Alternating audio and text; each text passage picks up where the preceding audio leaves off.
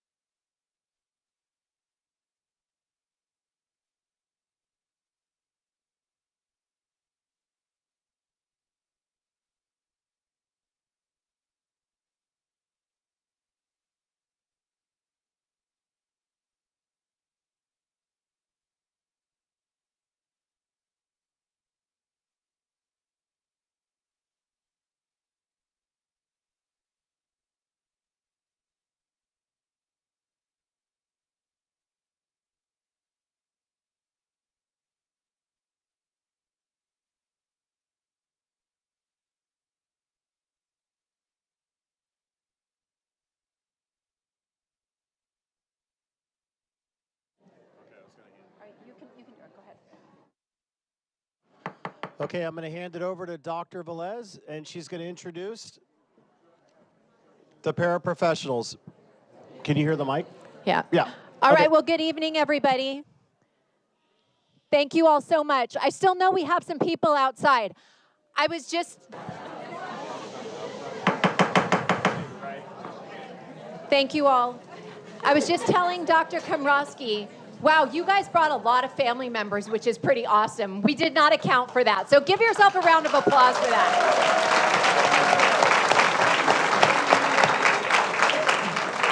So I'm going to introduce Dr. McTasney in just a second, but what I'd like to ask is we're going to honor the elementary paraprofessionals first. So if you are an elementary paraprofessional here tonight to receive an award, I am going to ask you to come forward toward the podium so we can relieve some seats and some spots to let everybody else in the door. So if you're an elementary paraprofessional being honored tonight, please come forward. Woo!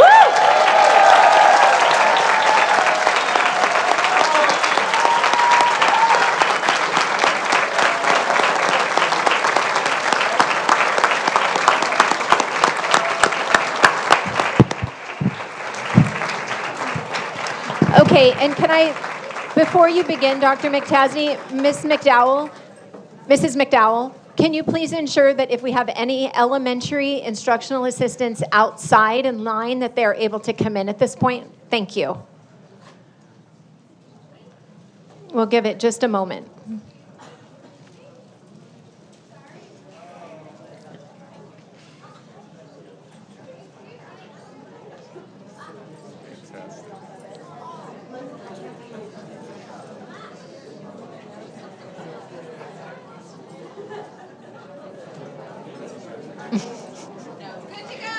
All right. Okay.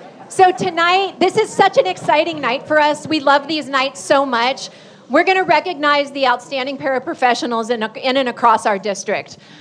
As paraeducators, you guys make such a difference in the role of supporting students and teachers every single solitary day in the work that you do, providing encouragement, care, individualized support that makes a real difference in our classroom. So let's give them a huge round of applause.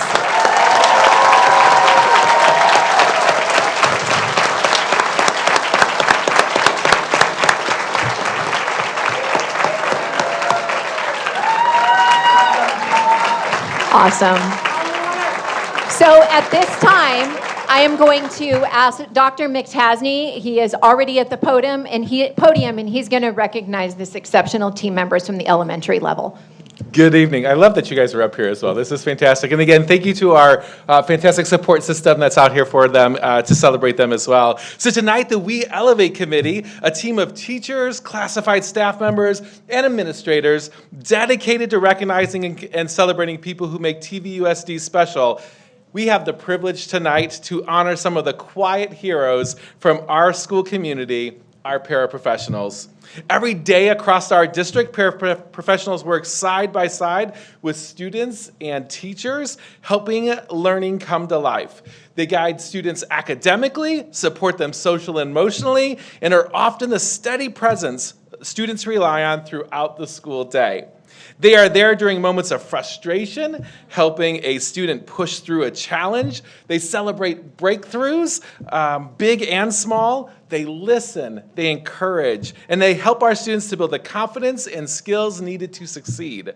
Tonight, each school site selected a paraprofessional who exemplifies dedication, selflessness, and a student-centered heart. These individuals represent the incredible work happening across our district every single day. They are the true champions for students and invaluable partners to our teachers. To all of our paraprofessionals, we see you, we appreciate you, and we thank you for being the champions for our kids. Thank you so much.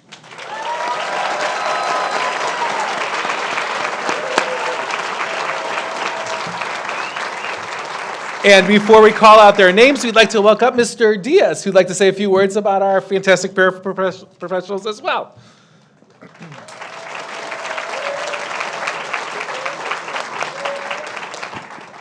I'd like to congratulate you and honor you for being here. You guys are incredible partners as our fellow colleagues in education, in classrooms, making sure that students are able to attain the skills that they need for English language acquisition, to make sure that the IEP goals are met for individual students, what kinds of behaviors or any kind of skills that they have.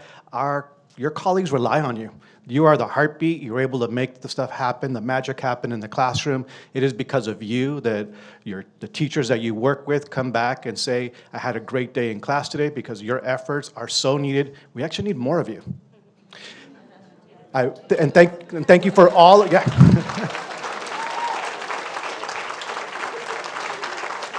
Thank you for all of you coming out in support. It's a great honor to have in this partnership of recognition, working with TVUSD, Temecula Valley Educators Association, and CSCA, working in partnership to make sure that we have an opportunity to recognize your efforts here today. Thank you. Good evening. All right, now with the hardest jobs tonight, we're going to welcome up from our We Elevate Committee, Mrs. Talavera, who's going to announce our elementary paraprofessionals.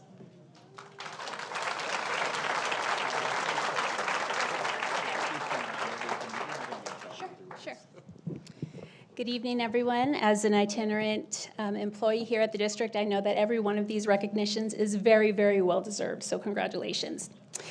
I will begin to read the names for the elementary schools. From Alamos, it's Jared Stafford. You can come on up and get your certificate. Next is Laura Page, Vicky Merida, Alicia Wright Peñafiel, Amber Justice, Allison Frable, Jessica Poirier, congratulations, Bernice Granados, Cami Favorite, Seth Beeson,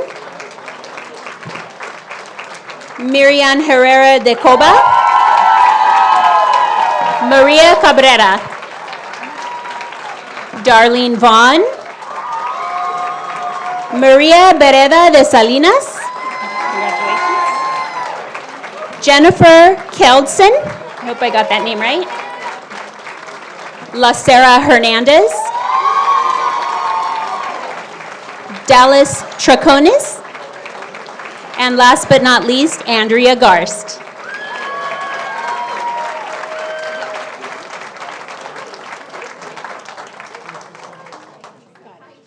And And last but not least, Evelia from Home Instead. Thank you.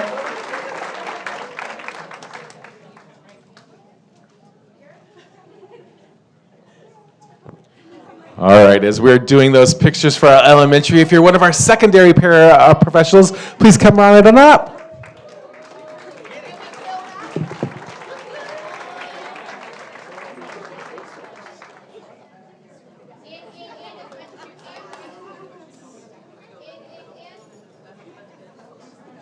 Oh, you're great. Right? Okay, guys. I'm going to bump you, though. I'm going to take a whole bunch, and then we're going to call up family.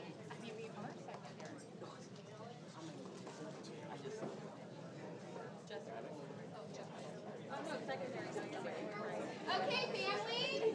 Any pictures? Quick. Family to take pictures. If you're a family member of one of these famous people, we invite you to come up and take some pictures now. Okay,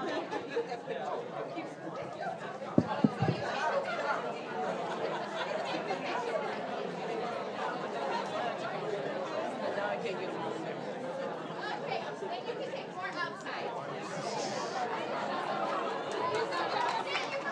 Once again, congratulations to our elementary paraprofessionals. Thank you for all that you do. And to read our secondary names, we're going to welcome up Mrs. Lopez.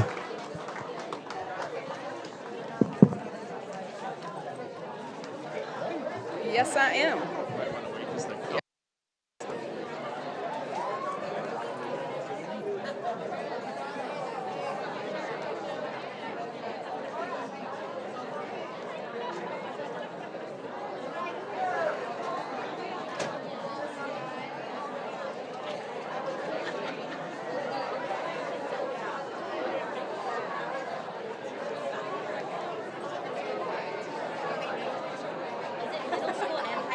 Yes.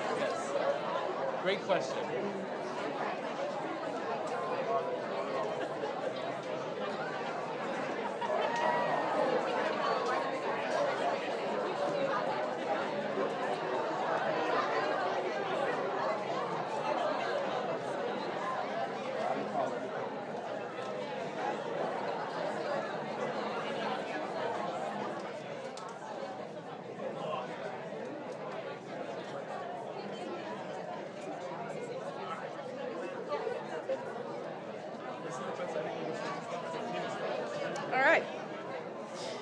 All right, folks, good evening. I'm here tonight to announce all of our secondary paraprofessionals. Congratulations to all of you, and good evening to the rest of the room here. I'm sorry to have my back towards you. All right, starting with Bella Vista Middle School, Shreda Shaith. Is she here tonight? Congratulations, Shreda. Day Middle School, Caitlin Maticon. Gardner Middle, Kristen Landgraf. Margarita Middle School, Lindsay Hernandez. Temecula Middle School, Kathleen Rowan. To somebody I work very closely with from Vail Ranch Middle, Rhonda Sellis. Congratulations.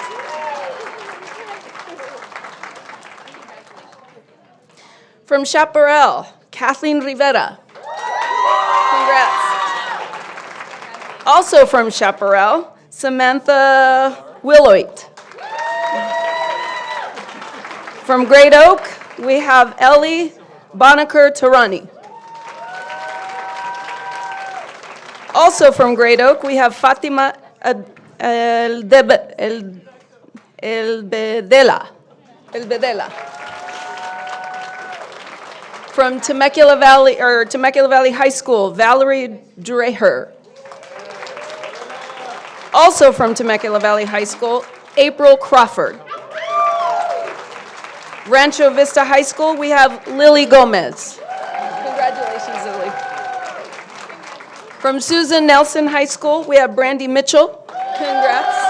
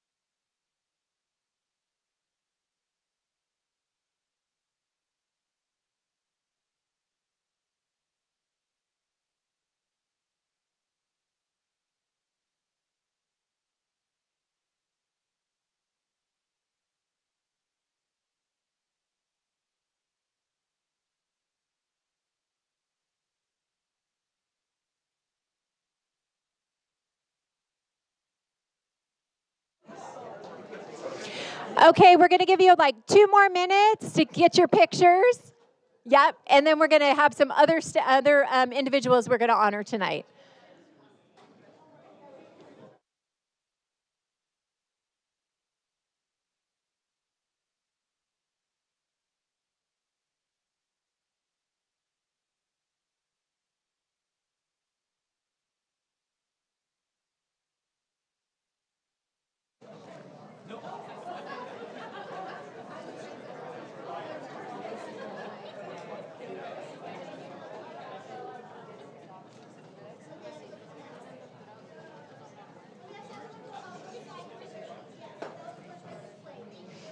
Okay, thank you all so much. Now I'd like to invite up to the podium our Director of Safety and Security, Mr. Brian Pastor, who has some Heroes in Action Award.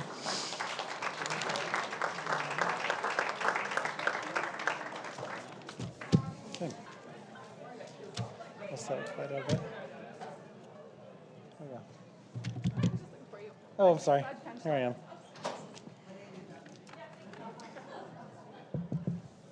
All right. Good evening, Executive Cabinet and members of the board.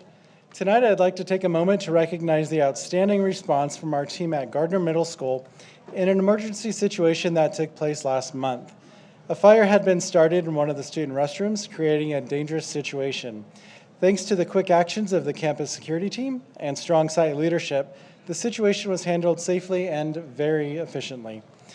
I would like to commend our campus security team and the site support staff for their bravery and immediate response to the fire.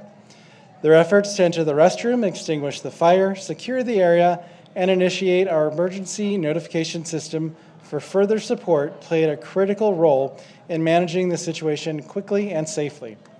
Our teachers and students also deserve recognition for remaining calm and following directions during the evacuation. Their cooperation helped ensure the process went smoothly, safely, and all students evacuated calmly and orderly to their pre-designated safe location that they have practiced in regular drills many times throughout the year. I would also like to recognize our site principal, Mrs. Corey Gallegos, whose calm leadership, adherence to our safety protocols,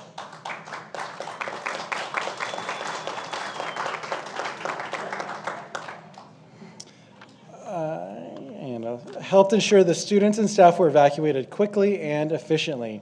Her guidance during the incident was instrumental in maintaining order and protecting everyone on campus.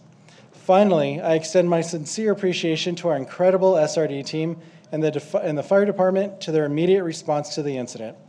Their partnership and dedication to our schools and greater community helped bring the situation under control quickly and effectively.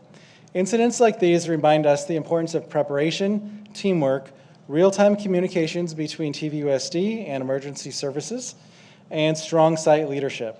We are truly grateful for the collective efforts by all that helped keep our students and staff safe. With that said, I would like to now invite Principal Gallegos up to say a few words.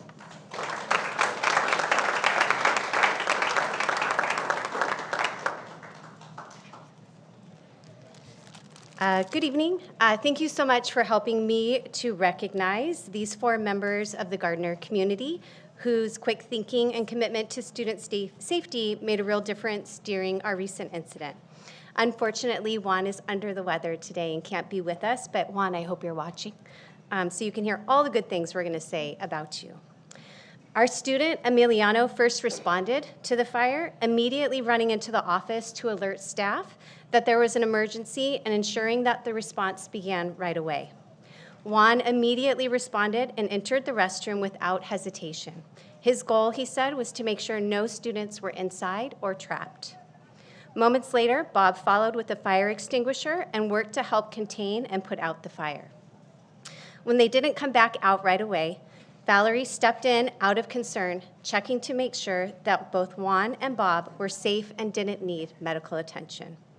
While we never want to experience a situation like a fire on campus, what we do want is people who prioritize student safety and act quickly to protect those around them. Each of these individuals did exactly that. There were many staff members who played important roles that day.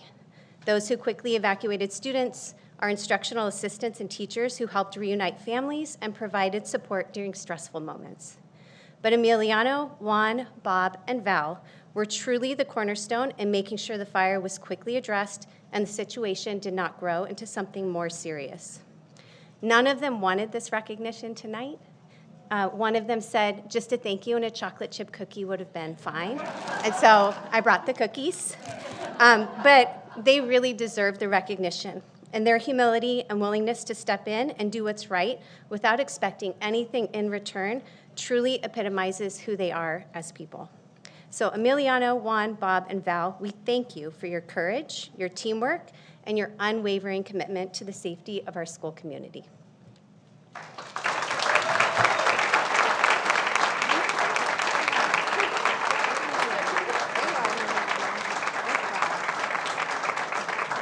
We'll go out and put on this side.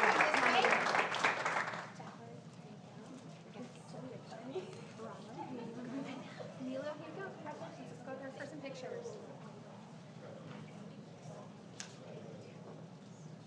See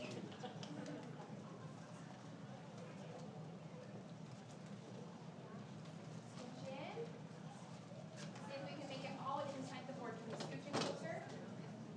Awesome. Here we go.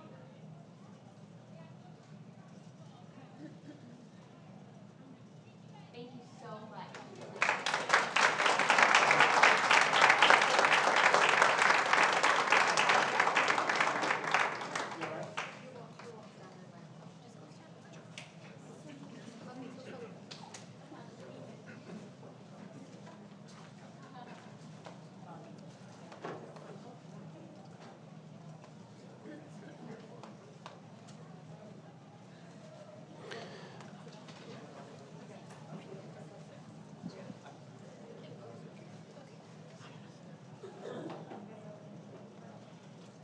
Okay, we'll start up in about 2 to 5 minutes on recognitions with the student spotlights, and we just got to let them in.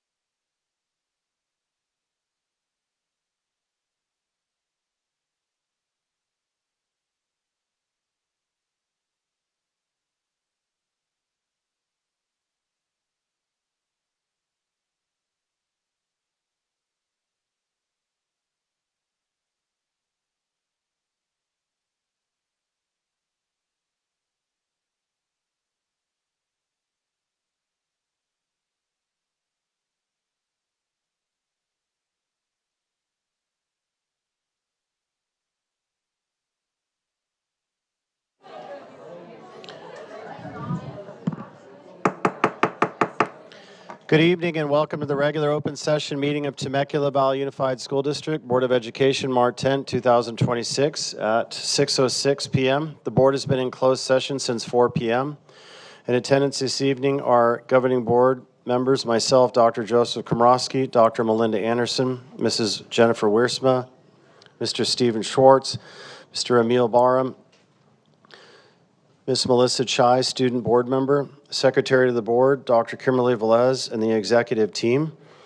We will now have the Pledge of Allegiance, and this is going to be recited by the Great Oak High School ASL Honor Society, Haley Levins, Andrea Smith, Lindsay Colo, Jordan Hart, and Cyril Riley. And let me just give a shout out. They were actually at opening day baseball, and they did the Pledge of Allegiance there this weekend with over 1,200 kids in attendance. So we are honored to have you. If you can please remove your hats if you're wearing any and place your hands over your hearts. Ready? Begin. I pledge allegiance to the flag of the United States of America and to the republic for which it stands, one nation, under God, indivisible, with liberty and justice for all. Thank you so much. Let's give a shout out. And I got some gifts for you.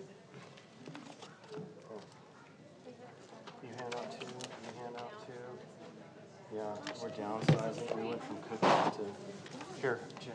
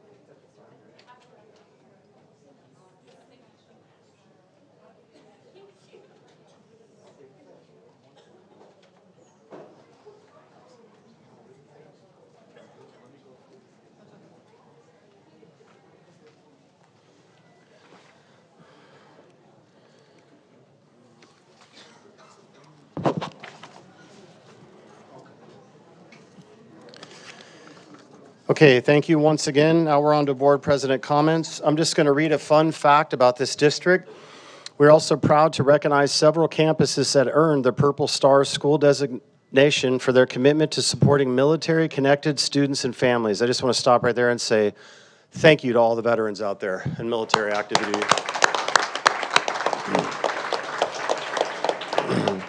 This recognition is awarded to schools that demonstrate a strong and intentional system of support for military families, including identifying a dedicated staff liaison, providing resources for students transitioning between schools, and creating programs that help military families feel connected and supported within the school community. And in a community like Temecula, where many of our families serve or have served in the military, this recognition is especially meaningful. This year, Abbey Ranke Elementary School, Alamo Center Elementary School, Chaparral High School, French Valley Elementary School, Great Oak High School, James Day Middle School, Nicholas Valley Elementary School, Paloma Elementary School, Susan Livornia Elementary, and Temecula Valley High School earned this distinction. These recognitions reflect the outstanding work happening across our schools as we continue preparing students for college, career, and the future, while ensuring our military families feel welcome, supported, and connected in our community. Thank you again.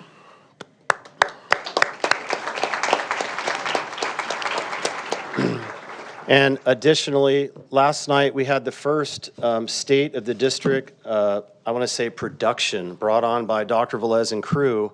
We had heavy hitters in attendance. Heather Holmes from the Pechanga Educational Foundation, Abbott, their Cardiovascular Center, Economic Development Coalition, PTA President, Riverside County Superintendent Dr. Edwin Gomez, Mayor Alexander, Ann Pulsifer with Crystal Apple Awards. This was, I can't even describe this in words if you were not there. The amount of work that went into this, centered on the students, executive staff, the teachers, it was mind-blowing. And I just want to give a special shout out because I told Dr. Kimberly in the middle of the meeting, and I go, the only word that I can describe this whole thing is special. It makes members of the community want to be a part of the story of TVUSD. So just a huge shout out to you, Dr. Velez, and the team that worked on this. It was awesome.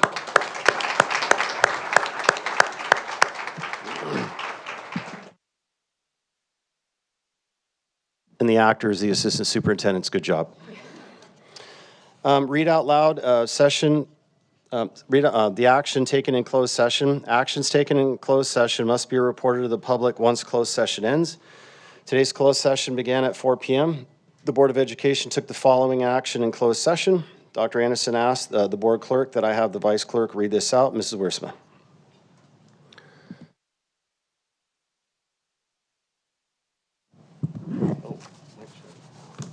It was moved by Member Schwartz and seconded by Member Anderson to deny the claim for damages AJ-COR received on February 17th, 2026.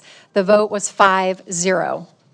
It was moved by Member Anderson and seconded by Member Wiersma to approve providing certificated administrative employees number 191083 and number 340212 with written notice that they shall be released from their administrative position at the conclusion of the current school year, June 30th, 2026, and reassigned to a teaching position for the 2026-2027 school year. The vote was 5-0. Thank you, Ms. Wiersma. And now we will go to the student spotlight. Up first, Chaparral High School. Oh, you were supposed to. Good evening, Superintendent Velez, board members, and cabinet members. My name is Genevieve Hua, Chaparral's ASB president. And I'm Caden Twish, Chaparral ASB secretary and treasurer. Thank you for having us tonight. This past month, we had some exciting events on campus. On Friday, the 27th, we held our first ever culture fair, which was created and led entirely by our students here at Chaparral. This event was hosted by our student board member, Melissa Chai, and featured performances, a fashion show, and food representing many different cultures. Our seniors also kicked off our annual game of Senior Survivors, where seniors have to outwit, outplay, and outlast their classmates in this semester-long competition. We're also proud to recognize that 473 of our senior scholars met or exceeded proficiency standards in one or more CASP subjects.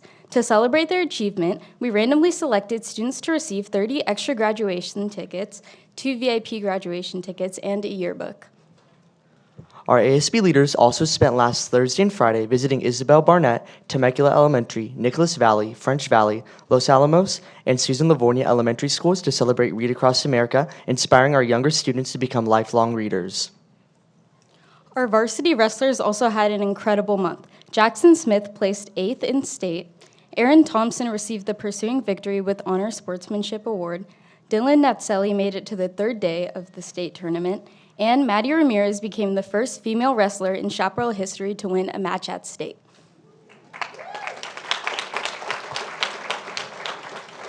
We are also proud of our dancers who had an amazing season. Our varsity boys and JV dance teams took first place at the USA Dance Competition, and all of our teams performed at their spring showcase. Our varsity dance team also performed at Susan Livornia Elementary School to celebrate their 20th anniversary. Our girls' water polo team also had an incredible run this season, making it all the way to CIF and beating the team that knocked them out of CIF last year. We also hosted our first ever stunt showcase, highlighting our amazing stunt team with giveaways, games, raffles, and even a teacher performance. They also made it to the Final Four in their most recent tournament, and we are Puma proud. We would also like to thank Deputy Bowers, who has served as our school resource officer for the past 3 years and has helped keep our campus a safe place where students can focus on their education. Please enjoy this short video highlighting some of the events from the past month. We look forward to sharing even more with you in the future. Have a Puma-tastic evening.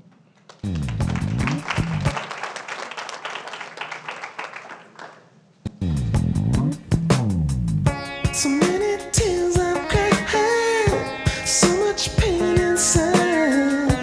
Baby, it ain't over till it's over.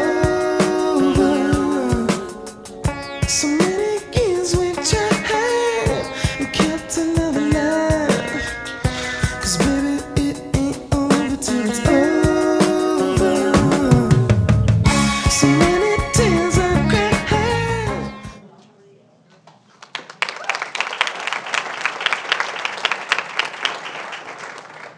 Thank you, Chaparral. Next up, we have Great Oak High School.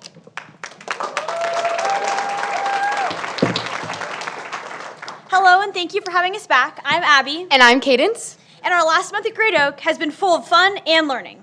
Our juniors have been working hard in their English classes as they take on CASP testing. Riptide Week has just started. Each day involves class competition and engaging spirit days. We are looking forward to our rally tomorrow and Powder Puff on Friday. Come out at 5 p.m. as our girls take on the Powder Puff game. Great Oak Theater Company opens up their spring production of Big Fish on April 15th, and it will be the first ever 2-week run of a Great Oak production. It will be amazing. Great Oaks Drumline competed at the Temescal Canyon High School on March 7th and is moving on to the SCPA Championship Prelims on March 28th. We are also hosting the prelims at Great Oak High School on April 3rd and April 4th. Math Club has been crunching numbers and taking on competitions by storm, most recently at the Murray Costa College's Math Field Day. Our newest addition to sports this semester is beach volleyball. Our girls are currently first in league and will be competing in the sand tomorrow. We are proud to share that we have 3 National Merit finalists at Great Oak. Can't wait to see what great things they achieve. As Dr. Komrosky said, we just got recognized as a Purple Star School. We are so grateful for our military and our community. Last week, we hosted our WSB president elections. Our elected presidents are sophomore presidents Mia Gomez-Perez and Grace Johnson, junior class presidents Sierra Everett, Sandy Huvera, and James Manzone. Our senior class presidents are Michaela Jackson, Corey Gaskins, and Angelina Hermes, and our WSB presidents are Juliana Patron, Andrea Alexander, and Hudson Macaro. Our certified staff member of the year is Amy Curtis, and our teacher of the year is Mrs. Stroh-Snyder. Thank you for all your support and positivity on campus. Thanks for having us, and don't forget to hashtag be the one.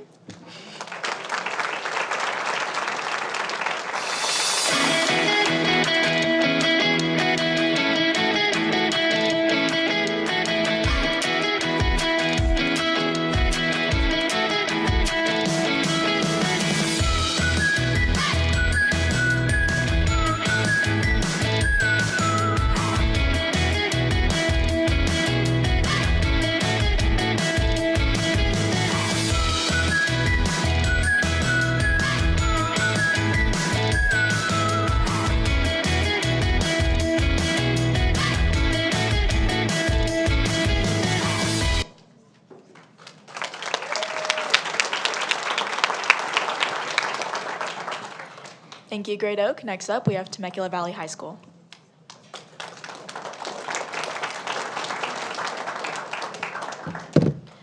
Good evening. We're so excited to be here. I'm Megan.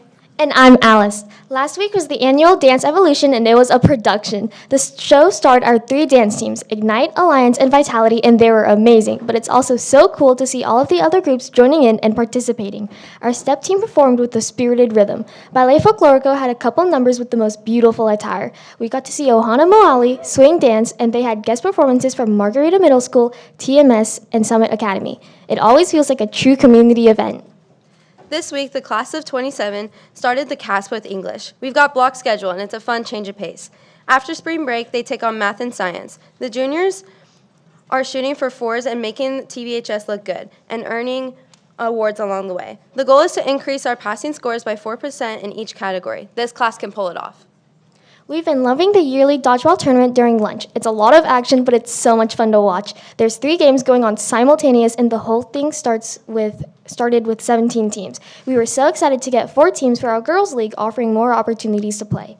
The girls' league finished last week with the Sugar Babies winning the whole thing. Today during lunch, we had our final 2 games in the boys' league.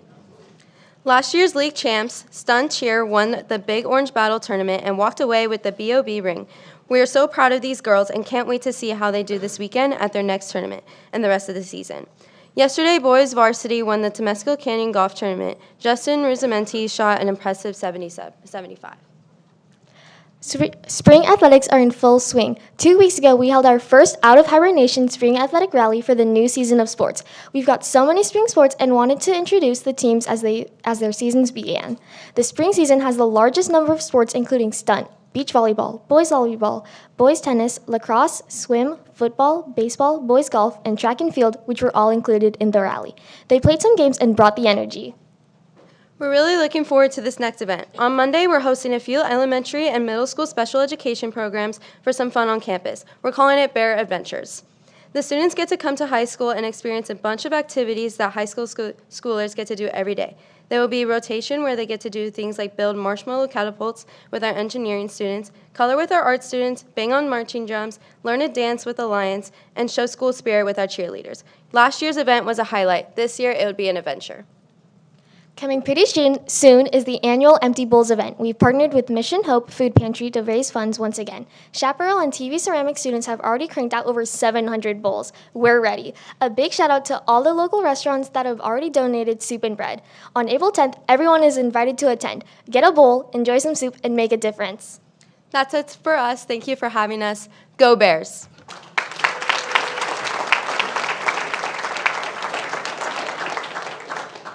Thank you, TV. Next up, we got Rancho Vista High School.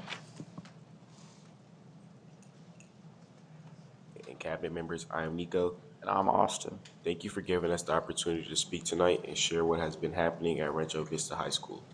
The last time you heard from us was in January, and we had an exciting start to the third quarter.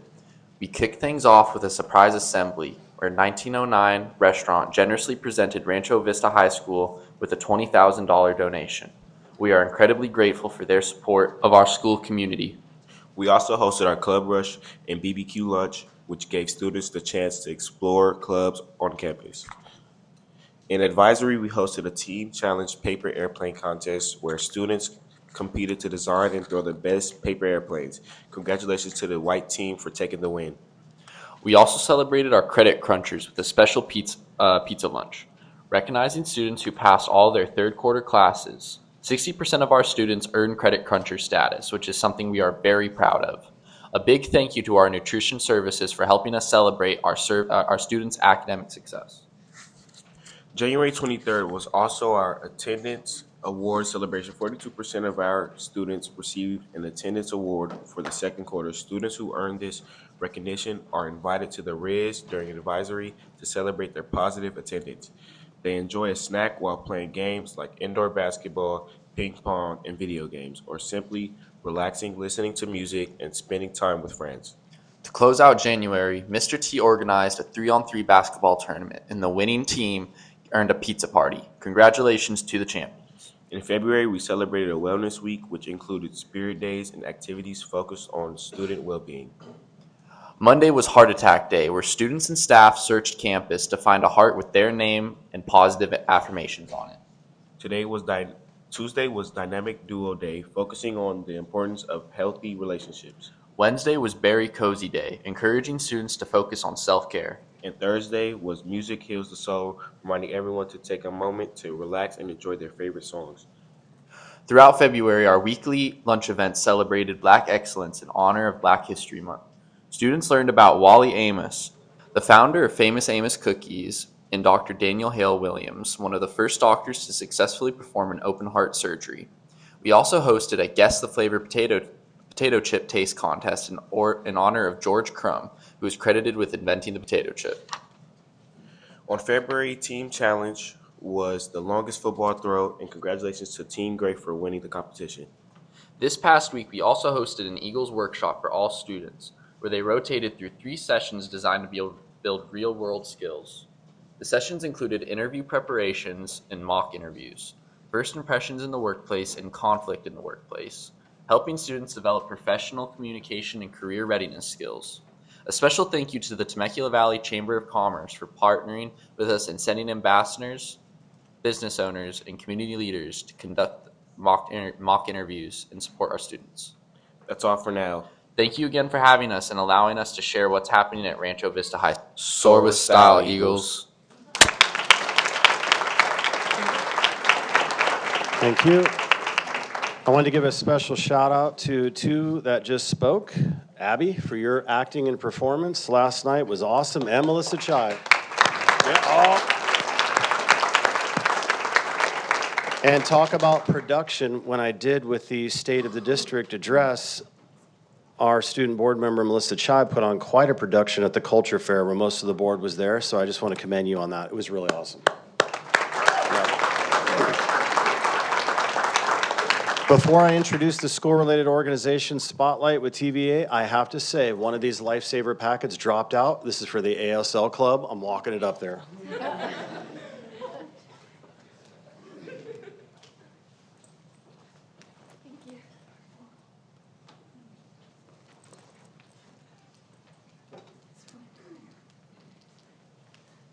Welcome up, TVA. Edgar Diaz for the spotlight.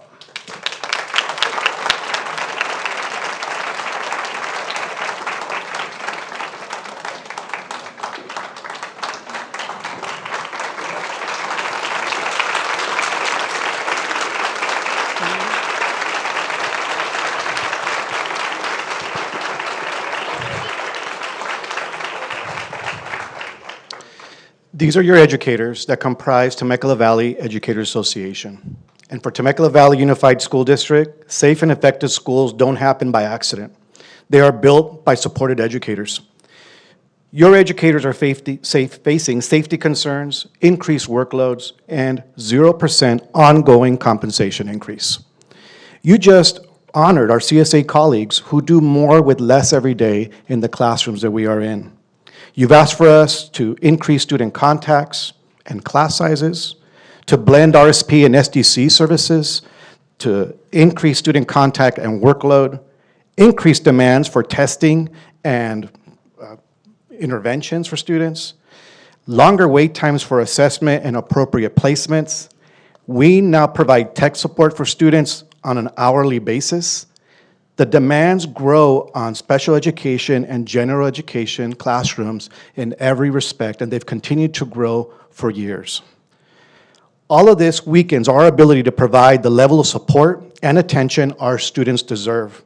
We demand that the district address safety in classrooms for students and staff.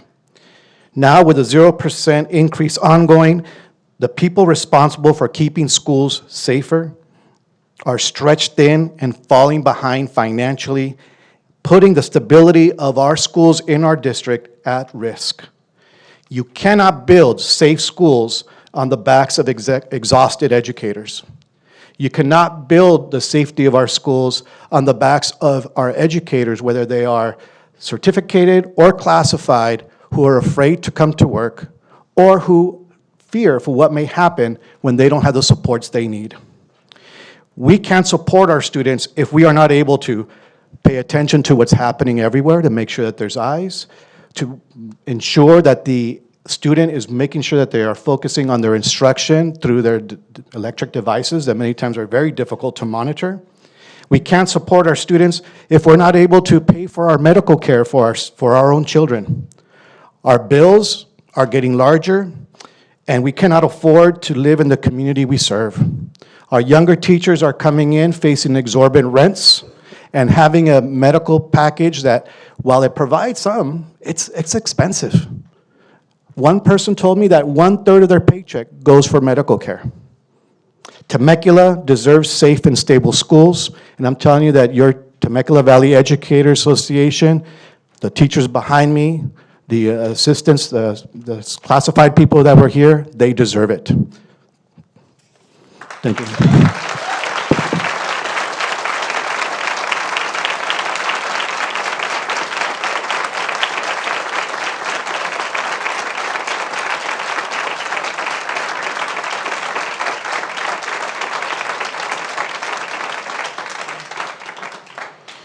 Next up, CSCA, Kevin Pahlke.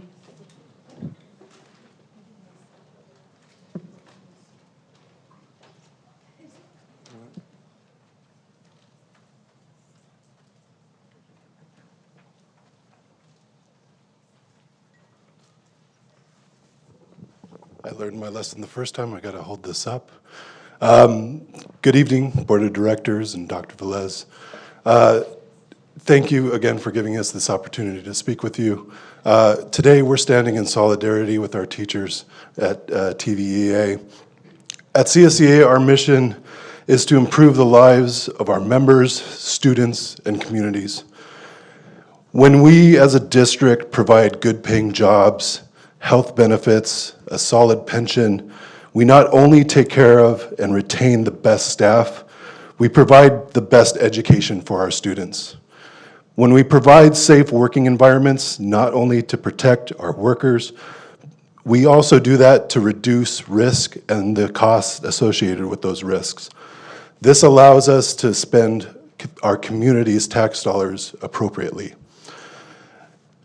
By addressing these issues, not just today, but into the future, we're not only taking into effect the individuals that work here, that live in our community, but we're taking care of the promise that we made as elected officials to our community by taking care of those tax dollars.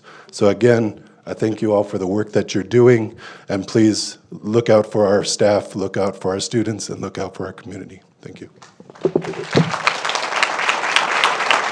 Thank you.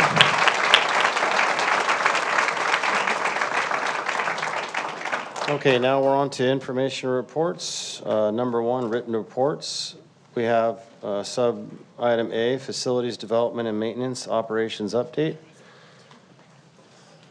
And for these, if any board member wants to have 2-minute discussion, these are just written reports, items A through C.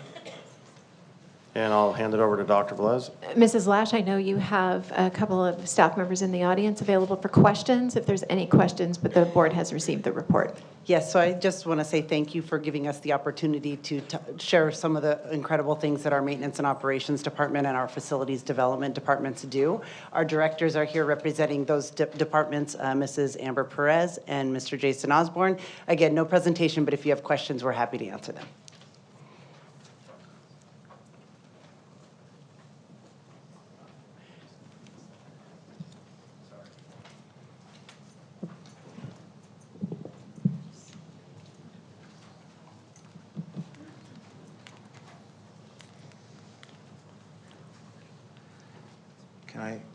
Sorry.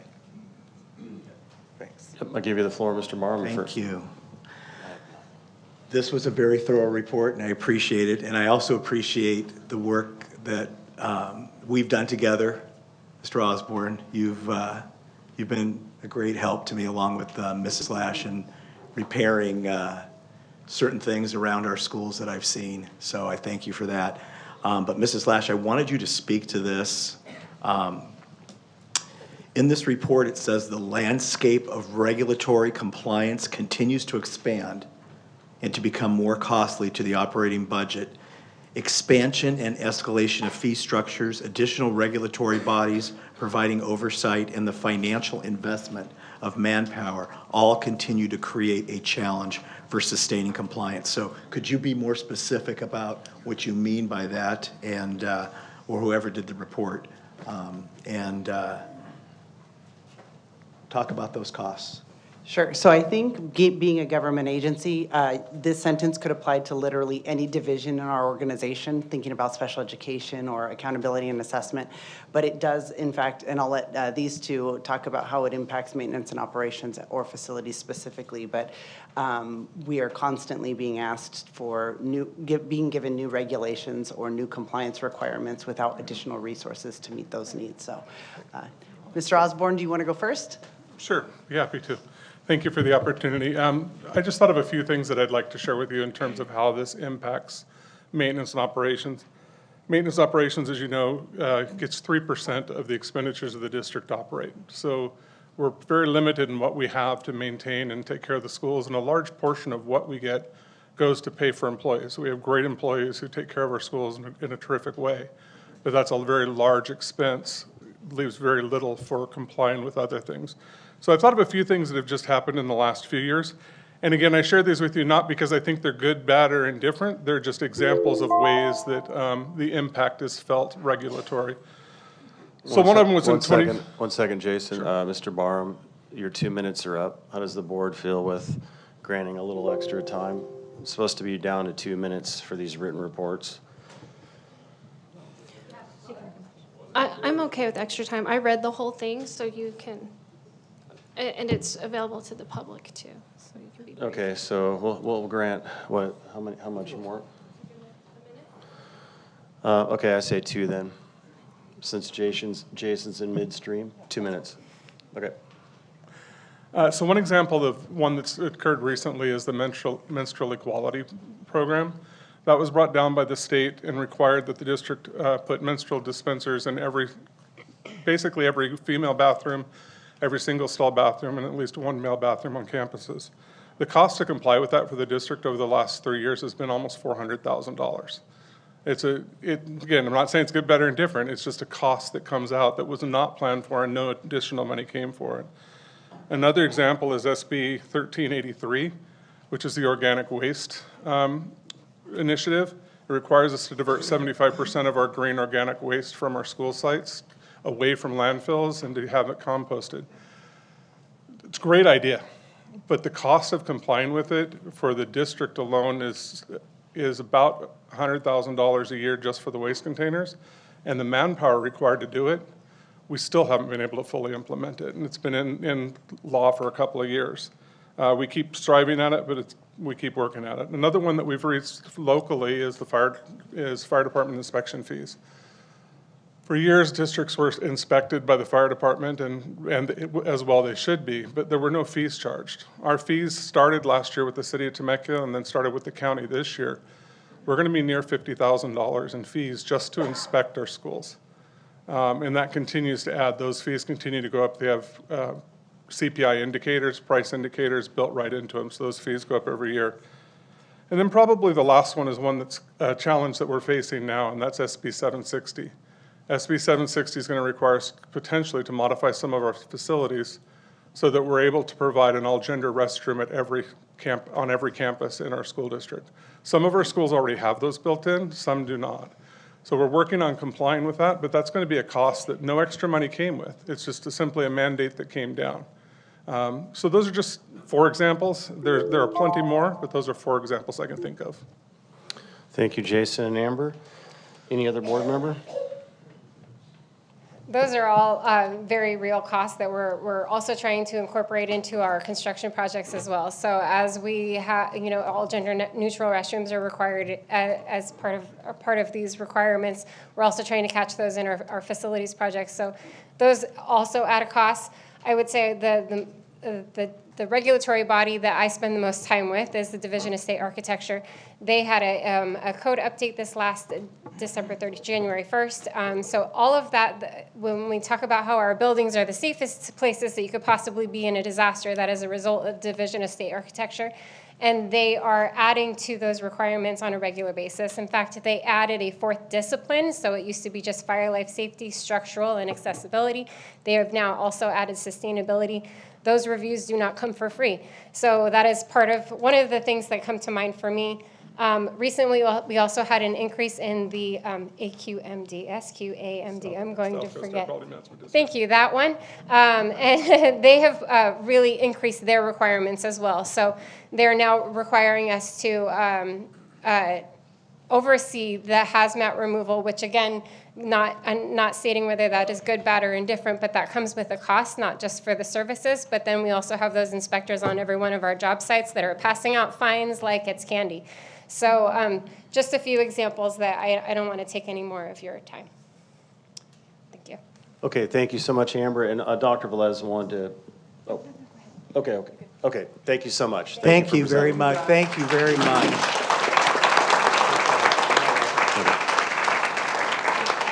So next we're on to demand to cure and correct cease and desist letter. Any public comments with anything? Okay, we have 2 comments, so we'll take them first. 3? 3? Okay, thank you. Okay, first up is Danny Molina, followed by Jeff Pack.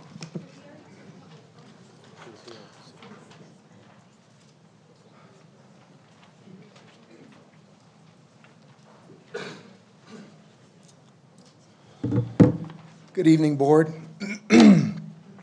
I would like to request that the Board and the community take this cure and correct with a grain of salt significantly. It was produced by AI, first of all. It was greatly written. Anytime you produce something with AI, it creates dashes in the writing that's unnatural. Nobody does that. So if you don't delete them, you're telling everybody that AI made it. Just an FYI. But did a great job for him. There are certain things that I think need to be addressed in this. It seems to be specifically tailored to attack 3 board members. And this gentleman, Mr. Jeff Pack, he's been doing that for years. I mean, this is the guy who has started the fire of the chaos from the very beginning.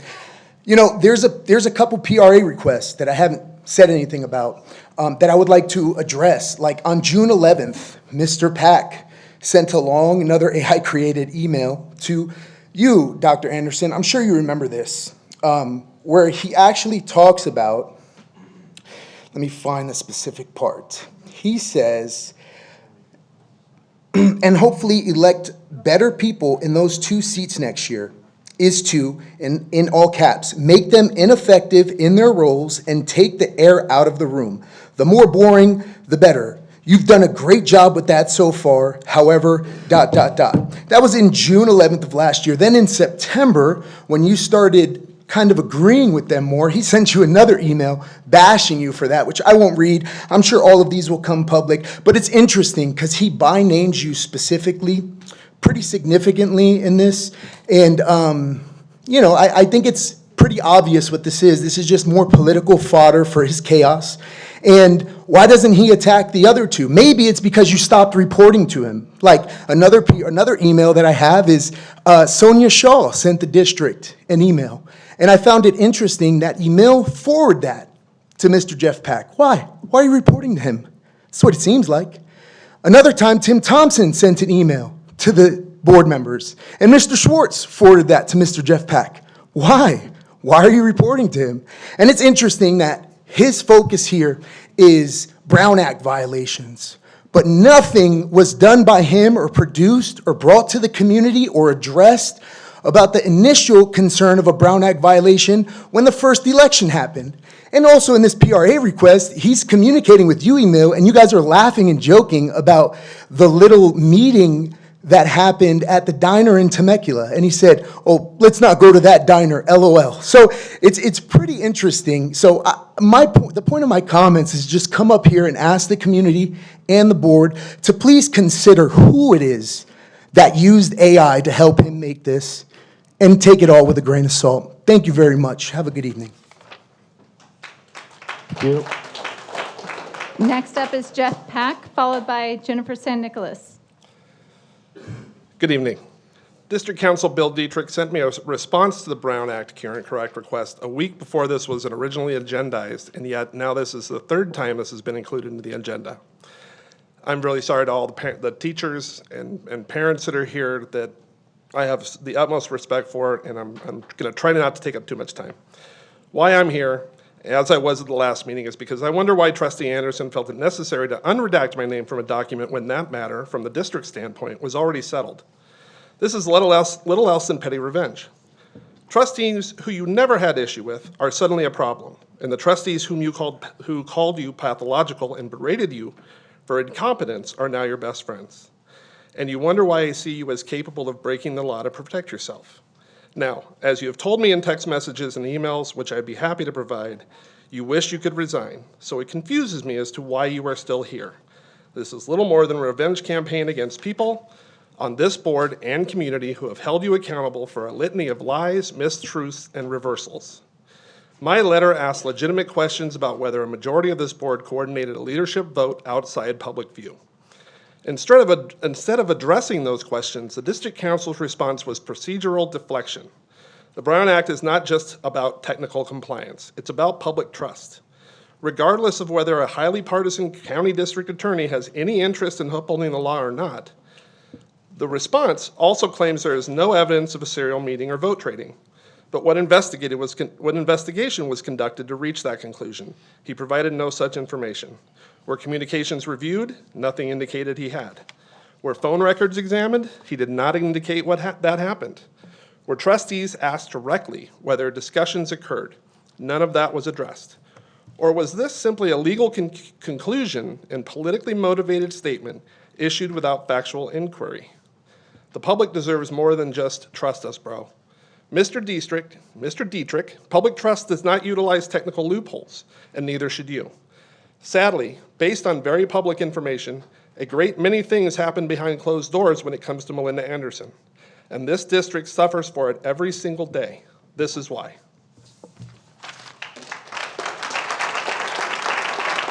Last speaker, Jennifer San Nicolas.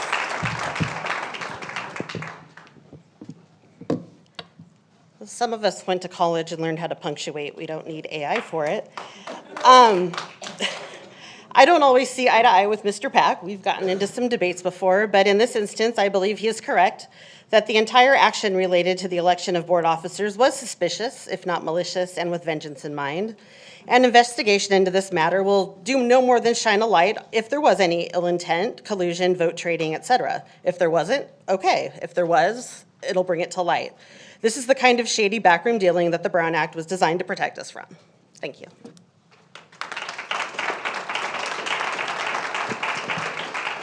Okay, next up, we have various sped topics. Oh, yes, okay, we have 2 minutes per board member, but we're gonna go in voting order unless they don't want to. No? Mr. Barham? All right, Mr. Schwartz, you have the floor. Yes, when I received the letter that the attorney sent to the board, I had a question for him. And he was not at the meeting. He did not see the behavior of anybody here. I'm not accusing anyone of anything, but I believe that his conclusion was based not on the evidence, and I think he needs to investigate further, as was just indicated. Thank you. Okay, we're going to go on to various sped topics. Dr. McTasney is going to present for about 2 minutes, but we have 6 comments. So Dave? Can I ask a question before you Sure. start? Thank you. So I'm a little confused because when I presented this item, I asked for there to be a presentation. And there is going to be a presentation, but someone during the agenda meeting relegated this to written reports. So I'm wondering, since I submitted this item, how I am going to be able to introduce it, because that has been the practice in the past.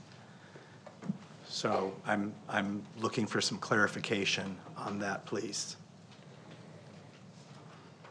So the clarification I'll give you, that 3 items we're putting into written reports, and we're going to proceed with Dr. McTasney presenting. And then you can follow up with 2 minutes So to question him. 2 minutes to present.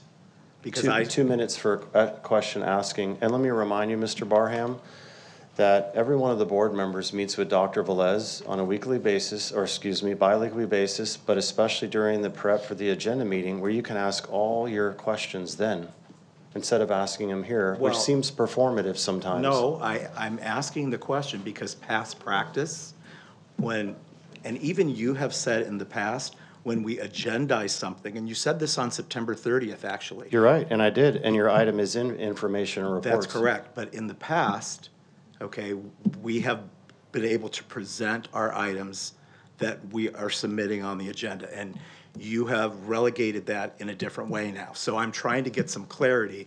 Is this how it's going to be in the future? I gave you your clarity, and we're going to welcome Dr. McTasney up to present. But first, 6 public comments, that's right. First up is Edgar Diaz, followed by Cindy Lopez.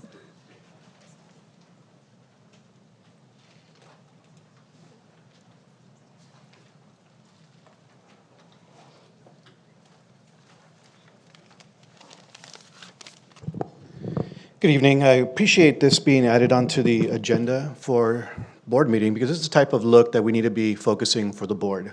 This here provides so much of the work that your educators, your classified, and board members and staff have been involved in to that are available for our students. It has a comprehensive look at the programs that are available, how things have changed with supports to make sure that students are in a safe and supported classroom. It's been a 3.5 year effort, probably longer if we take in before COVID, on just making sure that students have the right support in the classrooms they are in. And to learn what these programs are and the impacts they're making to students is what our board meeting should be about what the value that these programs that are invested so much into our students, how are they making this impact? A lot of it came about through a partnership with Assistant Superintendent Velez, Assistant Superintendent Diaz, and even our previous superintendent, Gary Woods. All of it came, some of the conversations came out of the initial We Elevate committee on making sure that we can bring these issues to the surface about what can be better. Then a board subcommittee that was in place for, I think, almost a year through Mr. Barham. And then finally, a bargain TVA, TVSD Special Education Committee where we can look at safety and how we can make an impact with our students as well. Many of these things will help to support our new educators in a way that we can invest in them to be able to do the reporting when it comes to special education IEP reports. And it'll invest in making sure that we are avoiding the churn of our educators leaving once they are, they know everything that we need to do here, or the expectations that are set here in TVUSD. We as a union have made sure that people are reporting incidents that are not safe through the workplace violence prevention, set through OSHA, and making sure that there is data available that we can actually look at to see what kind of supports are valuable, what is still needed, and what we can still do. The ability that our district, it's always been since I've been here in 2004, it's how do we monitor and adjust? How do we monitor and adjust the safety of our students and our educators?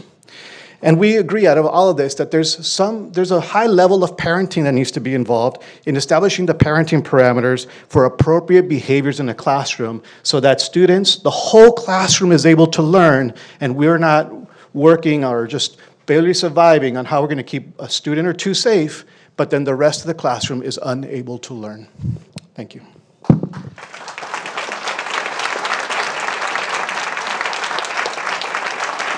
Next up is Cindy Lopez, followed by Suzanne Kurtz. Hi, good evening. Cindy Lopez here. Good evening to our cabinet and our trustees.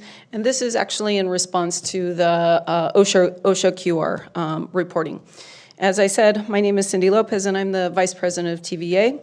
And I just wanted to highlight tonight our March for Safety campaign to elevate the concerns we continue to have in terms of safety and staff and to our staff and students. So across our district, educators are reporting injuries, unsafe classroom situation, and conditions where supports needed to keep classrooms safe are not consistently in place. These are not isolated incidents, they are patterns being experienced across multiple sites. And when I last counted yesterday, there were 17 sites that were mentioned in our last QR reporting. Earlier today, images of staff injuries were displayed by our members. These images show the harm educators continue to experience in our schools: bruises, bites, scratches, hair being pulled out. They are difficult to look at, but they do represent the reality many staff are facing in our classrooms. The truth is, the injuries you can see are only part of the story. Often, the most debilitating injuries are the ones you cannot see: the concussions, the hearing loss, anxiety, and yes, even PTSD after repeated incidents in the workplace. These injuries don't show up in a photograph, but they follow educators home and can affect their ability to continue to doing the work that they love. Educators are specifically asking for the supports that allow them to do their job safely: adequate staffing, timely behavioral support, clear systems for responding to escalating situations, and the resources needed before someone gets hurt. Tonight's safety demonstration is also about bringing visibility to these realities. Safe schools are built when educators are supported with the people, systems, and resources necessary to keep classrooms safe and stable. When educators are safe and supported, our students are safer and better supported too. Thank you so much. Next up is Suzanne Kurtz, followed by Jennifer San Nicolas. Suzanne Kurtz, followed by Jennifer San Nicolas. Hi, school board. I'm a resident and special education teacher of Temecula. First, I want to acknowledge our SPED directors for getting our SPED subcommittees scheduled. I look forward to cultivating a collaborative partnership where we can address district challenges with transparency and a unified vision. I'm here today, though, to address the concerns of students and staff safety. To ensure effective oversight over student and staff safety, we must establish a standardized reporting framework to identify emerging trends and patterns. It is essential that we move beyond data collection to a process of regular data review followed by clear, actionable outcomes. To address our safety concerns, we must commit to support our staff and create the collaborative problem-solving necessary to implement sustainable solutions. While the current Professional development trainings offerings are appreciated. There's a gap between training and classroom implementation. To be effective, our staff requires more than instruction. They need the dedicated personnel and tangible resources to execute these strategies. We must listen to the educators who are identifying exactly what is required to meet the specific needs of these students. Thank you for your time.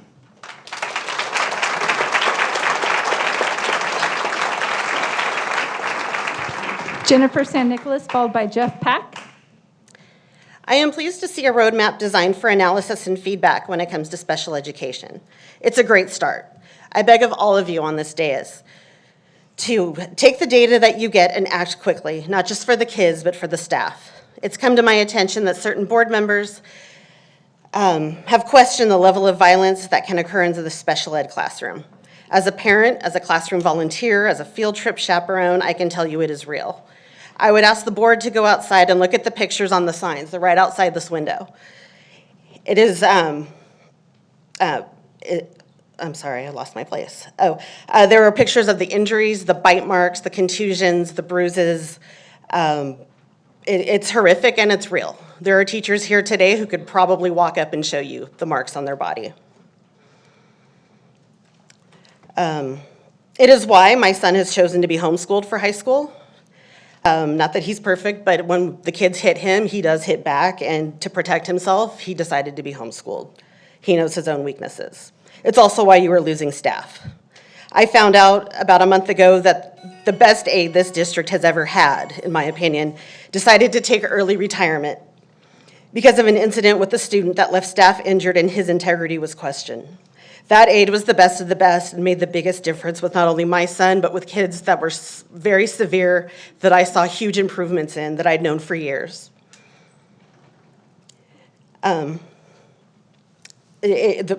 students and the district will suffer for it.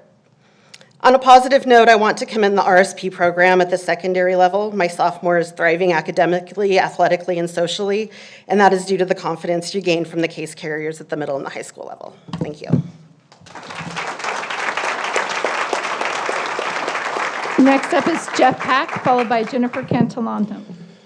Good evening. Again, we have an agenda riddled with board policy nonsense meant to attack each other and point fingers. And finally, we saw something on the agenda that everybody, I think everybody can agree, we've been hearing weeks and weeks of teachers and parents come forward and say there are issues with the SPED program and we need to take action. And the one time it comes up, it gets kicked down to a written report. Now, we've heard this not once, not twice, week after week. They have described a special education system at TVUSD that's under real strain. They have talked about classrooms that are overwhelmed, staff that are stretched thin, and students and staff who are not receiving the level of support they deserve. These aren't abstract policy discussions. These are real families and real educators asking for help. And the troubling part is the problem is not unclear. It has been explained in detail repeatedly by the people closest to it. Teachers who work with these students every day, many describing being injured in their workplace. And while there is violence and injuries happening, that puts students at risk too. They have asked this board for action, for leadership, and for a clear plan to address what is happening. Instead, what they received tonight is a decision to send the issue back for a written report, The urgency has been made clear again and again. Reports do not support students. Reports do not reduce caseloads. Reports do not put additional support in classrooms where teachers are asking for help. Reports do not give families confidence their children are being served in the way the law and basic fairness requires. Leadership means recognizing when an issue has already been studied enough and when it is time to act. Leadership means responding when your community raises the alarm, not creating another layer of paperwork while the problem continues. And while one school board member has tried to answer that call, board leadership refuses them, instead putting their focus on attacking trustees and the community. If you spent 10% of the effort you put into writing overreaching and illegal board policy and spending taxpayer money to pay partisan lawyers to write your policies, and spent that 10% on things that really make a difference to students, staff, and teachers, you'd actually be doing something. But you don't. You don't want to. You've never wanted to. And students, staff, and parents continue to suffer. Shame on you.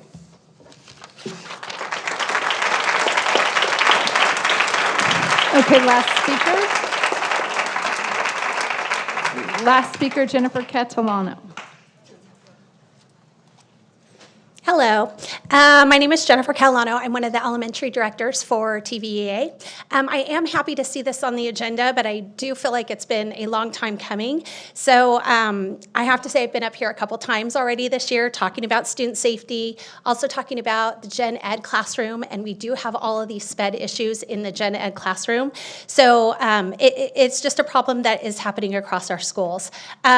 Since the end of October, I looked at that workplace violence report, and we have 67 additional reported cases of workplace violence at the elementary level. The problem is not going away. Incidents like this are happening regularly in classrooms, in SPED classrooms, and we need meaningful solutions. So I'm optimistic that we will get those, hopefully.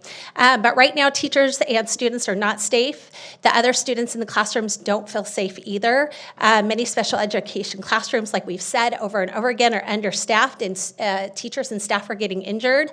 General education teachers are increasingly being asked to manage students whose needs may be better served in a different classroom setting with the proper support that they can't always give them. How many more teachers and students need to be injured before the board takes action and provides the support our schools desperately need? Month after month, teachers stand up here at the podium and we tell you what's going on in the schools. Teachers and staff are exhausted, they're discouraged, and yet they continue to show up every single day because they care deeply about their students. They deserve to feel safe in their workplace, and our students deserve to feel safe in their classroom. We need action, and we need it now.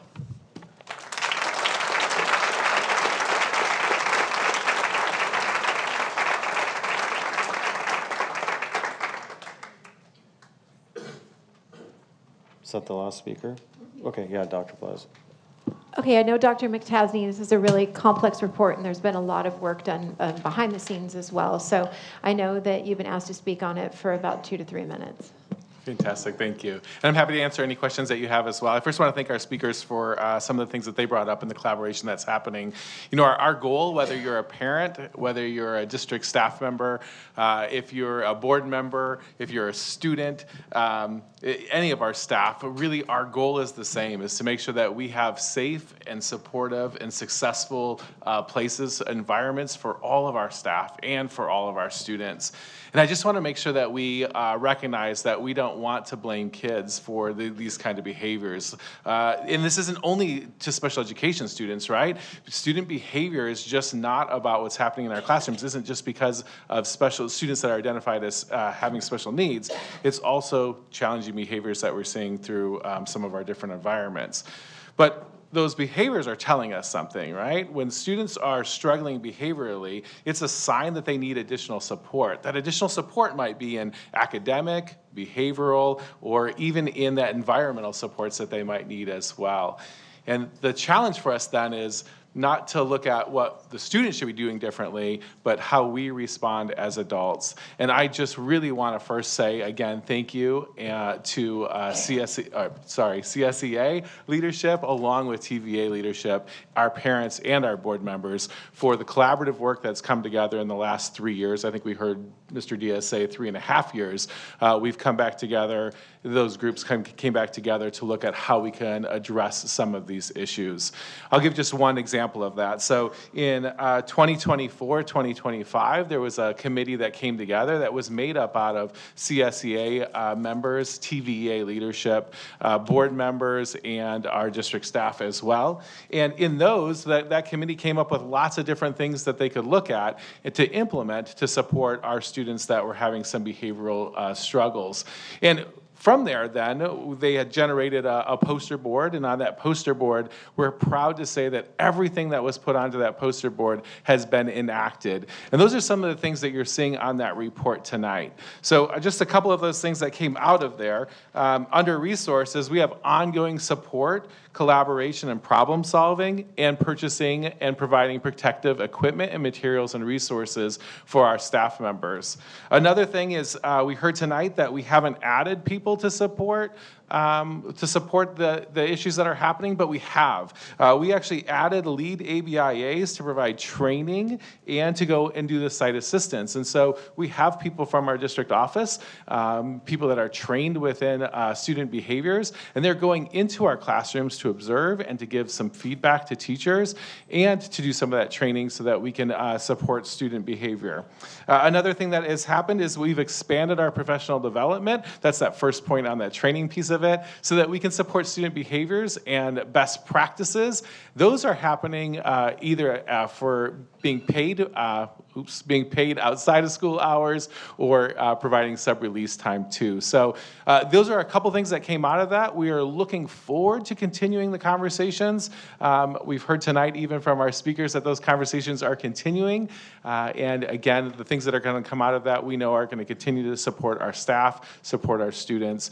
I hate using other cabinet members in speeches here, but Nicole Deas, the famous Nicole Deas, has said, even one student or staff member getting hurt is one too many. And so again, we really appreciate the collaboration that's happening with our staff, with our board, so that we can put some things into place to support our kids, support our staff as well.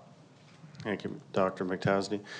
Any comments from Dr. Anderson? We'll go down the line. 2 minutes. Okay, Dr. Anderson, you got the floor. I just want to clarify that I strongly support our education, special education teachers and staff, and deeply appreciate the work that they do for our students every day. This commitment is actually personal for me. My sister is currently a special education teacher, and my mother previously served as a special education aide. So I understand firsthand the dedication and challenges that this work requires. When it comes to staff safety, our focus should be on protecting and supporting the people serving our students. This is not a partisan issue, and it should not be divided by political differences. Our priority should be simply ensuring that the staff feels safe and supported in their work. So I just wanted our educators to know that their safety matters to me, and they will continue to have my full support. Thank you, Dr. Anderson. Ms. Worsma. I want to thank the people who were here tonight to speak out. I remember going to a coffee house with Cindy a couple years ago and asking her about this specific issue and what we can do, and she gave me some notes and ideas for a long-term plan. So I think Mr. Pack was right. This is something we all agree to. What he didn't get is the fact that there's a lot that goes on behind the scenes. So whether it's committee meetings, whether we talk about things in closed, whether we receive those postcards from people in TVEA and want to do something about it, just know that we are. This is only one facet of the way the board operates. We do support you. It is disturbing to hear injuries, ongoing discussion consistently. So just know that it resonates with us. You matter. Thank you for giving to our children. Some of my favorite moments have been going through rooms to see all of the alternative treatments and education that go on. It means a lot to us, and we'll continue talking about it both here on the dais and behind the scenes. Thank you, Ms. Worsma. Mr. Barham. Question, Dr. Komrosky. Are we getting 2 minutes twice around here? 2 minutes. Okay, well, that's in violation of Board Bylaw Go ahead and 9323.7. use your 2 minutes. You need 2/3 to change the rules of debate. Lene, we're You not need debating this 2/3 item. This debate. is information. You Thank need you for starting the 2/3. clock. Okay, your time's going. It's really too bad that this item is relegated the way that it is, because it deserves so much more. And I know that you see that our board president does not prioritize this item. But I will try to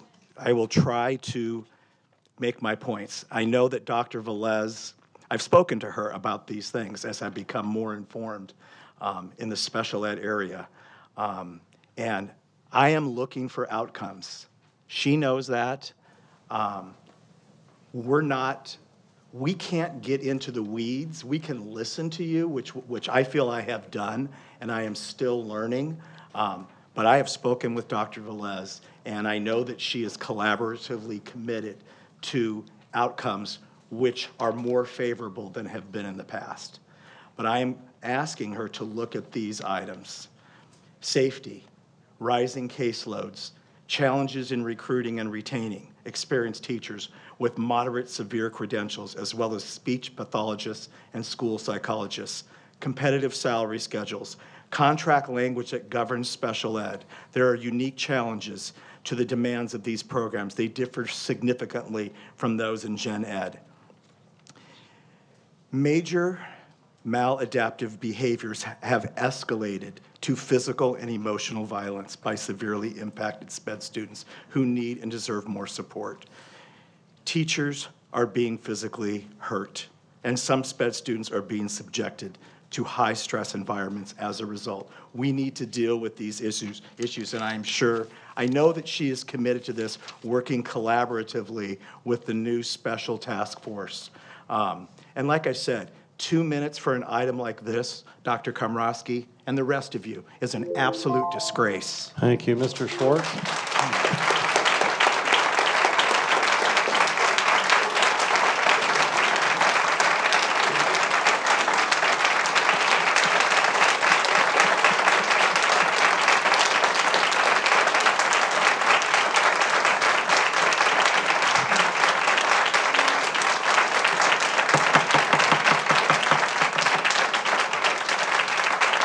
Please quiet down so we can respect Mr. Schwartz.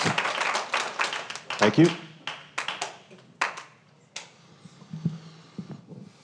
Well, I was at the Superintendent's Council, was it 2 weeks ago? And I made commitments to 4 or 5 teachers to spend a day, not a minute, not a coffee shop, a day in their classroom to see what's going on. As someone who was in the classroom for 40 years, I know what you go through every day. And I promise each and every one of you, regular ed and special ed, because it's in regular ed too. It's not just students who have an IEP who could be violent, who hit their teachers, who spit at their teachers, who kick their teachers, who throw things at their teachers. This is not something that is going away. And my commitment to everyone in this audience, to every parent and every child, is to find out what the latest practices we can do, how much we can commit to you to make sure that our children are safe, that our educators are safe, and that we provide the best that we can for everyone in the district. Drew, are you out there, Drew Burt?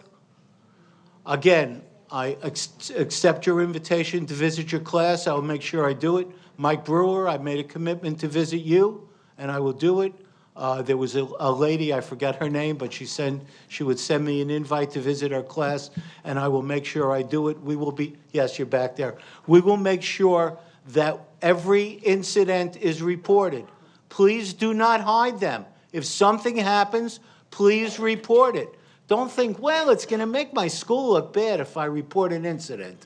I've heard too much of that nonsense. We want to know what's going on so we can make sure that you're safe, our kids are safe, and we remain the best district in Riverside County. Thank you.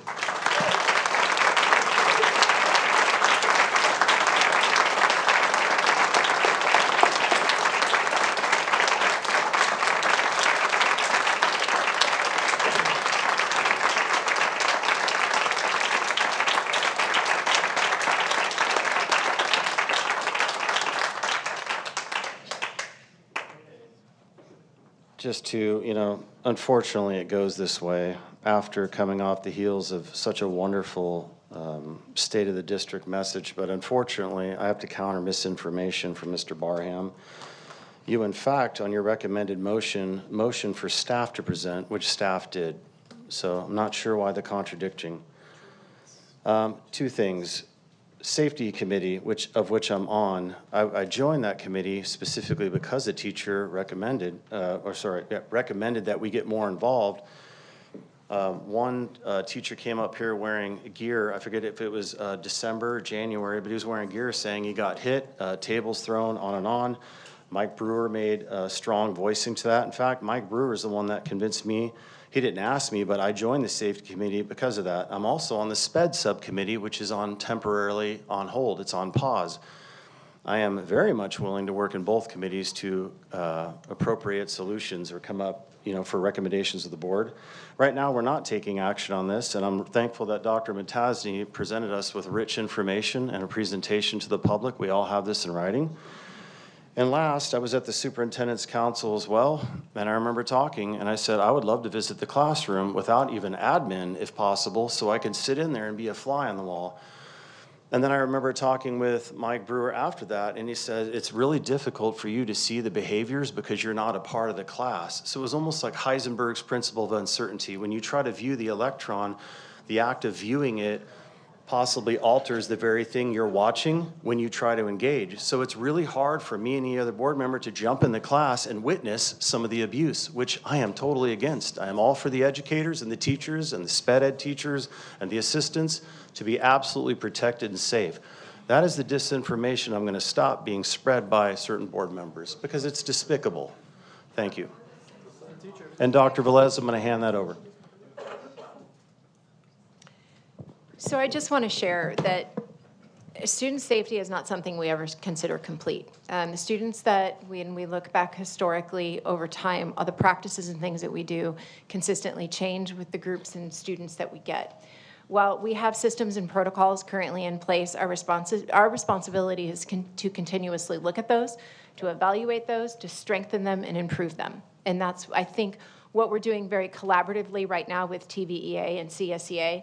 I take these matters really seriously. This is my background. I have a great passion for this, and we will remain focused on ensuring that our classrooms and our campuses are safe environments where students can learn. So our work is not done. We will continue to work in our special ed subcommittee. We'll continue to work with both TVEA and CSEA to continue to move forward to just refine and get better. Thank you, Dr. Velez. Moving on to information, item number 2, Exhibit 6141C.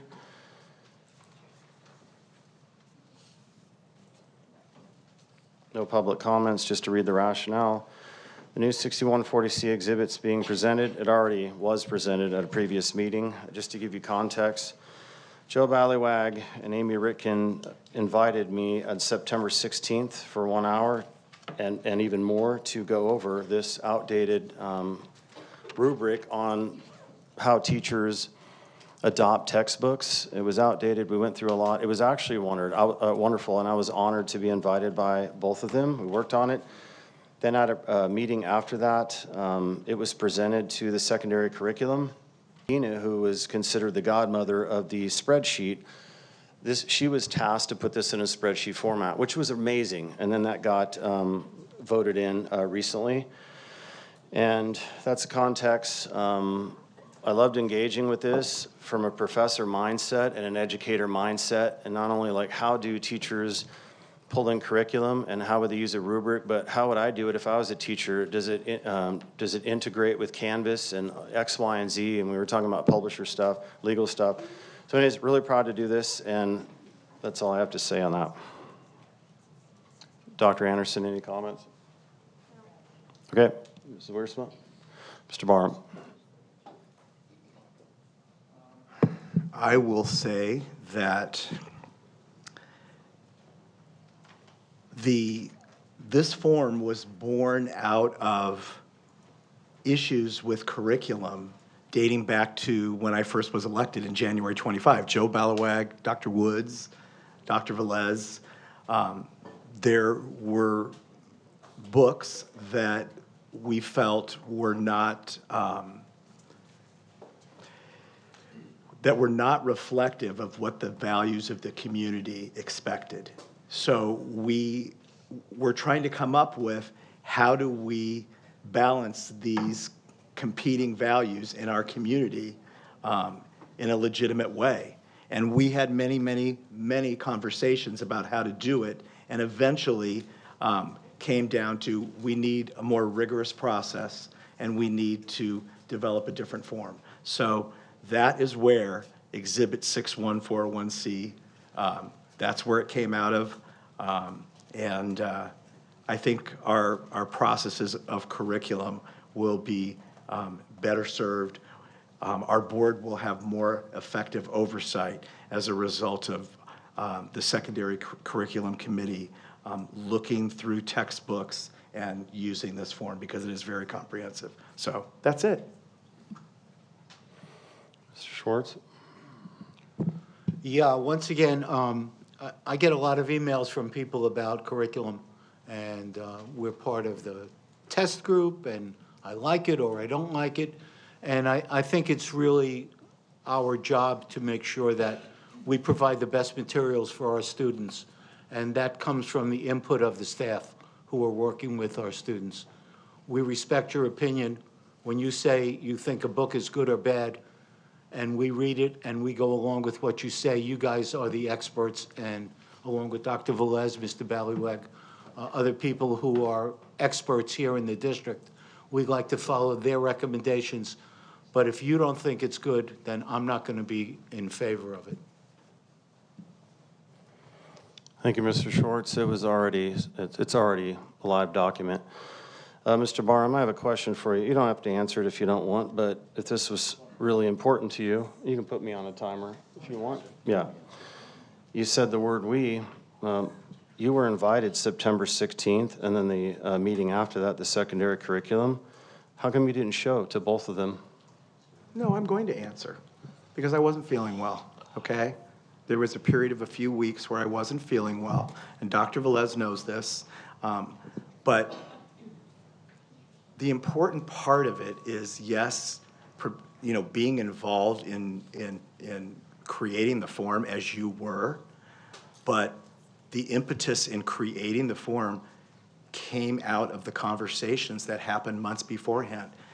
And there's nothing wrong with that, and that's all I want to acknowledge. So that's why I wasn't there, but I want the community to know that this form came out of those conversations that we were having months beforehand, because we were having issues with our curriculum, as you well know. Okay, remember the math curriculum with all the devil problems, all of those types of things that caused chaos in the community because you put it out on social media. Okay, we wanted to prevent those types of things from happening, and that's why those conversations happened, so that this form was born. So that's why. Thank you.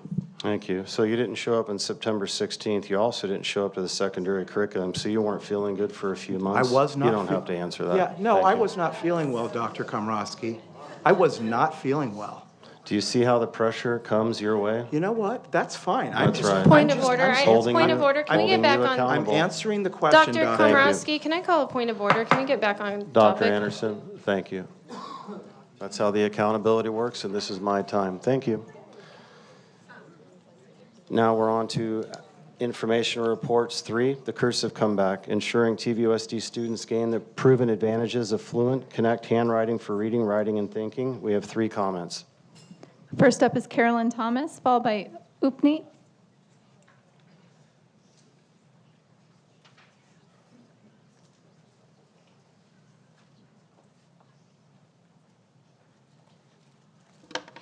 So I'm not sure who came up with the title for this report, but the cursive comeback, as I'm sitting back there grading 3-paragraph essays completely in cursive by 3rd graders, I never knew it went away. As a 3rd grade teacher, I have taught cursive in my classroom for many years. It is a 3rd grade Common Core state standard in California and has been for several decades. While it has been taught for many years, it is really not sustained past 3rd grade. It's kind of like learning a foreign language. It becomes a lost art if only taught once and not used regularly. Once the kids get to junior high and high school, they don't practice it anymore. And once they don't practice anymore, it's like you don't remember anything but a few words of a foreign language. I am generally supportive of the resolution to formalize cursive standards in Temecula Valley and be in compliance with the law that took place in January of 2024. We know there are cognitive benefits. It is important for students in terms of improved memory retention, fine motor dexterity. It's generally a positive thing. However, now the law says to expand it from 1st through 6th grade. And there is room for LEAs to decide which grade levels are appropriate. So I must urge the board to look past just the what, how. First, we must talk about time. While 10 to 15 minutes of daily instruction, as written in the board agenda item, it sounds modest. Yeah, you can just put 10 or 15 minutes a day to this. We have to be honest, we're not adding 15 minutes to the school day. Our teacher schedules are already packed to the minute. This many minutes of PE, this many minutes of math, this many minutes, and something else, if we add cursive, something else has to be removed or moved. So I asked the board to be transparent with staff and parents about which curricular items you are asking us to remove to make room for an increased mandate across more grade levels. Will it be grammar or spelling or vocabulary or writing instruction?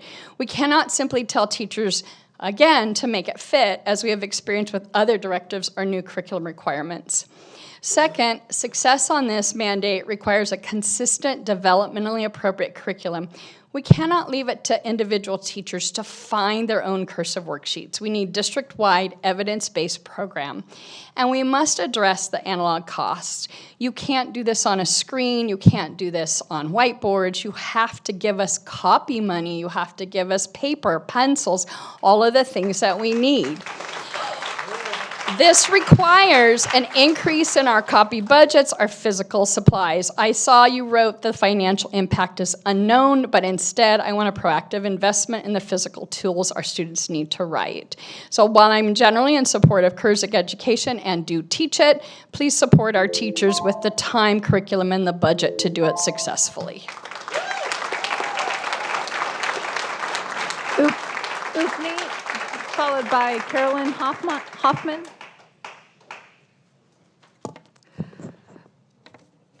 So a lot of my comments are going to be a repeat of what Caroline just said. I'm going to try to minimize the repetition. And I want to start by saying I actually love cursive writing. My own handwriting is terrible because, again, after all these years, I'm out of practice. The only place I use it is probably to fill out the form. And I'm sorry, Lene, you have to read that. And it is wonderful that California does not follow federal standards and it mandates cursive writing. And my daughter was in 3rd grade when she did learn cursive, and she practiced at home. I did insist on the practice, so she can write and read cursive easily. But Caroline is right that they do not continue after 3rd grade. This is even before the mandate. She went to 3rd grade like a long time ago. And so my question actually over here is, why does this topic, which is a state-mandated standard, require discussion or agendization? And the law was passed 2 years ago. Why is it being presented as like a comeback or a new initiative? And I would like to point out it is like in really poor taste when you're demanding higher standards without actually defining them when teachers are working without a contract right now. You keep on asking for more and more. The comeback that our district actually needs right now is not cursive. It needs the board to return its focus from symbolic gestures and personal agendas to the real work of running the school district. Since we're going to the old school arts, this is a favorite F word of mine, which is from the 18th century, and it is called fudgel, and which means to pretend to work or look busy while actually not doing anything. This is exactly what you're doing. Thank you.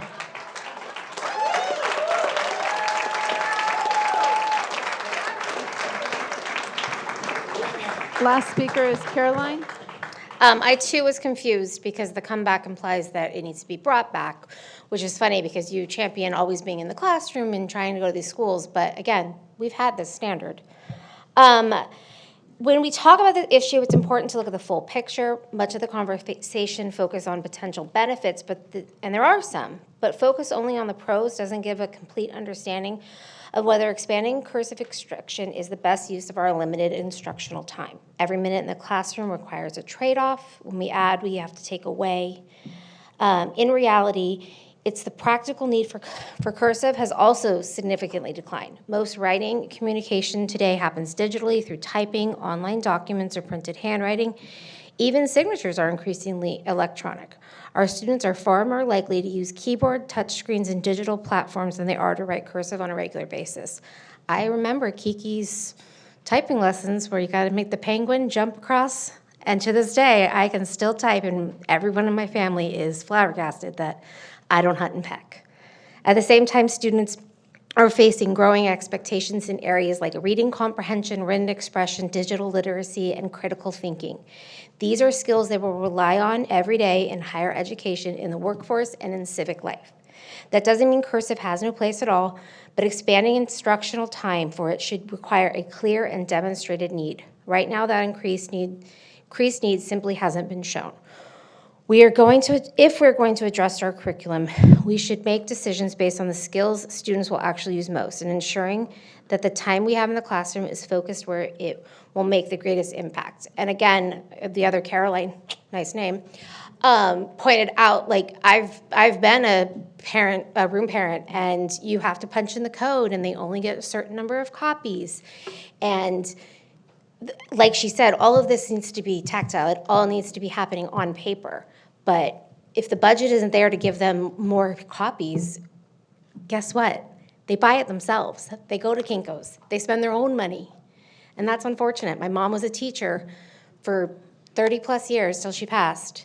And I did so much of that extra help because that's where her heart was. Thank you.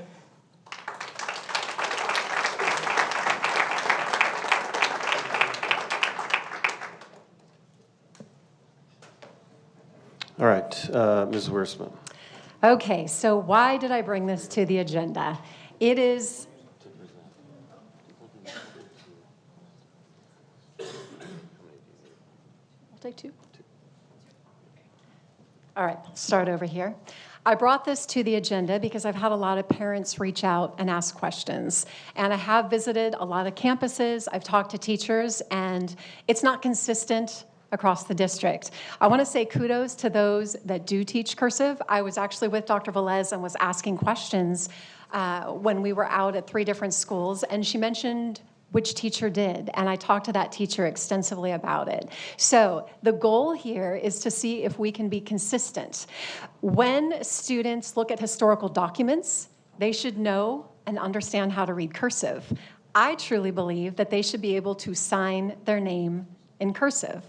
If it takes extra pencils and papers in the classroom, I am all for it. My end goal here was not to issue a mandate, but it was to say, how can we review current integration strategies for handwriting versus time on screens? And if you, like me, scroll through Instagram and look at educational posts and what other countries are doing, you will note places like Sweden, who went all tech, are actually pulling back. They're actually going back to a pencil and a paper and writing because it does something different, whether it's cognitive brain development, fine motor skill and executive function growth, real-world literacy, alignment with national and state trends, efficient integration into existing curriculum. These are all things that I think we can pursue together. So my goal was to say, what else can we do? And yes, legislation actually dictates it, but it is K through 6, which was actually mentioned here tonight. So I'm just interested in analyzing what we do. I'm hearing from parents, and let's make sure those of you who are in 3rd grade teaching it, thank you, but if there are others who need to, let's do that. And then how about we keep the skill going? I think it's important. Thank you, Ms. Wiersma. Dr. Anderson? Mr. Barham? I'm sorry. I've seen the Sweden report. It's all over Instagram right now. My question is, are we seeing the same things when you go out to classrooms and when I go out to classrooms? Because I'm seeing cursive taught. I see it. I look at the walls because the walls in a classroom are they tell a big story. There's tons of cursive. Thank you, Edgar. There's tons of cursive on those walls. And in addition to that, I mean, I'll give you, it's not cursive, but I'll give you an example of printing. I can't remember I think I was at Luceño. The teacher was teaching about whales, science, right. Spelling, phonics, printing. It's an integrated skill. Granted, it's not cursive, but that's how our upper elementary teachers are teaching cursive. They are integrating cursive into into other subject areas. And to me, I'm not going to reach down into the classroom and tell elementary teachers, because I was one, and I know how hard it is. That's the hardest. 1 through 6 is the toughest, okay? I'm not about to go down into the classroom and start telling elementary teachers that you got to teach cursive and when to do it and how to integrate it. That's your choice. That's for our superintendent to direct. And again, it's an example of the following. This board does not know its role. They have never figured out their role, okay? That is the issue. So, and it's also, why are we competing cursive versus screen time? And let me just say this in the last 5 seconds. I'm all about teaching cursive. I understand the benefits. Screen time and AI is going to get the job, not cursive. All right, Dr. Anderson, you want to? Can I speak? Yes, Mr. Schwartz. Thank you. Yep. So I must confess, I don't go on Instagram to learn about education information. Actually, what I do is I do some research. So I wrote, what are the state standards for cursive writing? And guess what? In January 24, Assembly Bill 446 took effect, amending Ed Code about cursive writing. And what does it say? It says it shall be taught in grades K to 6, but here's what it says more importantly. The law sets a requirement that it be included, but does not specify minute-by-minute curriculum. Districts and educators, you guys, choose how to sequence the instruction across grades 1 to 6. You are the professionals. I respect your judgment. I am not walking into your classroom and telling you what to do. I was in the room for 40 years. That was then, this is now. I respect your judgment, your education, your professionalism to do the job that needs to be done. I'm not going to walk in and tell you what to do. We have a district superintendent. We have curriculum experts. If there needs to be more instruction, they will have workshops. They will hold seminars. They will say, well, gee, we need to do more cursive or we're doing enough.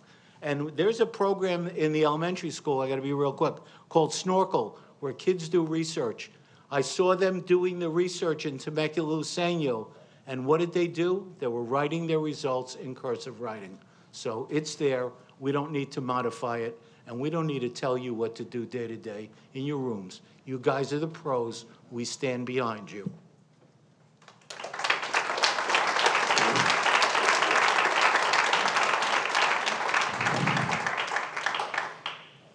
I'm glad this is brought forward just to bring awareness. We could talk, I'll hand it over to Mrs. Wiersma to talk about the motion. I think it's a practical one. For the teachers out there really into cursive, really love it. Again, at the Superintendent Council's meeting, there was debate back and forth with some teachers, and I'm not saying it fully hinges on cursive, but it was really that technology might be just too much in this district. So my first thought is, and I don't like to impede on educators. I'm an educator myself. I like flexibility. But I just thought, you know, more cursive. If the teacher is not using cursive and they were motivated by this to include that more and less screen time, again, it's a pedagogical style that each teacher has that I don't want to impose on because I have my own teaching style. But I just thought it's a practical issue to be brought up, and I'm glad it's here. And I'll hand it over to Mrs. Wiersma again. Just for reference, the California Assembly Bill was 446, and it was signed into law in October of 2023 for pupils in grades 1 through 6. My motion's pretty simple here tonight. It's definitely not to mandate or tell teachers exactly how they need to take this on. It's to have the discussion. And I know Dr. Velez and I had chatted about VAPA even being a place, because cursive, there's art, right? It can kind of fit into that area. So my goal is, how can we work together to figure out how more of us arrive in a place of being able to write and also read cursive. So the motion is simply to review, just to review, current integration strategies for handwriting versus time on screens, and consider next year, maybe there's some changes we can make, and definitely support teachers with that. So that is what I would like to move. Second. Okay, and since this is a first read, we're going to be bringing it back next time, but you have my consensus as well. But we can talk about this at the next board meeting. And Dr. Velez, do you have any comments? Yeah, since we will be bringing it back, I think I would like some clarity at that time in terms of what review means and exactly what that looks like so that we can produce the right information. And your last motion is to pursue higher levels of cursive standards for grades 1 through 6. So we will be seeking clarity in terms of what you mean by that. Thanks, Dr. Velez. Any other second comments by Mr. Barham, Mr. Schwartz? Yes. You have 2 minutes if you want to do a second round. Can I just, This is actually an agenda item to where we had, this isn't a written report. can I make so one comment? It's Mr. Barham's turn. Wait, I thought I was first and I never got my first comment. Did you? I never got This is one. this is the second round, so we passed up first round. Okay, we'll come right back to you, Mr. Barham. I was gonna Dr. say, Anderson. only in Temecula is cursive a partisan topic. That's my only comment. Thank you. No, leave. Barham.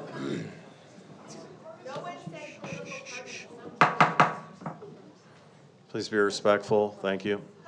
You know, I mean, I guess my bigger issue with all of this is it's a competing thing between cursive and screen time. And it shouldn't be that because they both have their place.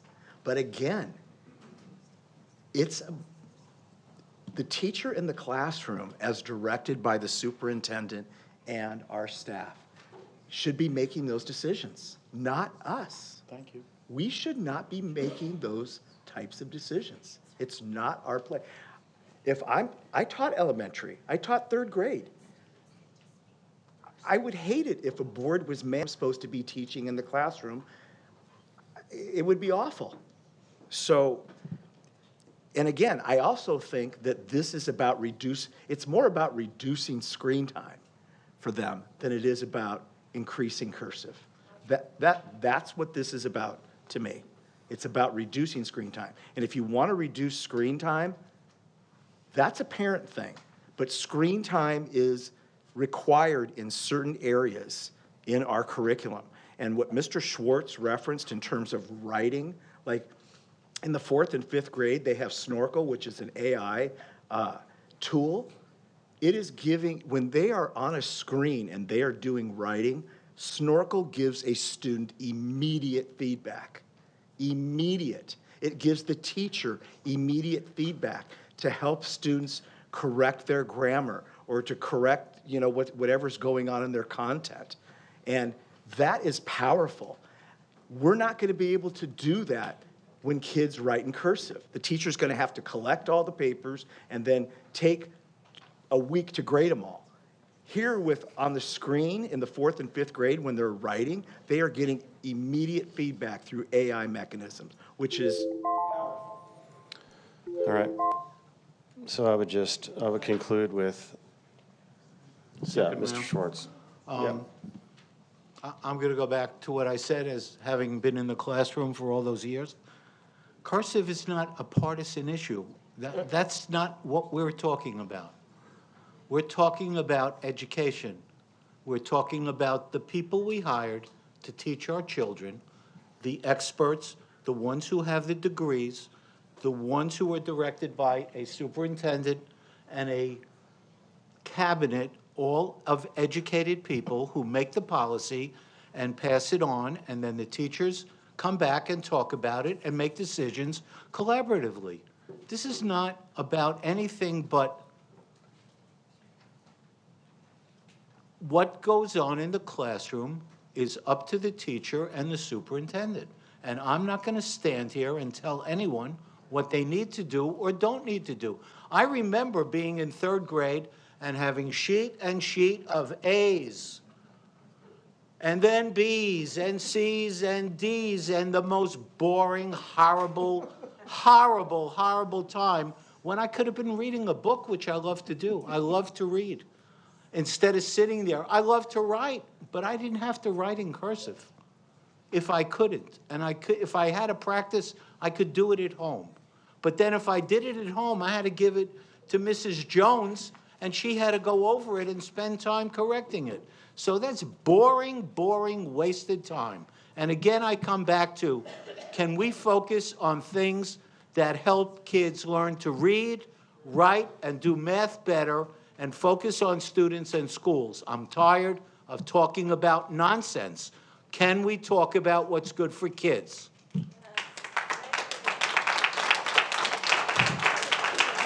Thank you.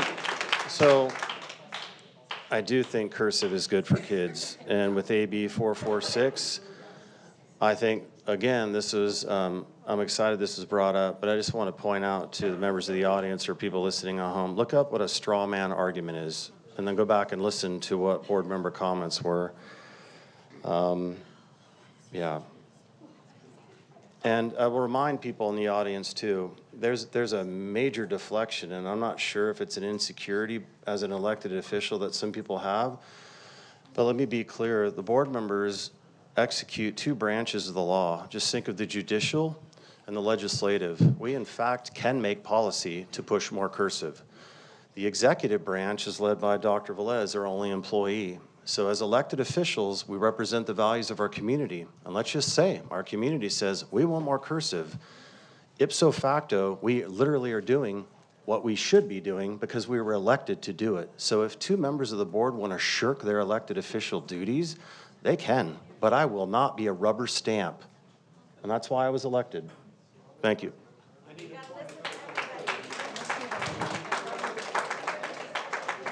Okay, we're on the next item, and it's item 4B, the first reading of new board policy 5141.5, mental health.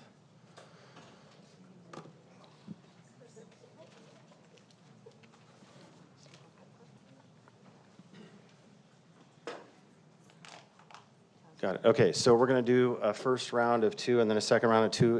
If anyone has comments on this mental health policy, and we'll start with voting order. Mrs. Wiersma. So I think in the interest of time, this is great for a first read. It's important to take what this new policy has and compare it to past CSBA policy and what we currently have on the books. This is an important topic. But I think at this point, as a first read, we can continue to do our homework. If we have suggestions, things that we would like to see in this policy, then we can make it as is. I know there's a lot of people here waiting to speak in public comments and so forth. So at this point, I think I'm going to take additional time and review it, and I'd like to listen to any other comments here tonight. Thank you, Ms. Wiersma. Dr. Anderson? Dr. Velez, I just requested already through email to speak with Dr. McTasney about it in the following month. Is that okay? Yeah. Thank you. Thank you, Dr. Anderson. Mr. Barham? Mr. Schwartz? I have no comments. Any other comments or questions or concerns? Any board member can follow up with Dr. Velez and staff behind the scenes before the next read, as this is only a first read. Okay, so now we're going to move on to general public comments. Give me a second here.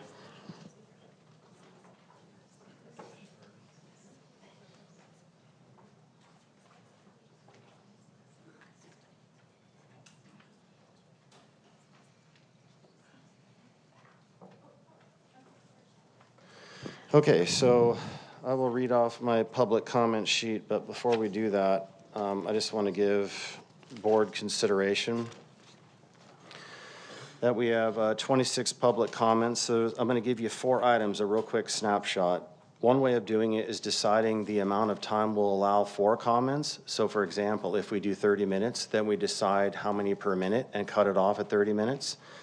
Another way of doing it is 26 minutes times 3 is 78 minutes over 1 hour. 26 comments times 2 is 52 minutes, close to an hour. At 1.5 minutes, it's 39 minutes. So for me, another way of doing it is take the first 10 comments at 3 minutes apiece and cut it off at 30 minutes. So I leave this up to the board. This is not my decision, but that's what we're looking at, possible parameters of 26 public comments. Can I go first? Yeah. I think 1.5 minutes is fair because then we're going over a little bit, but not into an hour. So that means we're over 30 minutes. We're 39, you said? Yeah, and But we'd then be we hearing. get to hear everybody speak. Okay, My other 1.5. option would be the first 10 and only 30 minutes. Those are my two choices. my option is the first 10 at cutting off at 30 minutes, giving the first 10. And of course, the students, you get priority, you speak first. And that was discussed at the last board meeting. So any students present? Just a quick show of hands, how many students? We got 2, 3, 4 students? Easy. You're accommodated, maybe 5? 3, 5, so maybe 7 or 8. So yeah, it might be all students. Great. If we do that. But Mr. Barham, no, right. We're still discussing.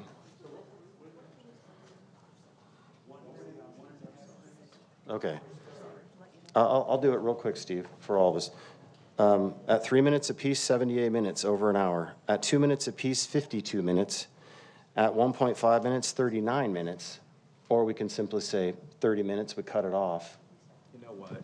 We have a meeting once a month. There's a lot of people here that want to speak. I say 2 minutes. That's fair. That's fair. So my opinion is actually in agreement. I think everyone here should be heard. I think 2 minutes is a fair amount of time.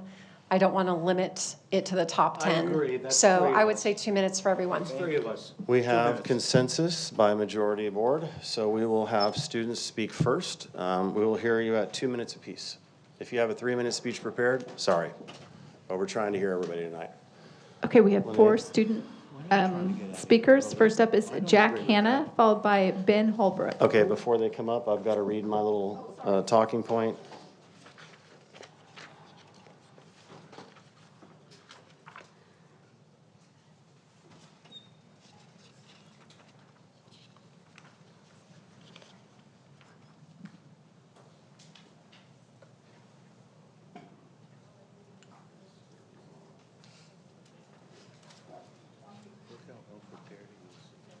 The Governing Board welcomes public comments.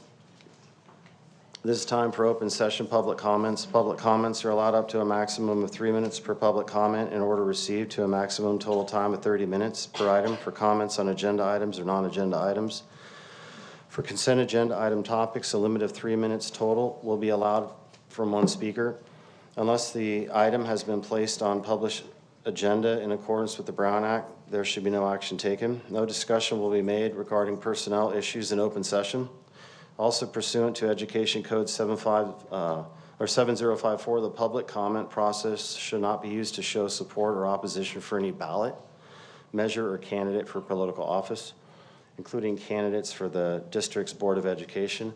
That being said, if any other board member gets up to use the restroom and your time starts, your time starts. It will not be paused.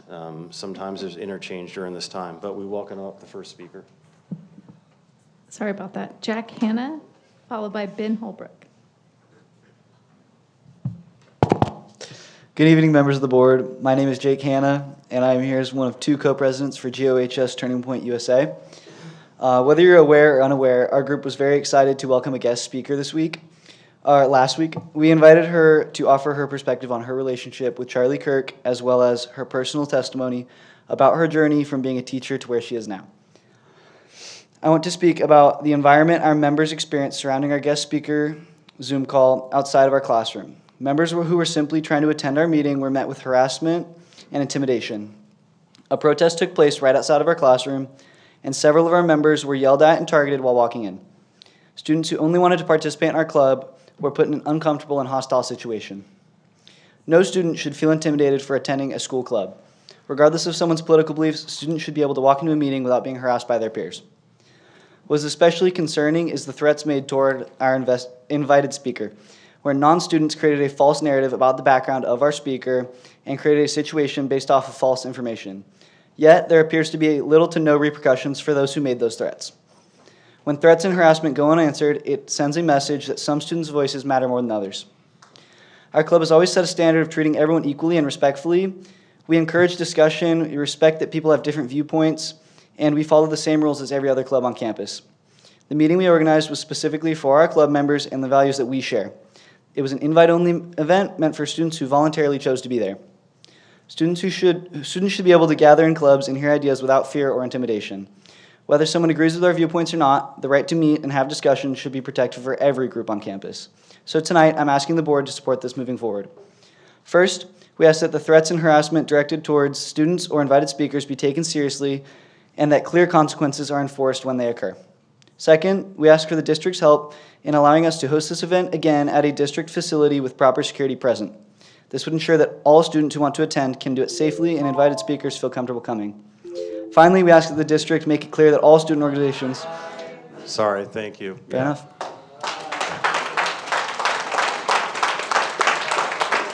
Next up is Ben Holbrook. You can easily email us, students, if your time got cut off. We'll listen to the board. Good evening, everybody. My name is Ben, and I am the other one of two co-presidents of Great Oaks Turning Point USA chapter.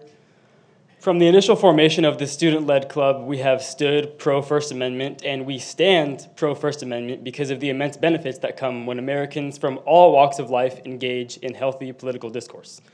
Because of this, I would like to personally thank even the students that participated in the walkout last week who remained civil, because myself, along with each and every officer of our club, recognize the value of maintaining civility, no matter how contentious a political issue may get. However, this civility does not and should not take away from the reason why this in-person event was canceled: threats to the safety of our students and staff. I personally was harassed and threatened, both online and in person, including by several students actively participating in the school walkout, in addition to our club officers, our club members, our club advisor, and our guest speaker, who even received death threats. Regardless of the unfortunate in-person cancellation, I would like to express my gratitude to the TVUSD board, our student board member, and the administration of Great Oak High School for putting the safety of students at the forefront of their decision-making. The only problem is that the safety of our students had to be at the forefront of their decision-making because of the numerous threats our club had received. I would like to encourage our board members to collaborate with Great Oak administration, along with law enforcement if necessary, to investigate those responsible for creating and spreading the lies, slander, and threats that ultimately led to our speaker's cancellation of her in-person appearance. From the beginning, our student-led club has been centered on healthy political dialogue, but sadly, the events of last week created a situation bigger than politics, involving threats to student safety. I would like to leave with the message that we must work together across political lines as a district, as a school, and as a broader community to ensure that threats of violence and student-led politics never merge again. Thank you. Thank you. Next speaker is, forgive me if I say this wrong, is it Eting? Eting? Forgive me if I'm saying that wrong. Good evening. My name is Yiting Wang. I'm a student at Great Oak. I just moved here last year from China.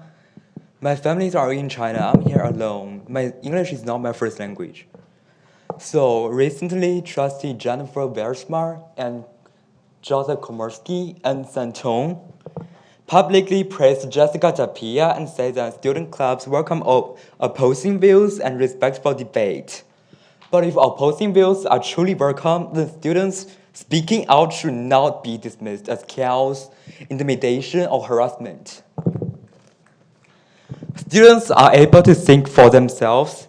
Disagreement is not harassment, and protest is not intimidation. It is participation. I came to this country believing that public schools are places where students learn democracy, not where their voices are questioned when they disagree. Public education serves students of many different beliefs and backgrounds. That is why the principle of separation of church and state matters. Public schools must remain a place where no single belief determines whose voice is respected. Trustees are elected officially to represent all the students, not just the ones who agree with them. Democracy in school does not mean only hearing comfortable opinions. It means listening even when students disagree. And last, I want to say thank you, Melissa Choi. Thank you, Dr. V. Thank you, Mr. A. Thank you, Mr. B. Thank you for everyone who truly care about the students. Dr. Komrosky, can you ask people not to make noise when the public speakers are speaking? Thank you, Dr. Anderson. Yeah, when people are speaking, please no clapping, finger snapping, you're interrupting the speakers, and please be respectful because a lot of people are going to be speaking. Thank you. Okay, next up is Jack Callahan, followed by Christine Massa.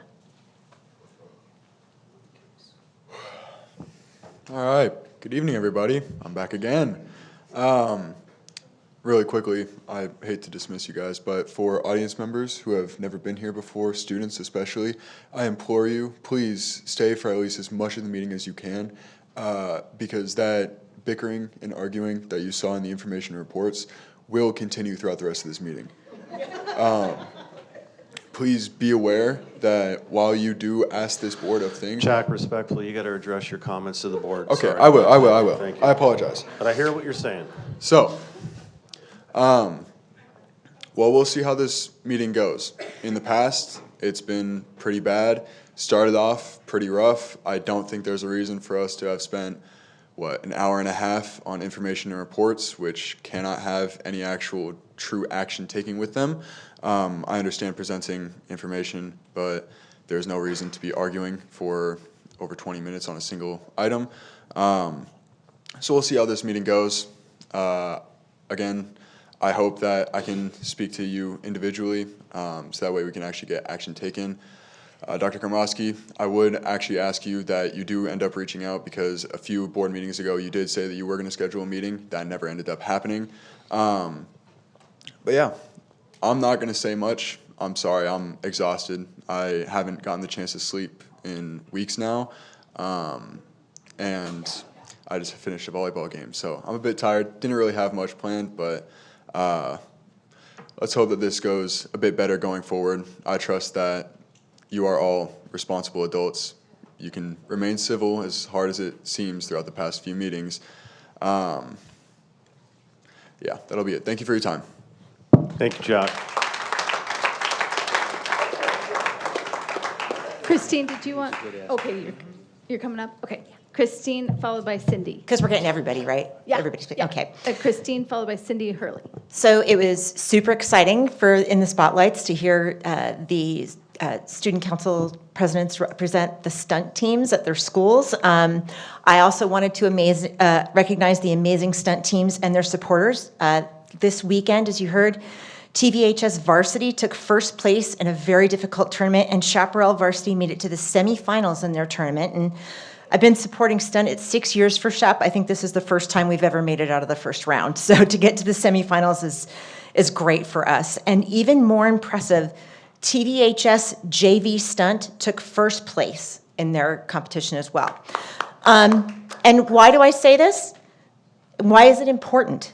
Because more than 50% of our district-wide stunt coaching is volunteers who are paid out of whatever our teams can fundraise. Each school only gets funding for one varsity coach, no assistant coaches, no JV coaches. Yet our school board trustees just gave themselves a $1,000 a month raise with no public vote. They can't even do it in front of us. I suspect there's some shame involved there, maybe.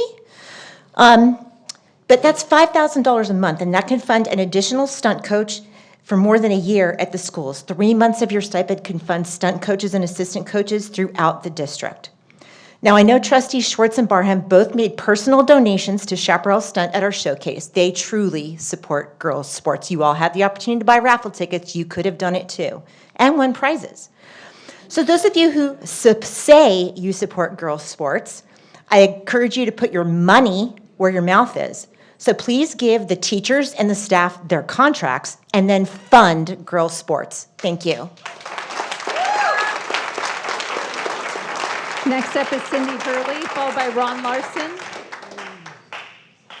All right, so If You Give a Mouse a Cookie is a children's book, which premise is simple. One action leads to another, and then everything spirals. Here's some parallels. If you give this board an agenda, they'll use it for personal vendettas and tarnishing reputations. They'll waste time on basic conduct policies. If you encourage allies to flood your social media with accusations and innuendos, you waste everybody's time creating justification to avoid accountability.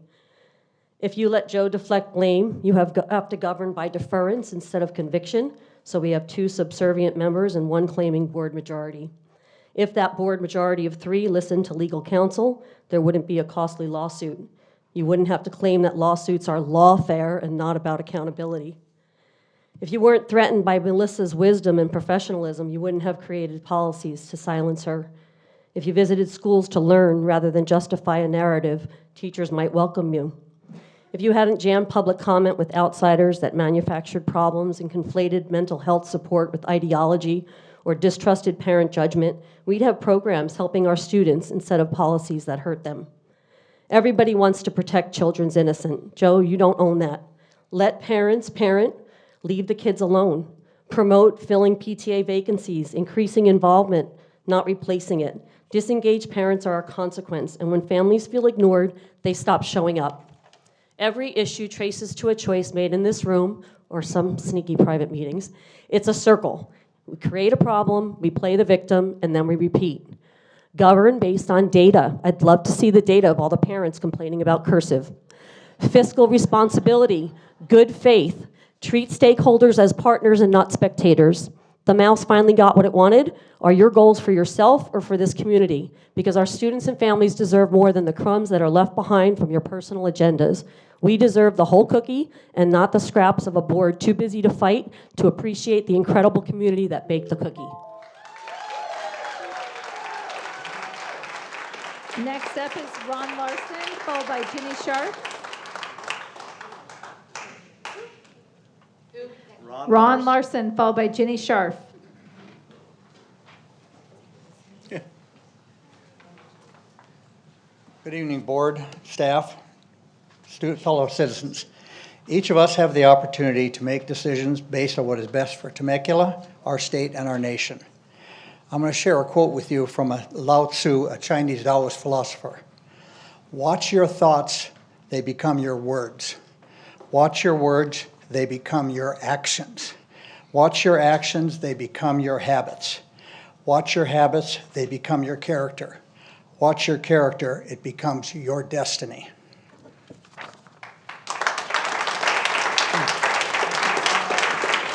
Ginny Sharp, followed by Danny Molina. It's ironic, Danny's followed me before, right out of the parking lot. All right, good evening. First, I'm beyond proud of the hundreds of Great Oak students who used their voice when they saw something happening in their community that they knew was not good for them, their peers, or their district. Also, I was standing in the hallway when the Turning Point meeting was occurring, and unfortunately, a student came up here and misrepresented what happened in that hallway. There were no threats or harassment. In fact, the planned protest outside in the hallway was canceled by opposition student leaders trying to be respectful of the meeting that was occurring. In January of 2023, Mrs. Tapia was fired from her job as a Harupa Valley PE teacher for refusing to comply with Ed Code and district directives regarding student-preferred pronouns and facility access. On top of this, she spread personal information about a trans high school student, encouraging her followers to take pictures of this student at sporting events. On top of that, last school year, after a TVUSD school board meeting, she went on her Instagram page and said that one of our student leaders, the president of BSU SHAP at Chaparral at the time, should be beat for speaking out at a board meeting. Her stated positions are bigoted, homophobic, harmful, and antithetical to educational environs. A person who bullies children should not be welcome on any school campus or in any district facility. My objections to her have nothing to do with her political affiliations nor with her religious beliefs. They are based solely on her detrimental actions. Last night at the State of the District, which celebrated so many amazing things about TVUSD, one main point was kids first always. I asked this district to live up to that standard and protect all students all the time by not allowing Jessica Tapia to speak at any TVUSD supported events ever again. Thank you.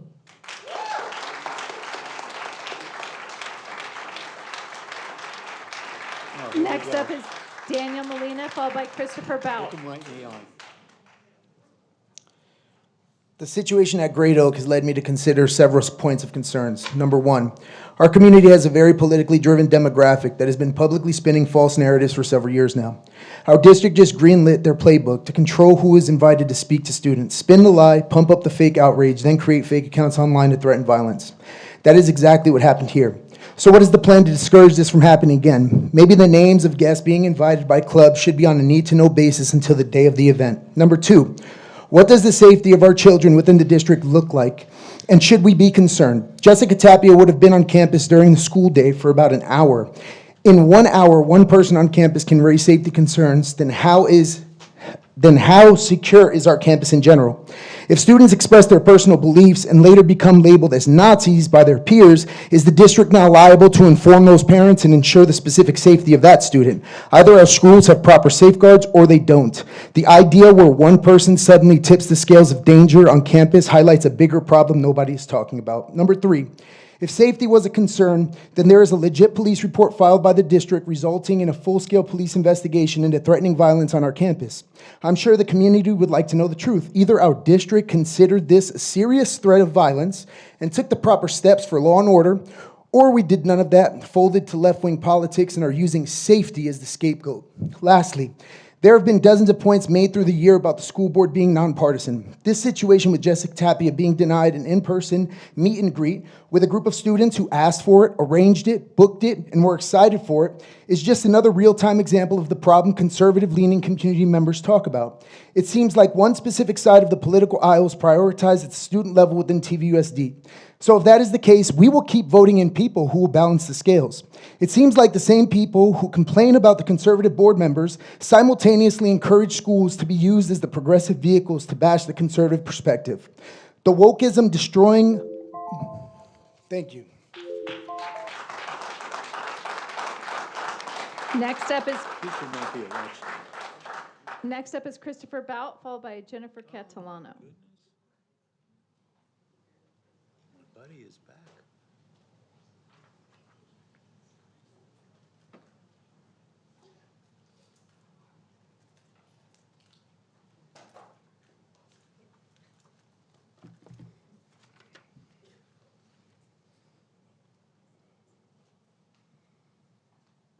Good evening, excuse me. Good evening, Board of Trustees and Dr. Komrosky. My name is Chris Bout. I'm a local parent. I am reading this public comment tonight on behalf of Jessica Tapia, so these are her words.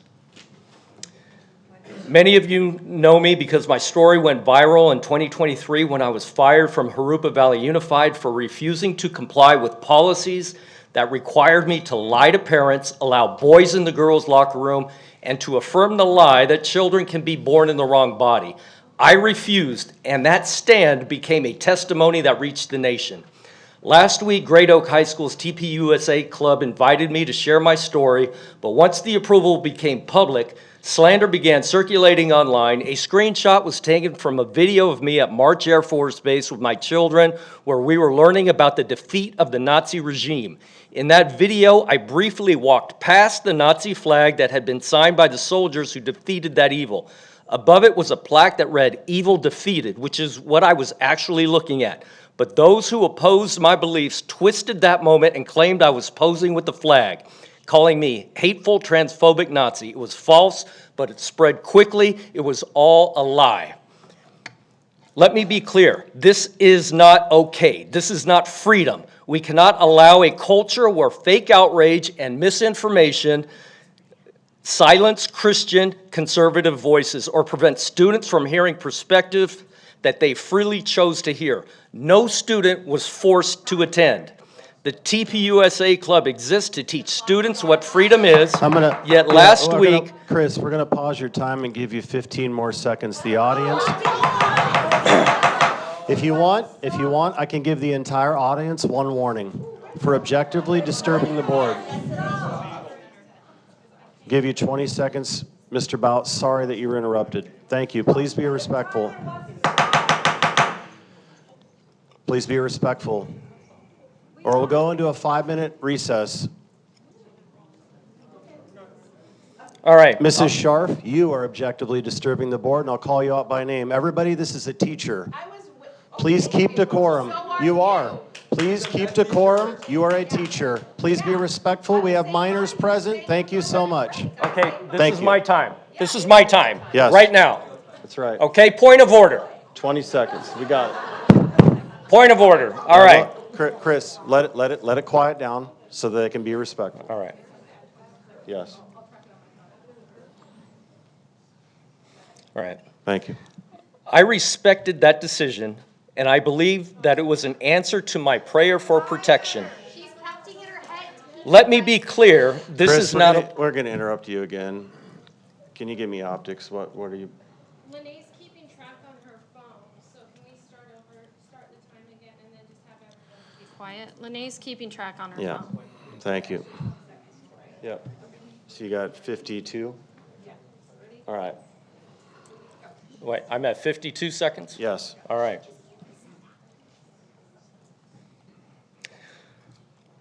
My lawyer had some of the posts removed, but the uproar created safety concerns. I had 2 meetings with TVUSD, and I was impressed with the efforts from Jen Wiersma, Joseph Komrosky, Dr. Velez, Deus, Marble, Pastor Amber Lane. Ultimately, the security determined that was safest for me if I spoke via Zoom instead of appearing on campus. I respected that decision. I believe it was an answer to my prayer for protection. Let me be clear, this is not okay. This is not freedom. We cannot allow a culture where fake outrage and misinformation silence Christian conservative voices or prevent students from hearing perspectives they freely chose to hear. No student was forced to attend. The TPUSA Club exists to teach students what freedom is, yet last week, that freedom was taken from them. The Great Oak TPUSD students were mature, respectful. Thank you, Chris. All right, thank you.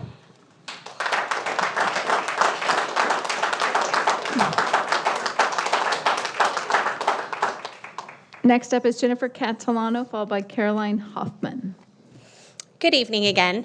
Tonight, right now, I'm up here to talk to you guys about an elementary issue that is affecting many teachers across our district.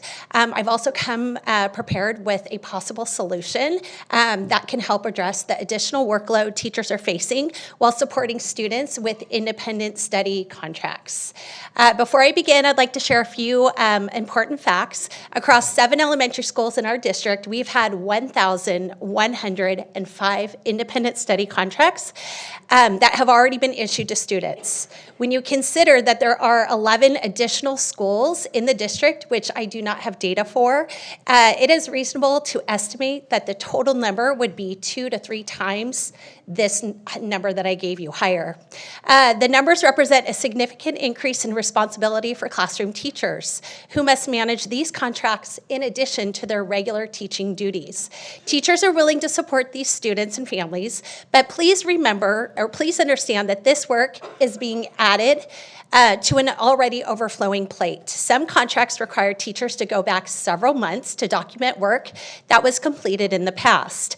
Even though Ed Code has changed and teachers can now show online platforms for documentation, it is important to note that when students travel outside the United States, they are often unable to access platforms.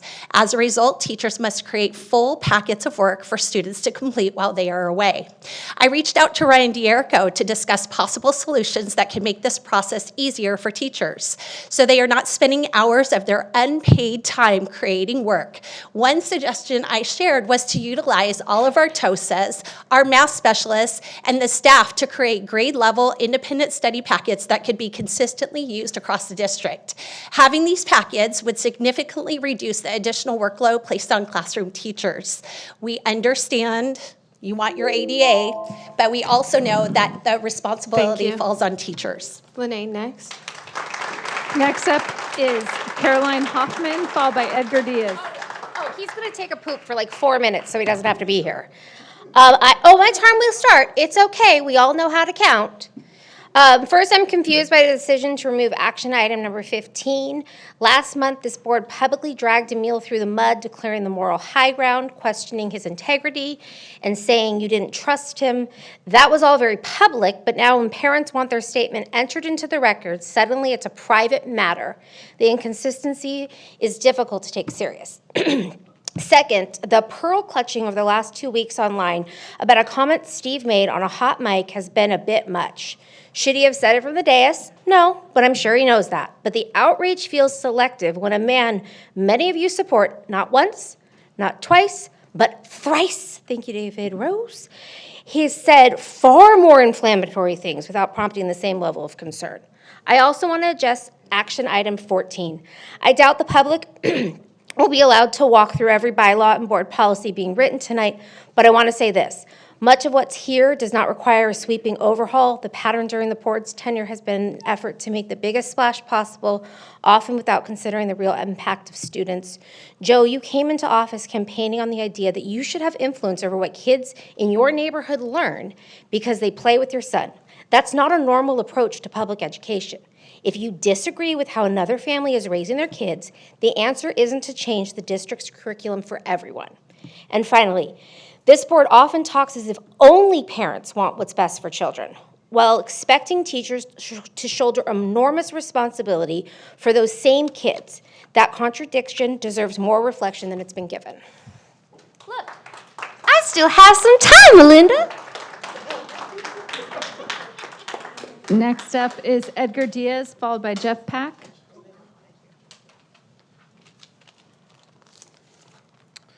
Good evening again. I just have some additional comments here that I couldn't fit in the last one, and just based on some comments that were said here and what's going on here, I just want to make sure that everyone knows that the educators of Temecula Valley serve all students. Parents agree and appreciate the dedication to the students of our community. Unfortunately, positions that are mentioned here or around the community tend to put that into question, and there's a moment where educators and parents have to come to an agreement of that we're there to serve them and we're there for their best educational goals.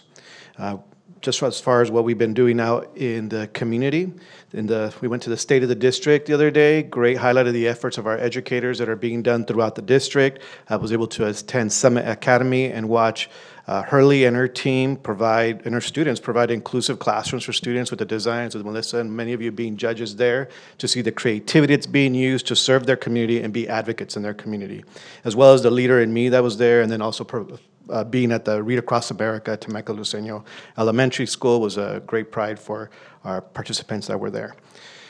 This year, we've had 10 teachers dismissed and non-reelected. 5 were in the special committed to students in their community. They were supported by their colleagues, and they were supported and engaged with their providers. They did provide a path to success, and we need to find a way to provide them greater opportunities to grow in the district instead of only giving them a few months for those that were non-reelected in the first year. Also, we want to make sure that our educators who are on temporary contracts are given a commitment for the following year early. They are there for a temp contract until June. We are now in the hiring season, and we should commit to them so that they know that they will be returning to TVSD to continue serving the students of Temecula Valley. Thank you. Next up is Jeff Pack, followed by Upni. Good evening again. I'm sorry I need to come up here and say this. I was a journalist for 25 years, and I love a long dash, so that's all I'll say about that. As for Jen Wiersma's comment toward me about behind the scenes, again, how many times are you going to sit up there and talk about things happening where nobody can see them happen? You do it repeatedly on a myriad of subjects that actually matter, and by now, I'd expect to see results. Only results matter. Another report and lip service about caring about teachers and students while patronizingly saying, trust us, won't cut it. It's put up or shut up time.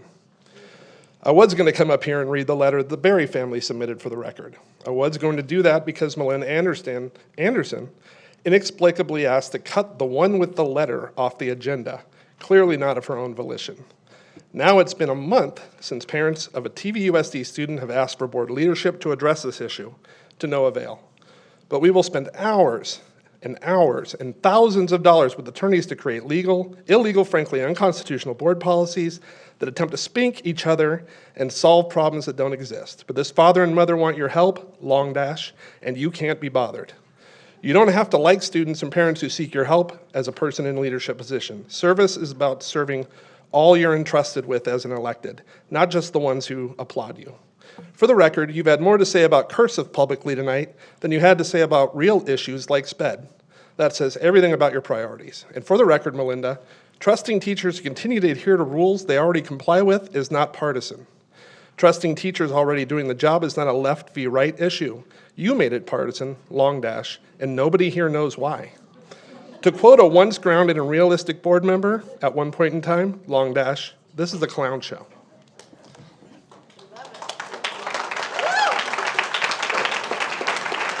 Next speaker is Upni, followed by Jennifer San Nicolas.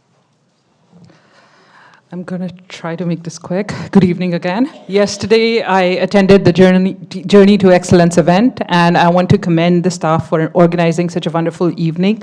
The student performances were incredible, and the food prepared by the CTE students was scrumptious, made even more special knowing some of the ingredients were grown right here through the TVHS Regenerative Agricultural Program. The elementary school ambassadors welcoming the guests with their cheers and joy were unforgettable. I left on a high, but on the drive home, I realized how different that celebration of excellence is from what we often see happening in this boardroom. They talked about 4,000 students being sped in the presentation, and I can see how you've prioritized them today. Excellence rarely happens by accident. The CTE facility did not happen by accident, and neither did the TVHS theater where the event was held. Previous boards planned carefully, funded responsibly, and executed a long-term vision. They understood their job was to be the oil in the wheels of progress, not the sand in the gears that grinds everything down. I do wish that the teachers' contracts had been settled before the event. The success we celebrated was built on teachers and staff who show up every day.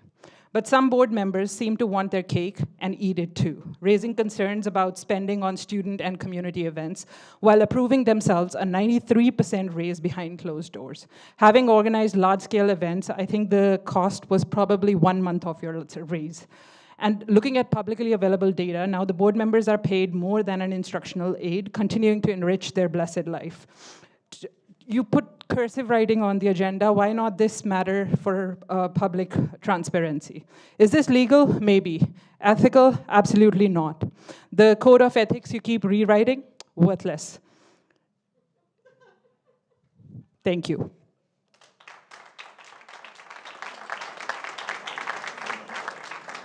Next up is Jennifer San Nicolas, followed by Julie Nicholson. First, I'd like to commend Cindy Hurley and the entire third grade team at Summit. I got to be a part of the Playground Inclusion Project. Dr. Velez and Melissa and several others were there, and it was an incredibly amazing thing as a special needs mom to see four classrooms full of third graders designing playgrounds for people of all abilities to be able to use the equipment, and things like that are going to change the world one day. So that was just amazing to me, and I wanted to commend them. And I'd also like to congratulate Superintendent Velez and the entire cabinet for the amazing state of the district last night. It was great to see students involved in every aspect of the evening, and all of you enthusiastically repping your departments in the skits and presentations. I really liked the first plot point on the map in last night's presentation as kids first, always. I love seeing that. I love seeing that from the cabinet, from the staff, both classified and certificated. I love seeing it most from the parents and from Mr. Schwartz and Mr. Barham.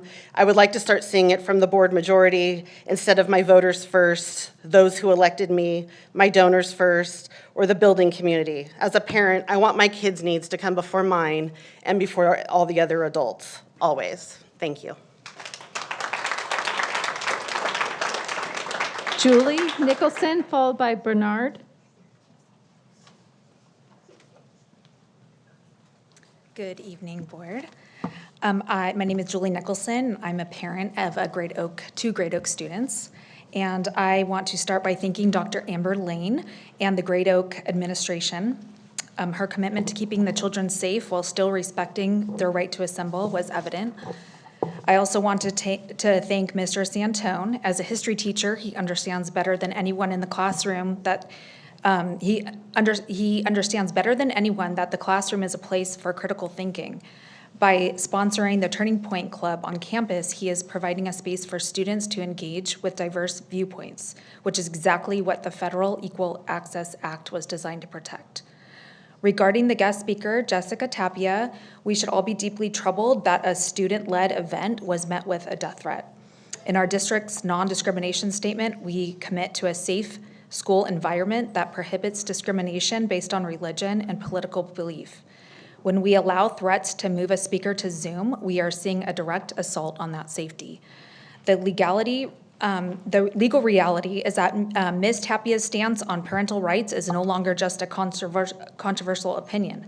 Just last week in Maribela versus Bonta, the U.S. Supreme Court blocked California's gender secrecy policies, affirming that parents have a fundamental right to be involved in their children's lives.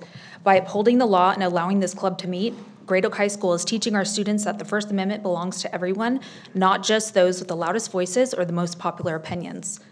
My son and his peers are learning integrity and perseverance because the district chose to follow the law rather than to succumb to intimidation. Thank you for protecting the rights of all of the students. Bernard, followed by Greg Langworthy. Bernard, followed by Greg Langworthy.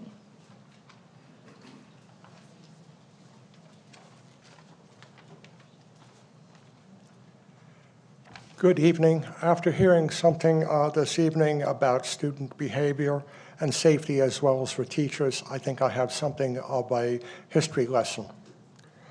I'm old enough to recall my days in public schools when the Bible, often Psalm 23, was read each day by a student before classes had begun, and the end of the school year was known as Christmas vacation, not a simple and empty name, winter break. To hear school Christmas plays, songs like O Holy Night and Silent Night really brought joy to the world. Then came in the early 1960s a woman atheist who detested knowing that her son had to listen to God's word, the Bible.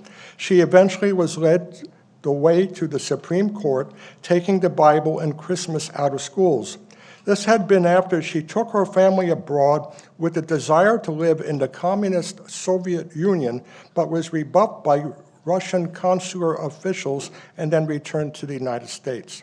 This atheist would eventually win her day in the Supreme Court in 1963, aided by vote by one of the justices who was a former member of the Ku Klux Klan. After years of various public fanfare, after winning her case, the atheist was murdered in 1995 by one of her own members of the atheist organization she created. As it happened, that one son aforementioned reconverted to Christianity and became a Baptist minister 15 years after his mother's demise. Imagine that. What a U-turn for Christ. For anyone who would reply to me, separation of church and state, as one had said to me the last time I attended the school board meeting, and which is nowhere in the Constitution, here is a quiz question. What have generations seen since the 1960s when the Bible was refused in schools and in terms of greater numbers of addictions? Perhaps this is the evolution of the country of the Bible was thrown out of schools but now finds its way into federal and state prisons. Thank you. Next up is Greg Langworthy, followed by Lindsay.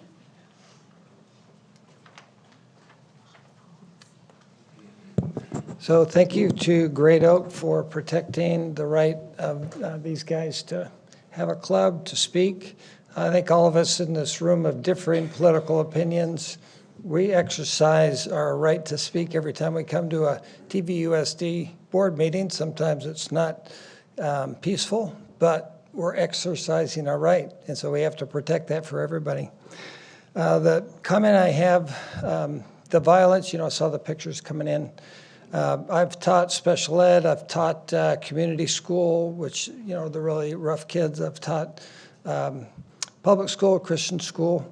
But a couple things that I think are valuable is that the tougher the classroom, the stricter the rules have to be, and the more consistent the enforcement has to be. Those things don't cost money.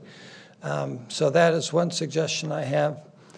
Another suggestion I have is one school that I was teaching at, they use cameras, and I was on film, the students were on film.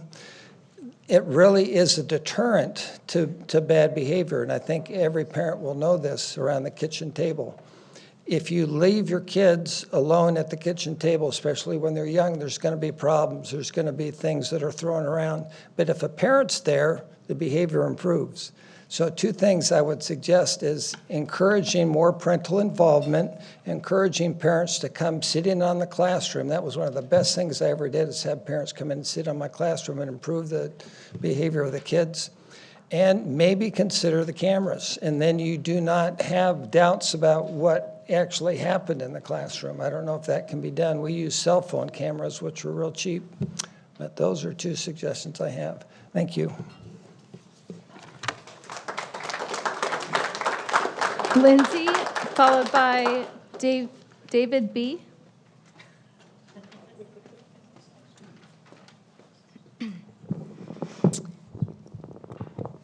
Okay. At the end of the day, parents are the only and the primary decision makers in their children's lives, not the board, not individual trustees, and certainly not political narratives pushed from this dais. If a parent gives their child permission to speak with someone, whether that is a trustee, a community member, or anyone else, that decision belongs to the parent. No one sitting here has the authority to override that. And that is why what happened is so troubling. Trustees Jen Wiersma and Joseph Komrosky repeatedly present themselves as the beacons of parental rights. You say it in meetings, you say it publicly, and you say it as if you alone speak for parents. Yet when the actual parents of a TVUSD student made their wishes extremely clear, you ignored them, you overrode them, and you exposed their child from this very dais. So the question becomes very simple. Do parental rights actually matter to you, or only when they serve your politics? Because parental rights are not something you get to selectively apply. They either apply to every single parent in this district, or they mean nothing. And I will say this very plainly. No one sitting on this dais will ever tell me who my child is allowed to have a conversation with. That decision belongs to me, the parent. Also, we are told that, quote, a lot happens behind the scenes. I've heard it in this meeting twice, and I've heard it in the previous meeting. Mrs. Wiersma, you've now said that. But the only things that are supposed to happen behind the scenes are closed session items. Committee work is supposed to be reported publicly with updates and, most importantly, solutions. Yet when it comes time to report back, we see neither. The drug intervention program and subcommittee discussion started 8 months ago, and 8 months later, there is still no plan, no proposal, and no solution for the families who need it. So if all this work is happening behind the scenes, the community deserves to ask, where are the results? Because after 8 months, all we've seen is a lot of talking and still no solutions. Next up is David B., followed by Emil Barham.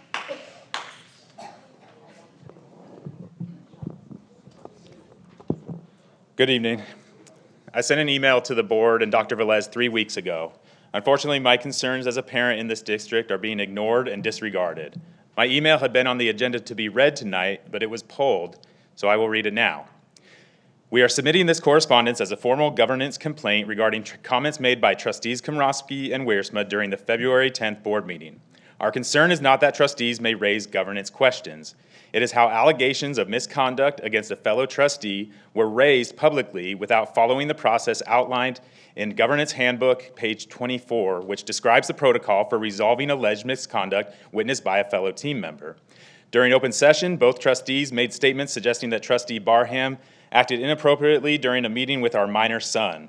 These statements included claims that the meeting was out of line, references to moral judgment and professionalism, and even characterizations of his actions as lawless. These allegations were presented publicly and said to be based on third-party accounts and emails. However, the governance protocol calls for addressing concerns directly with the trustee involved, seeking clarification and fact-finding first, using leadership channels, and avoiding public escalation before internal review. No one contacted us as the parents of the minor referenced before these statements were made publicly. Beyond the governance process concerns, these allegations drew our minor son into a governance dispute without consent and exposed him to public scrutiny, despite our having already raised those concerns with Dr. Komrosky prior to that meeting. We respectfully request that this matter be reviewed through the established governance process, that expectations be clarified for how trustees address allegations involving students or minors, and that we are informed of any discussions or actions referencing our son or our family going forward. Thank you. Next up is Emil Barham, followed by Jean Femia. So I'm speaking as a citizen and not as a member of the board. That man gave me permission to talk to his son. His son wanted to petition his government, and we met, and it was a great conversation. So I had custodial permission. But I want to talk about the board governance handbook, which sets out a clear, structured process for addressing concerns about trustee conduct. In this instance, Wiersma and Komrosky, you bypassed those steps. You did not initiate any direct good faith communication with the trustee whose conduct you questioned. You did not seek firsthand information or context from the parents of the student that you chose to reference by allegation in a televised public meeting. Instead, you moved immediately to public accusation, substituting speculation for verified fact and unilateral judgment for the collaborative, deliberative process our handbook requires. The most serious consequence of your conduct is the harm to a student who is entitled to privacy, dignity, and protection from public embarrassment by the very adults your district. Whatever concern you had, believed that you were raising, nothing justified publicly characterizing alleged misconduct by a trustee and a student without prior notice to his family, without any effort to obtain firsthand information, and without any apparent consideration of the foreseeable impact on that student. Shame on you. Accordingly, I admonish you, both of you, for bypassing the board's established governance protocol, for failing to engage in any meaningful fact-finding or direct communication with the trustee and his parents involved before airing allegations in public. Shame on you. Time. Last speaker, Jean Femia. Jean Femia, last speaker.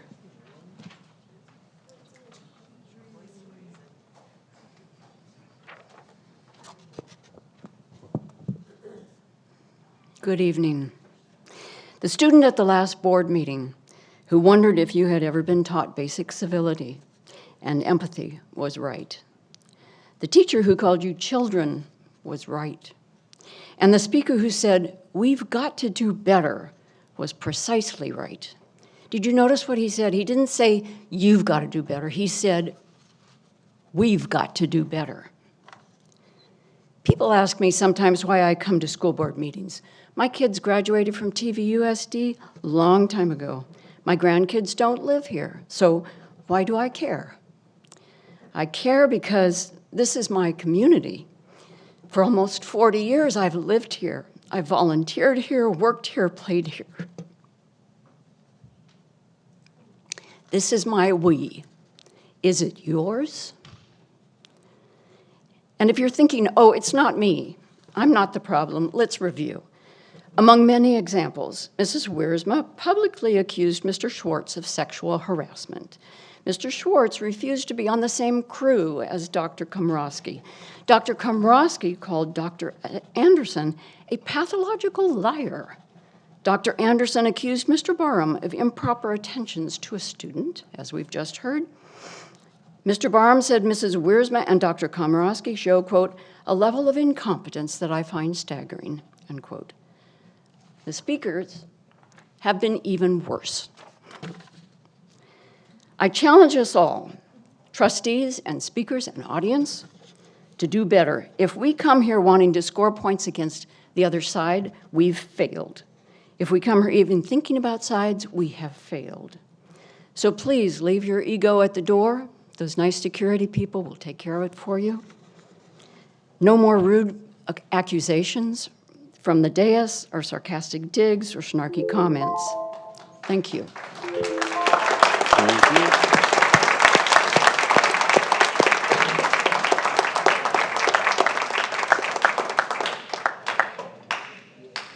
I'm going to ask the board by consensus if you want to take a 5 or 10-minute recess before we get into action.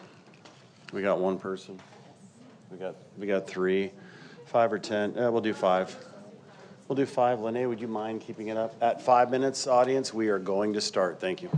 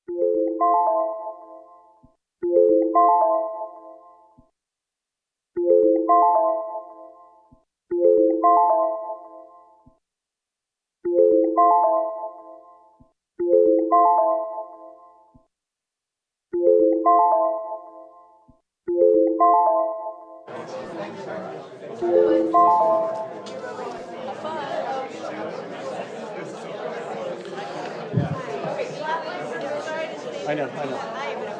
Okay, I'm starting us back up. Thank you. Bernard, you got to cross it. Yeah. Just hand it to security. Bernard, hand it to security. Bernard, hand it to security. Okay. Okay, so we're on action item number 1, new textbook. Wildlife and Natural Resource Management. If the room can please settle down, please. I think we all needed a little break there. Okay, is there any discussion on this item? Okay, then I'll call for a motion and a second to approve the textbook, Wildlife and Natural Resource Management. Do I have a motion and a second? Second. Moved by Mr. Barham. Moved by Mr. Barham, seconded by Mr. Schwartz. Lene, would you mind calling roll? Wiersma? Absent. Anderson? Yes. Barham? Yes. Schwartz? Yes. Komrosky?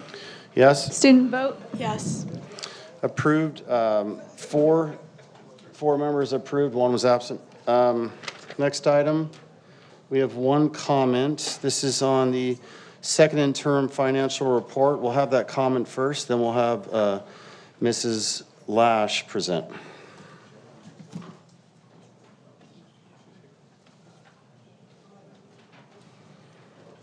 Board, we just came off of 2 minutes. Do we want to hold it at 2 or keep it at 3?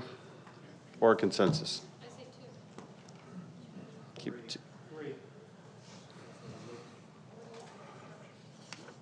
3 action items. We'll do a 3-minute.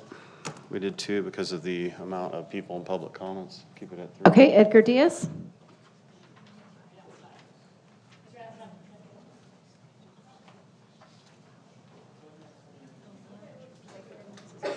Okay, not present. So we're just going to have Mrs. Lash present.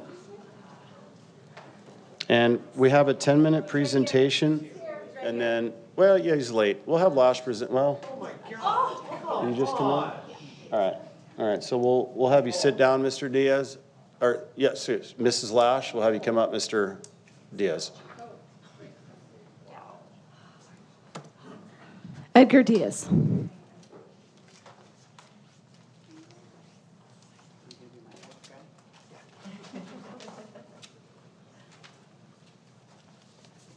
My apologies. I heard your other comment, but I was feeding pizza to the people outside in the cold, the security people.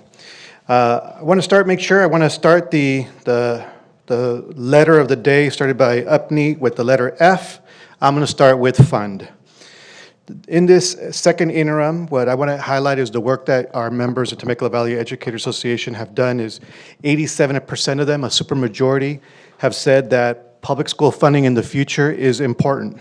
87% signed a petition to make sure that that makes it onto the November ballot.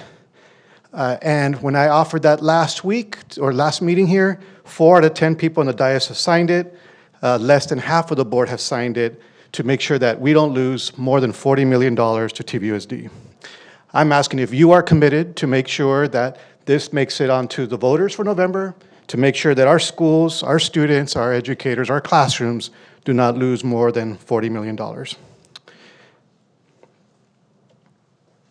For the 3-year budget, as we look at the second interim, you have the chance to decide what the future is. You have the opportunity to lay the foundation, to recruit the next generation of educators who are coming to TVUSD. In our retirement rolls, you may have noticed there's been a total of about 55 people who are retiring. Many of those educators have served 25 to 30, 40 years. With the maturity of TVUSD, we are now pulling in second generation of homegrown students. Homegrown students who become teachers are the ones who are committed to serve in the communities where they grew up. But it's also important for us to be able to provide for them to be able to afford to live in the community that they are investing their time for the families and students here of Temecula. It is up to you to prioritize the quality of your employees by who we are able to attract and retain throughout the years. It's the ability for you to be able to prioritize educators and the support personnel that work for you. It is the opportunity and time for you to fund safe and stable schools. Thank you. Thank you. Okay, Mrs. Lash, please join us. Okay, thank you. Good evening, everyone. I am here to present the second interim budget report, and it won't be a long update, but I do want to acknowledge there's an entire team of people that helped get this budget prepared. They're represented tonight by Mr. Kevin Brainack, who's here, our Executive Director of Business Services, and actually it's a district-wide event updating the budget. So big thank you to the entire team that put this budget together. So with that, we'll look at what's changed since first interim, our multi-year projections, and our ending fund balance. And lastly, we'll end with some things to be on the lookout for. So by comparison, just these are the major assumptions that were included in the numbers that you're about to see. And so let's look at revenue first. Some really good news, our attendance is up. Our attendance is up from 94.4%, which was last year, to 94.8% this year, which doesn't feel like a large increase, but that's about 90 ADA. That equates to over $1 million more in LCFF revenue, more just from December from our projections. So really good news on the LCFF front. Federal revenue is pretty flat. Other state revenue, so Senate Bill 105 actually was enacted, and that put ELOP into 2 different tiers of rates. What that's doing is that's increasing our revenue for ELOP, so that's that change or that increase in our other state revenue number.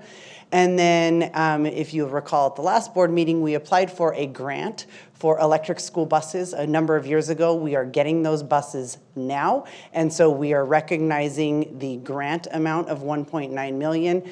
On the next slide, you'll see the purchase of those electric buses in our capital expenditures. So increase in revenue with an offset in increasing expenditures. So looking at expenditures, salaries and benefits aren't changing much from first interim, but our books and supplies are going up, and the reason for that is we have a secondary math adoption that we're planning on receiving like in July. We talked to our friends in Ed Services, and we heard that it would be beneficial to receive that curriculum before the end of the school year. So that $3 million increase is just moving from next year's budget to this year's budget in that books and supplies line. And then, as I mentioned on the previous slide, we received the ZESB grant for the electric buses, and so the capital outlay increase of $1.9 million is for the electric buses that we're going to get this year, which is very exciting. So looking at the multi-year projections, you can see that we are still deficit spending. At first interim, it looked like about $20 million each year. Now it looks like $20 million this year, almost 30 next year, and then down to 13 the last year. The reason for that is we are moving up our textbook adoption by a year. Instead of having it over a 3-year period of time evenly, 26-27 is going to be a large purchase year. So that's why that is higher and 27-28 is lower.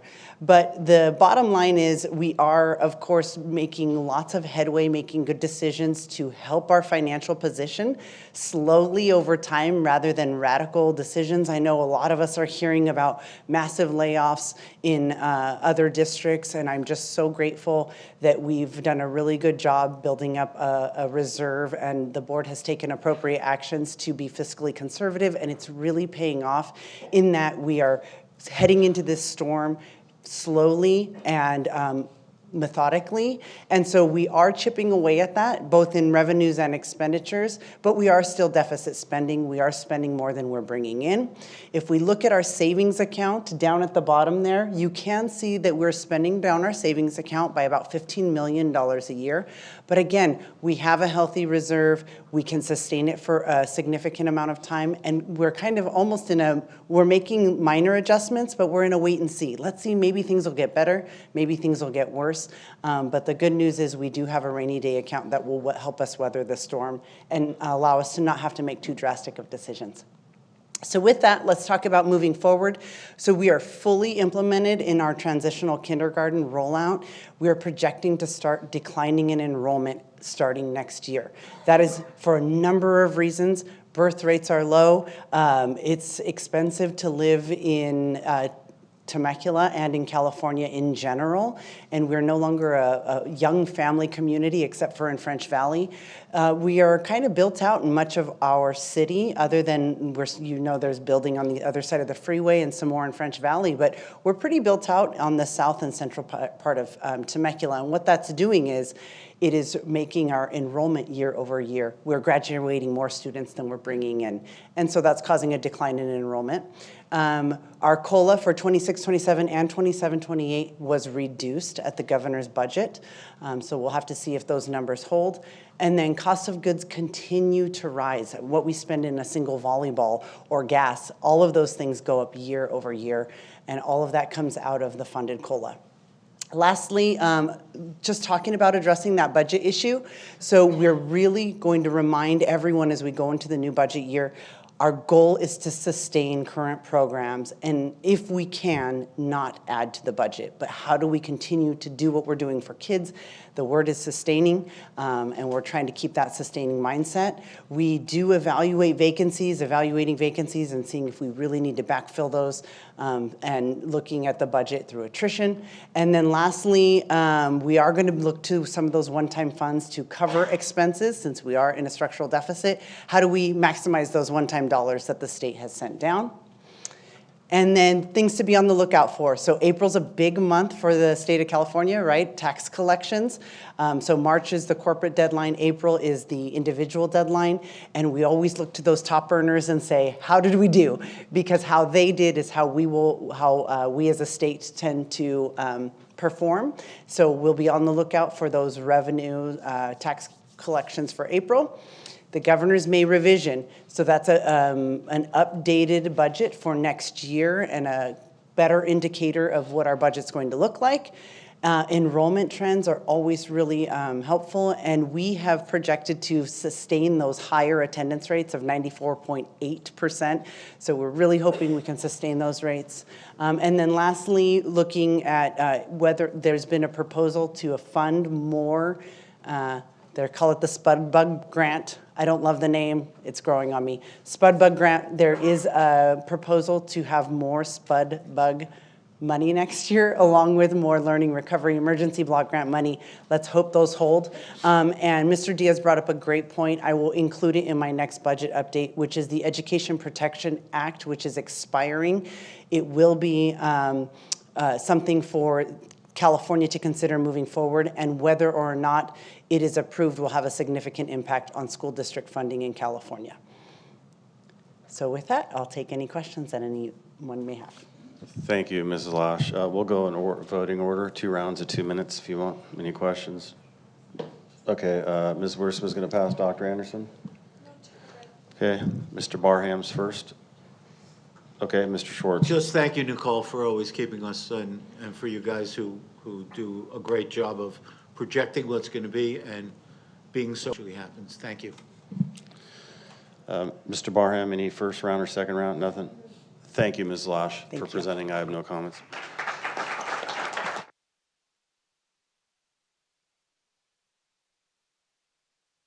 Okay, now I'm going to power on through these items for the audience on the board, 3 through 11, a lot of reading. What's that?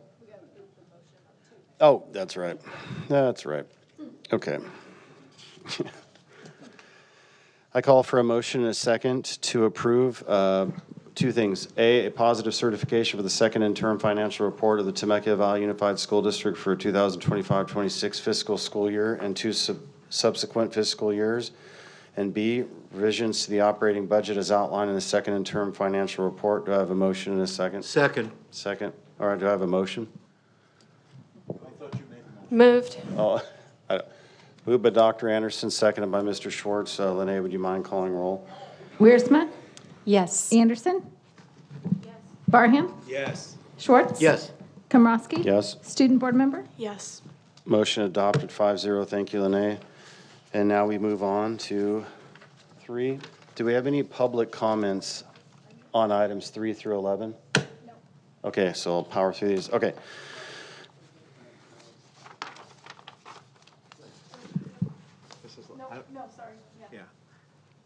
I'm wondering, do we, you know how we have to, do we have to read all He that? said he wants to power through them. No, I know, but there's all that reading. We You know what have I'm to, saying? we have to conduct a hearing. We have to It's the conduct boring, it? yeah, we Dr. have to do Les? it. Yeah. All right. I'm gonna be quick. I can All do right, read this. it fast. Go for it. Especially I drink a Coke. It's high-powered sugar. I shouldn't have done this, but 3, notice to conduct a public hearing regarding proposed CFD number 2026-1, the proposed levy of special taxes and the authorization of incurring bond and indebtedness within CFD number 2026/1 and related matters. I call for a motion and a second to provide notice to conduct the required public hearing regarding the formation and authorization of special tax and bond and indebtedness. Do I have a motion and a second? Moved. Second. Moved by Mr. Barham. Barham, seconded by Mr. Schwartz. Lene, would you mind calling roll? Wiersma? Yes. Anderson? Yes. Barham? Yes. Schwartz? Yes. Komrosky? Yes. Student Board Member? Yes. Motion adopted 5-0. Thank you, Lene. Following the order of proceedings for hearings and actions, Temecula Valley Unified School District, Community Facilities District Number 2026/1, order of proceedings for CFD number 2026-1. These are the public hearings in the governing board's proceedings for Community Facilities District number 2026-1. The hearings are to inquire into 1, the formation of the CFD, 2, the levy of special taxes in the CFD, and 3, they need to incur bonded indebtedness and other debt in the CFD to finance the cost of certain proposed facilities. Does anyone wish to file written protest? If so, they must be filed with their clerk now. No written protest. Item 4, approval to adjourn from regular session to open public hearing in the governing board's proceeding for information or for formation of the district's Community Facilities District number 2026-1 and for the issuance of the bond and other debt. I call for a motion and a second to approve adjourning from regular session to open public hearings in the governing board's proceeding for the formation of district's Community Facilities District number 2026-1 and for the issuance of the bond and other debt. Do I have a motion and a second? Moved. Moved by Mr. Schwartz. Mo Barham. Oh, Mr. Barham, sorry. There's All right. Second. Seconded by Dr. Anderson. Lene, would you mind calling roll? Wiersma? Yes. Anderson? Yes. Barham? Yes. Schwartz is absent. Komrosky? Yes. Student Board Member? Yes. Motion adopted, 4-0, 1 absent. The board will now address matters related to the proposed formation of the Community Facilities District number 2026-1 of the Temecula Valley Unified School District, hereinafter referred to as the CFD.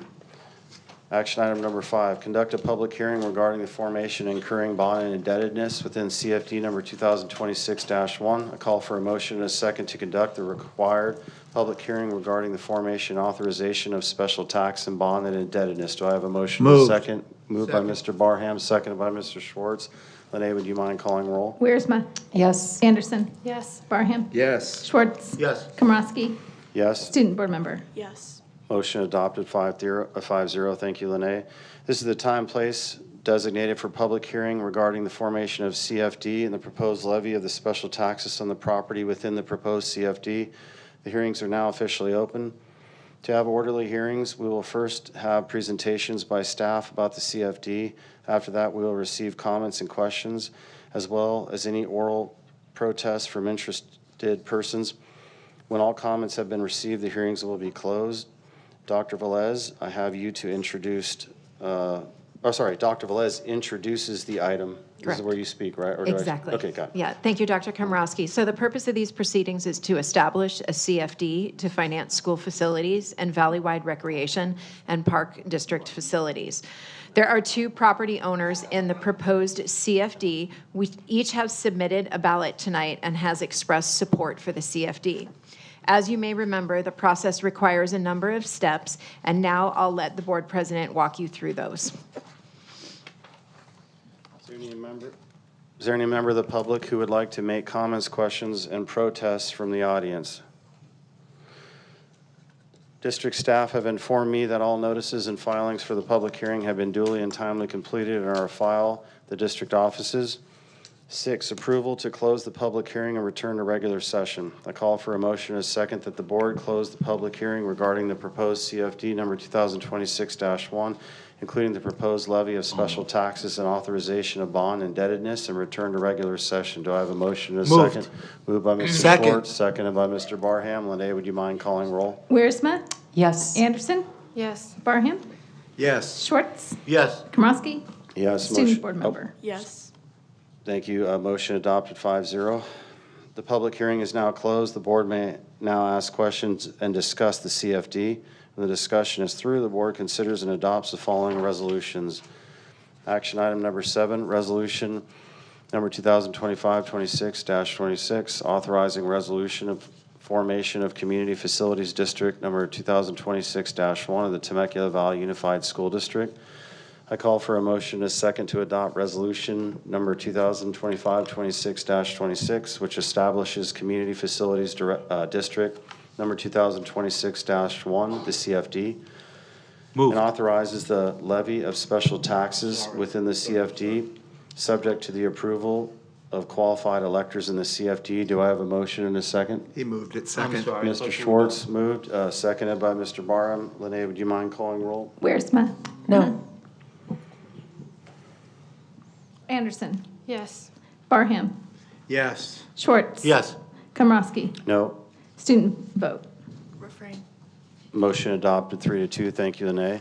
Number 8, resolution 2025-26-27, resolution/27, resolution determining necessity to incur bonded and other debt of the Temecula Valley Unified School District Community Facilities District 2026-1. I call for a motion and a second to adopt Resolution 2025-26/27, which declares a necessity to incur bond and indebtedness in Community Facilities District number 2026-1 and the maximum original principal amount of $7 million and other debt for the purpose of financing the costs of certain public facilities, and authorizes the issuance of bonds subject to the approval of the qualified electors of the CFD. Do I have a motion and a second? Moved. Moved by Mr. Barham, seconded by Mr. Schwartz. Lene, would you mind calling roll? Wiersma. No. Anderson. Yes. Barham. Yes. Schwartz. Yes. Komrosky. No. Student vote. Refrain. Motion adopted 3-2. Thank you, Lene. 9, resolution number 2025-26/27, resolution calling special election of the Temecula Valley Unified School District Community Facilities District number 2026-1. I call for a motion and a second to adopt resolution number 2025-26/28, calling a special landowner election in Community Facilities District number 2026-1 on the issues of the levy of the special tax, the incurring of bond indebtedness and other debt, and the establishment of the appropriations limit. Do I have a motion and a second? Moved. Moved by Second. Mr. Schwartz, seconded by Mr. Barham. Lene, would you mind calling roll? Wiersma. No. Anderson. Yes. Barham. Yes. Schwartz. Yes. Komrosky. No. Student vote. Refrain. Motion adopted 3-2. Thank you, Lene. At this time, I ask the clerk to open the ballots and announce the results of the election. Melinda, or Dr. Anderson, excuse me.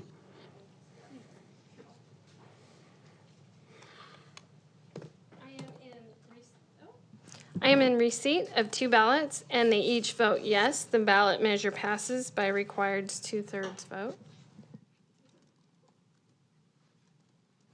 Thanks for that break. The results of the election being unanimously in favor of the levy of the special taxes, the establishment of the appropriations limit, and the incurring of bonded indebtedness and other debt, we may now proceed with the final actions for the CFD. 10. Action item 10, Resolution 2025-26/29, declaring results of the special election and directing recording of notice of special tax lien of the Temecula Valley Unified School District Community Facilities District Number 2026-1. I call for a motion and a second to adopt Resolution Number 2025-26/29, declaring the results of the special landowner election in the Community Facilities District Number 2026-1 on the issues of the levy of the special tax, the incurring of bonded indebtedness and other debt, and the establishment of the appropriations limit, and directing recordation of the notice of special tax lien. Do I have a motion and a second? Moved. Moved by Mr. Schwartz. Second. Seconded by Mr. Barham. Lene, would you mind calling roll? Wiersma. Yes. Anderson. Yes. Barham. Yes. Schwartz. Yes. Komrosky. No. Motion is, Student vote? sorry. It's okay. Refrain.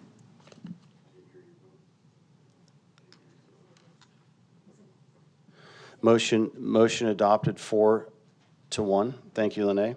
The board will now consider the introduction of an ordinance levying taxes in the CFD. This is often called the first reading of the ordinance. The board will consider adoption of the ordinance, sometimes called the second reading, at our meeting April 16, 2026. 11, action item 11, first reading of the ordinance number 2025-26-1 of the Board of Education of the Temecula Valley Unified School District levying taxes within Temecula Valley Unified School District Communities Facilities District number 2026-1. I call for a motion and a second to introduce the ordinance and waive the reading of the full ordinance. Do I have a motion and a second? Moved. Second. Moved by Mr. Schwartz, seconded by Mr. Barham. Lene, would you mind calling roll? Wiersma. Yes. Anderson. Yes. Barham. Yes. Schwartz. Yes. Komrosky. No. Motion Stu- adopted. Oh, excuse me. It's okay. Student vote. I'll refrain. Motion adopted 4-1. Thank you, everyone. That completes tonight's proceedings related to the Community Facilities District. End of CFD number 2026-1 items. On to item 12, amendment to the employment agreement for superintendent. And then on this, Dr. Velez, do you want to read out anything, or is this, okay. If there's no discussion on this, I call for a motion and a second to approve the amendments to the superintendent's employee agreement. Moved. Moved by Mr. Schwartz. Second. Seconded by Mr. Barham. Lene, would you mind calling roll? Wiersma. Yes. Anderson. Yes. Barham. Yes. Schwartz. Yes. Komrosky. Yes. Student vote. Yes. Motion adopted 5-0. Thank you, Lene. 13, new Supreme Court ruling, legal compliance review, parent notification, and student records. I move that the board direct the we have 4 public comments, and I'll ask the board whether we want to do 2 or 3 minute comments. Let the board decide. How many? We have 4. 3. We'll do consensus by 2. We've reached 2, but I do have to read off this.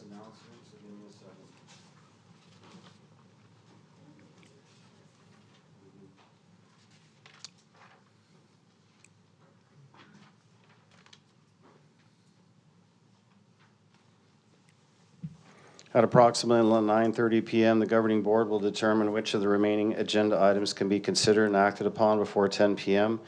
and may continue all other items on which additional time is required until a future meeting. All meetings are scheduled to end at 10 p.m.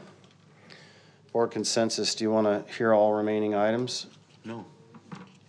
Yes. Yes. Absolutely. We have a yes. Get it over with, otherwise we're going to have. Please. Be here. All right, we're on board. We're getting through it. And now we have 4 comments. We reach board consensus, 2 minutes each comment. Okay, first up is Sarah Bell, followed by Caroline Hoffman.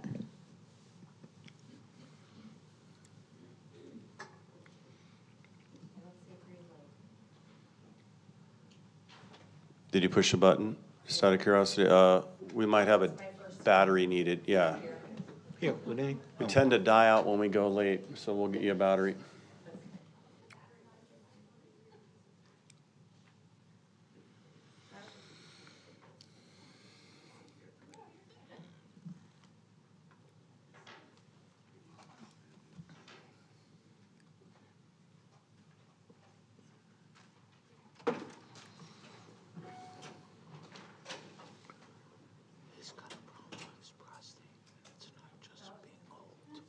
Something serious, I'm telling you. I know. Yeah, maybe.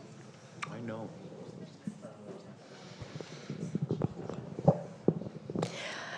Good evening, board members. As a parent in this district, and like many families here tonight, I deeply care about the well-being of our students and the strength of our schools. I want to begin by clarifying something that has been repeatedly mischaracterized in this room. Since we moved here in 2009 to TVUSD, there's never been policies that hide or kept secrets from parents or legal guardians. Our district's policies have been long designed to balance the 2 responsibilities that schools have: respecting parental involvement and protecting the privacy and safety of students when they're at school. The rest of the time, they're ours. Parents' rights were never absent in our district, nor were they suddenly created by recent board platforms. Parents have always had rights and involvement in their children's education here to the extent the parent wants to be involved. In 2023, our district became the center of a highly public debate over this same topic that you're discussing tonight. This harmed students, resulted in walkouts, conflicted with state law, created costly legal battles, and pulled our schools into a controversy that reached far beyond our community. The board considers this injunction. We don't know how this is going to turn out yet, but the item calls for staff training related to these policies. Let's wait. When AB 1955 became actual state law, nobody on the board asked for staff to be trained on that, but it's actual state law. This is not state law yet. Placing this item on the agenda tonight and directing training around it does not move our district toward or improve students' day-to-day experience in our lives. They were just saying, kids first. After kids first, let's remember this also affects teachers, counselors, and staff that are placed in the middle of a political and legal conflict that they did not create. Our students deserve stability, safely, and schools that are focused on learning. Thank you. Next up is Right, this time you're Caroline, back. followed by Jennifer San Nicolas. I want to urge the board to slow down before rewriting district policy based on the recent Supreme Court order in Maribel versus Bonta. That case has not actually been decided. The court did not issue a final ruling on the constitutionality of California policies. What it issued was a temporary procedural order about whether a lower court's injunction could remain in place while the appeal continues. The litigation is still ongoing in the Ninth Circuit. The legal issues are still being argued. The facts are still being reviewed. And the case may very well return to the Supreme Court after the appellate process is complete. In other words, the law is not settled here. While the court suggested the parents might ultimately prevail, it was only making a preliminary judgment about a temporary order, not issuing a final decision on the law. That distinction matters. School districts should not be rewriting policy every time an interim court order is issued in an ongoing case. Doing so creates instability for staff, confusion for families, and policies that may have to be reversed once the court's actual decision is reached. Good governance means making policy based on a clear and settled law, not trying to predict the outcomes of litigation that is still moving through the courts. If the courts ultimately issue a final ruling, districts across California will receive clear guidance at the time. But changing district policy now based on a case that's not been adjudicated is not careful leadership. It's speculation. And speculation is a poor foundation for public policy. Next up is Jennifer San Nicolas, followed by Upni. So I'm not sure if you don't know how the federal judiciary works, or if you're just so excited to out some kids to their parents, you're going to strike while the iron is hot. But this case is not decided. The injunction was lifted. This appeal could very well contradict your board policy. So in the interest of good governance, perhaps not waffling back and forth on policy and waiting for a decision is the best route to take. This board already looks ridiculous and has a reputation across the state. Meanwhile, if one student in this district is outed and self-harms in any way, I will be the first one in line to point the finger at you guys. Last speaker, Upni. All of the points I was going to bring up have been repeated. I did mention this the last time you put this on the agenda, that why don't we just wait? When the case is settled, we will get information. And I don't know if we are attending the same meetings over the past 2 years. This topic has been discussed to death everywhere. If there was even the slight indication, the board members over here, I'm telling you this, even if there was a smell of parent exclusion anywhere, these two would have been all over it. Like even they're like stretching so far over a picture meeting of a board member with a child. If there was even a possibility that this was happening in our school district, these two would have been over it. I am sure their supporters fully believe that, even if there was a slight indication. So I don't know why we keep on like bringing up like there's something sinister going on in the school district. There is not. I am on campus. I would highly encourage what Mr. Langworthy said to go attend an actual class. The school district, every employee over here, including yourselves, you've taken the oath to respect federal and state law. If you keep on ignoring it all the time, does not mean the district staff is also doing it. They are required to follow the law, whatever it is. Speaking of, this is just an injunction. Speaking about First Amendment, I wish the Turning Point USA kids were here. There's a very good debate topic they can take on, where 2 board members were really against ING over here, and we're bringing up the Supreme Court ruling. First Amendment is like the state shall not promote one religion over the other. These two raised like big objections, Dr. Komrosky and Mrs. Wiersma. Why is ING coming to a world religions class where they're actually studying about religions? And now everybody is about freedom of religion, freedom of speech. Christians are being prosecuted. Where were these people when that was happening? There was a group of parents who were here objecting about the speakers from ING, that they did not want the speakers. They thought they were not Hindu speakers or whatever. This would be a really good topic for debate for them also. We should not pick and choose oh, this serves my purpose, let's pick it, have a discussion. This is, again, it just causes culture wars. It does not help move our district forward. You keep on bringing these topics up again and again. If it was happening, you would have known about it by now. Talk to your children. Parental involvement is not going to increase by passing new rules, new policies, new all of that. Thank you. Last speaker, Lindsay.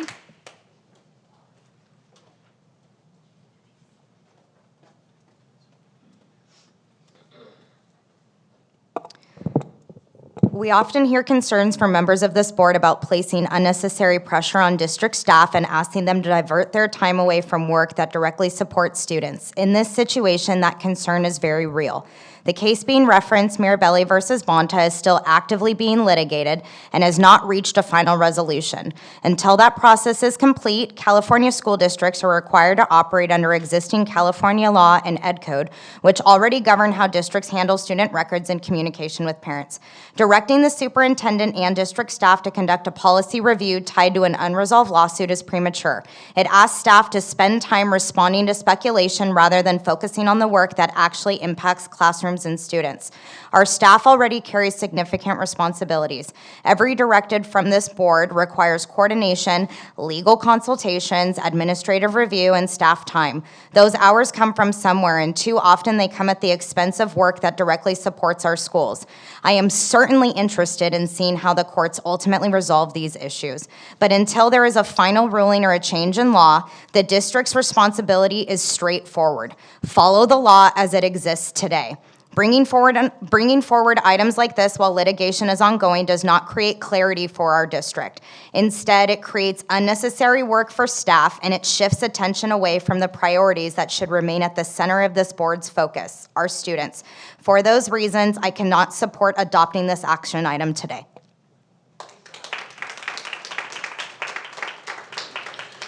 Okay, so we'll go first on this. I just want to give a huge shout out to Dr. Anderson. Thank you for getting behind this and putting a lot of this together.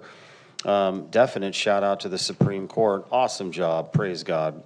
So what I'm going to do is make a motion in a second, and then we'll have discussion. 2 minutes first round, 2 minutes second round. We have to. I move that the board direct the superintendent to conduct a review of all district policies, administrative regulations, and staff guidance related to student gender identity and communication with parents, and to return to the board with any recommended revisions necessary to ensure compliance with federal law, including the injunction issued in Mirabelli versus Bonta.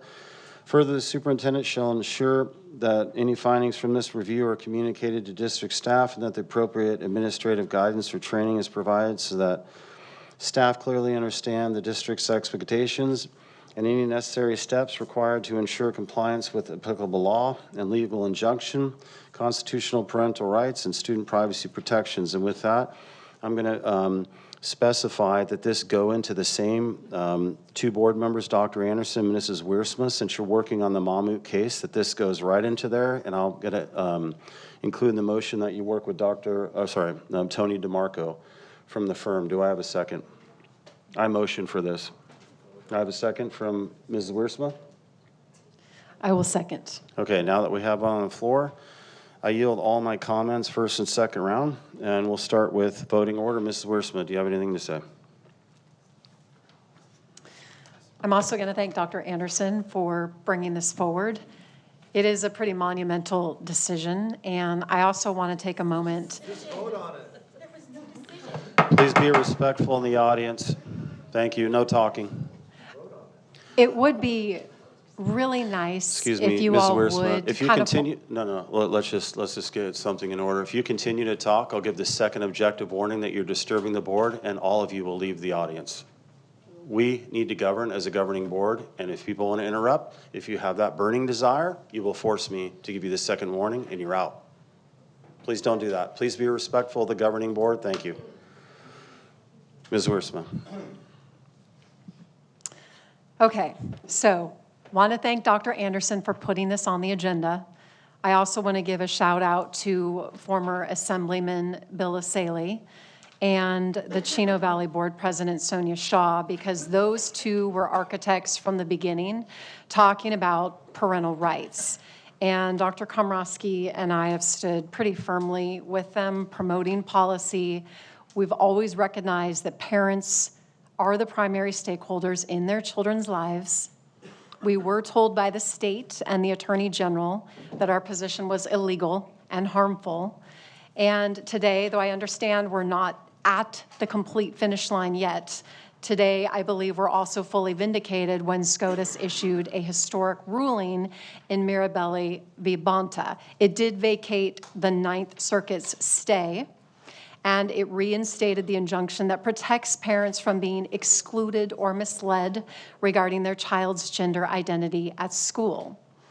The highest court in the land has now affirmed what we've known all along, which is the constitutional right of a parent to direct the upbringing of their child is non-negotiable. I know we're proud to be on the right side of history. There's going to be more conversations. We, as a district, have looked at this very carefully. And I do want to thank the staff for keeping things in mind with where the majority has consistently fallen on this issue. So I'm grateful that this is here, and thank you to all of those trustees across the state who have been fighting for parents with this particular issue. Thank you, Ms. Wiersma. Dr. Anderson? So I want to clarify that Judge Benitez issued a substantive analysis, and that's where most of the districts are getting their guidance. What the Supreme Court did not do is issue a full opinion on parental rights. Instead, it vacated the Ninth Circuit stay, and it allowed Judge Benitez's injunction to take effect again while the case continues. So what essentially the court said is the injunction should remain in place while the case proceeds, and that means Judge Benitez's reasoning is currently the operating guidance. And lastly, I do want to say, again, this is personal because in this school district, I know firsthand of a very close family that had their child secretly transitioned at one of our schools. And that's why I've, for the last year, put time into this, so. Thank you, Dr. Anderson. Mr. Barham.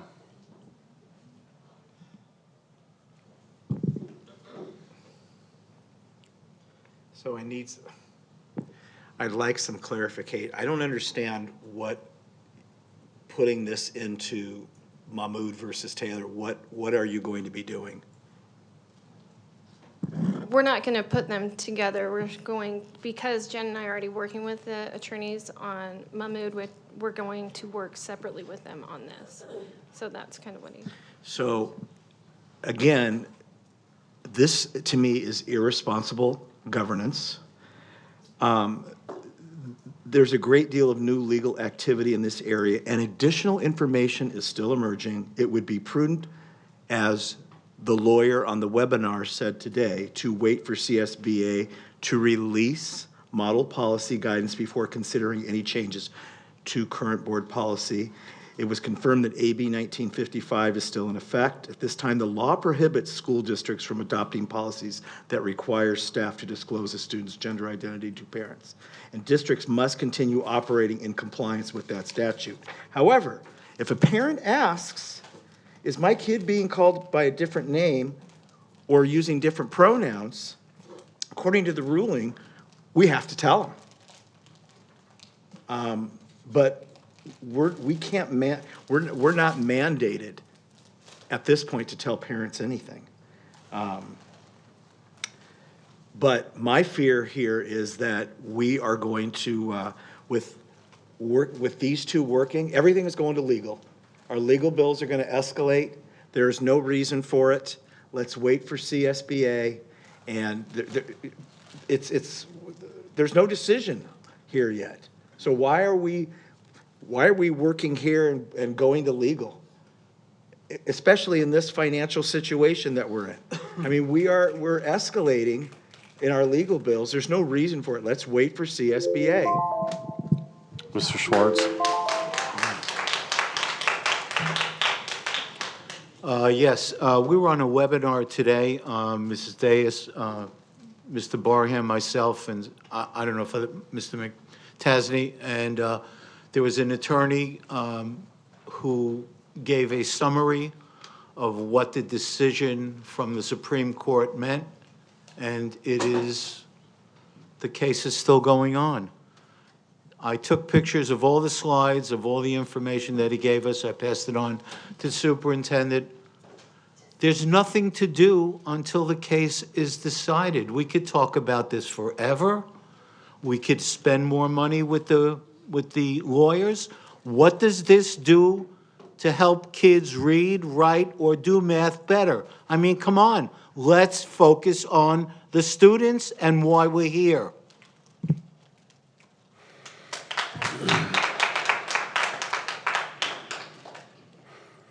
Ms. Wiersma, second round.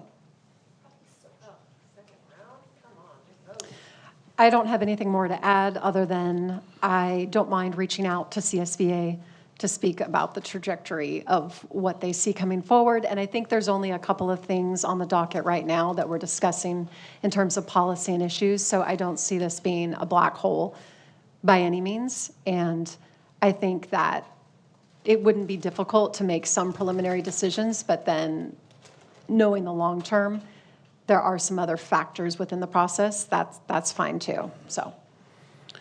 Thank you. Dr. Anderson. Yeah, I just want to point out, there were some practices that were specifically targeted in the injunction.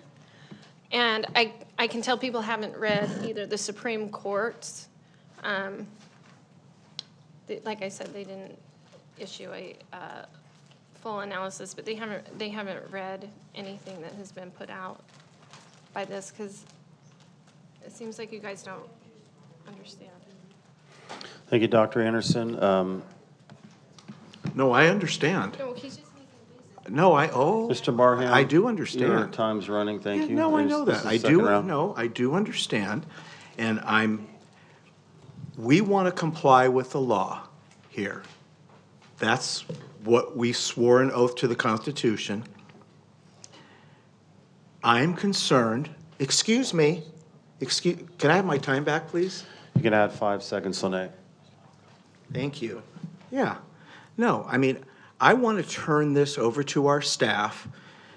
I don't believe that Dr. Anderson or Mrs. Wiersma is qualified to look at all of the legal language and come to any conclusions about what we need to do as a district. I want to turn it over to Dr. Velez and our staff so that they can review the current law, court rulings, and guidance from CSBA and legal briefs to ensure that any future direction taken by this board aligns with state and federal law while maintaining clear communication with families and protecting students' rights. That's their job. It's not your job, Dr. Anderson, and it's not your job, Mrs. Wiersma, because what's going to happen here is it's going to become the job of DeMarco and Dietrich, and we're going to spend thousands of dollars here for nothing. So that's my take. Mr. Schwartz? Yeah. Yeah, I know what the decision was because I went to the webinar today and I have the information. I have it on my phone. I read it. I can reread it. I sent it to Dr. Velez and to the board and to for her to go over. I know Mrs. Thayas was on it. Mr. McTasney was on it. We all were there. We heard what was decided. Nothing was decided. The Supreme Court issued a stay or an injunction or whatever, but nothing in the case in California was decided. Can we please stop wasting time until the decision is made and work for our kids? Thank you. Thank you. I'll give my final round two, and then we'll call upon Melissa Chai, student school board member. So for me, I'm very excited to have Tony DeMarco work on this, and that's the motion in the second. And he's one of the best lawyers I've seen in the entire state of California. In fact, defeated Bonta and Chino. Really exciting. AALRR, Tony DeMarco, can't wait. Very exciting times for the parents. I yield my time. Melissa. Thank you, Dr. Karmosky. So as the student here, I always try to think about how the issues we discuss affect the day-to-day experience of students in our district. I understand that it's important for the district to periodically review its policies to make sure they align with current legal guidance and court rulings. Policy clarity and legal compliance are responsibilities every district takes seriously.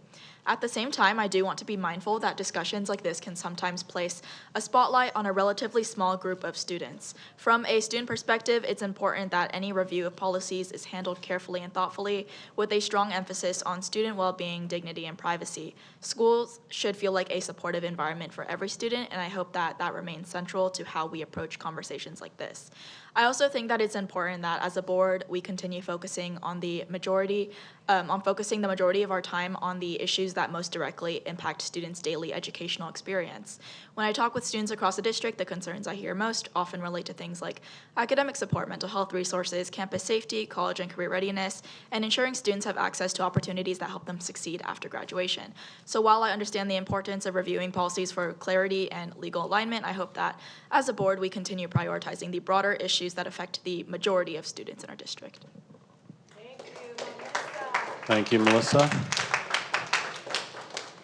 Clarify one thing. We're You made two, so there's two motions. The first is going to be to direct the superintendent to conduct a review.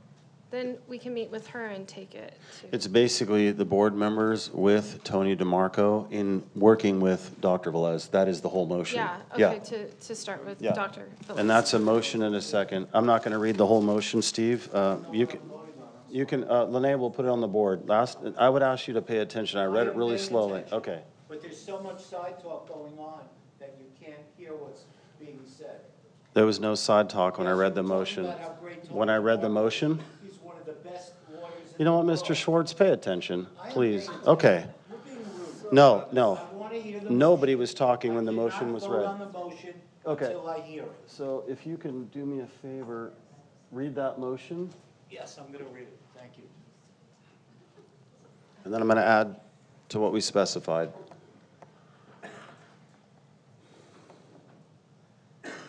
Thank you.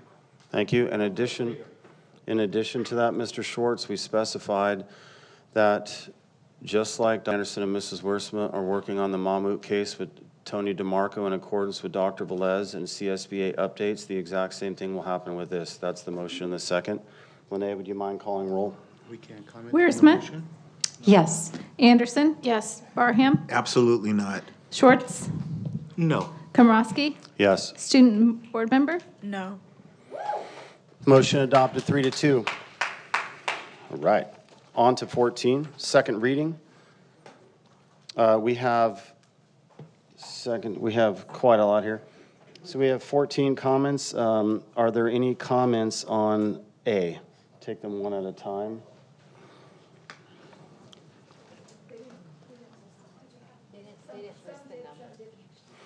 Well, I can get board consensus. We can hear all, how many? 14?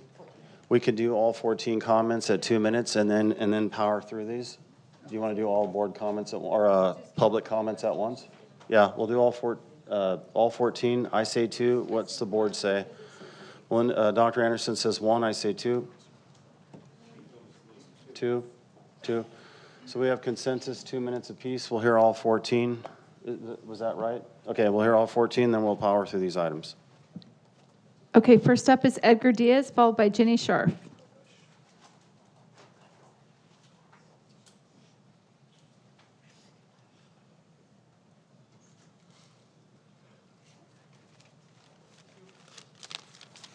And excuse me, please specify each speaker exactly what item you're speaking to.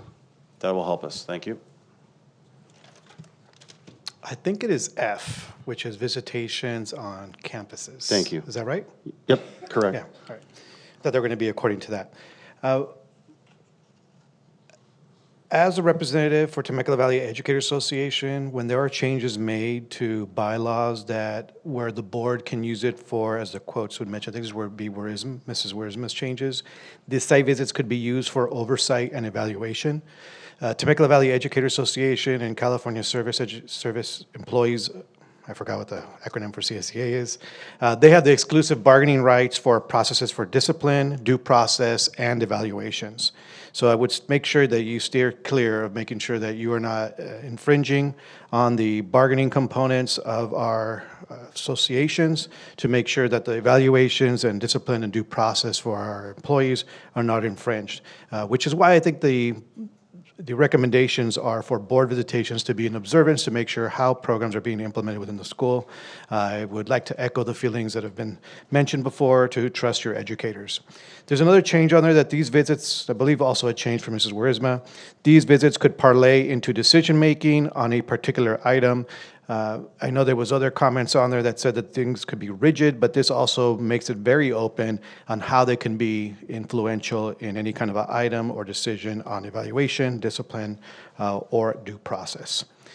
We want to make sure that while you are out here in the board, like I mentioned before, those SPED programs that were mentioned before, actually not necessarily SPED, but making sure you get the oversight of the whole program, what that looks like, how that's implemented on the ground, you'll be able to get a good assessment of what that looks like as you're visiting sites.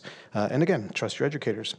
Board member can engage by striking the engaging in complaints and personnel matters or operational issues. Does that open the door so that a board member can then investigate complaints and follow up on personnel matters? The only employee is the superintendent.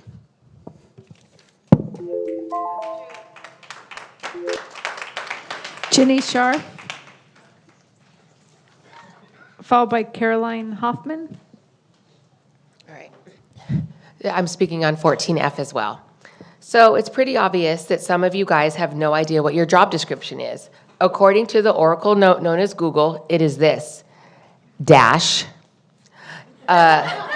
to set the district's vision, goals, and policies, approve the budget, and hire and evaluate the superintendent, acting collectively as a board to ensure student success, and advocate for public education. Notice there's nothing in there about oversight of school displays or evaluating educators. The only employee you are able to evaluate is Dr. Velez. Overreach like this will activate unfair labor practice charges through PERB as evaluations and due process are negotiated through labor partners such as TVA and CSEA. Hasn't your incompetence and ill will cost this district enough money and embarrassment already? How about you spend your time figuring out where to get the $3 million per year you directed the district to save from somewhere other than the backs of teachers who you keep purporting to support? Why don't you spend your time making sure we have well-equipped and safe classrooms and properly trained staff? Jen, you should probably just stay in your lane. Next up is Caroline, followed by Upneet. With 12 subsections in Excuse this me. section, Excuse I me. didn't prepare comments for each one. I'm doing my speech. I'm telling you what I'm talking on. Under what comment? If you let me You do my said I speech, didn't I would prepare. like to reclaim my time. If you let me say my speech, I didn't want you to start will your be time clear. until you gave me the specific item. it'll be clear if you All right. let me talk. With 12 subsections in this section, I didn't prepare comments for each one. Frankly, I assume the goal tonight isn't to encourage broad public discussion, but to move quickly through these changes. However, under Code of Ethics, I did want to highlight one important point. It states that board members are responsible for representing all constituents, not just the ones who voted for them. Joe, that's something worth remembering. I've never heard you publicly apologize to the students after saying you don't answer to them, you answer to their parents. Students are part of this district community too, and they deserve to be treated that way. More broadly, much of this section reads as though it's focused on limiting student voices. Students do have First Amendment rights, and those rights don't disappear when they walk into a school campus. It's concerning to see policies that appear to designed to curb those voices rather than respect them.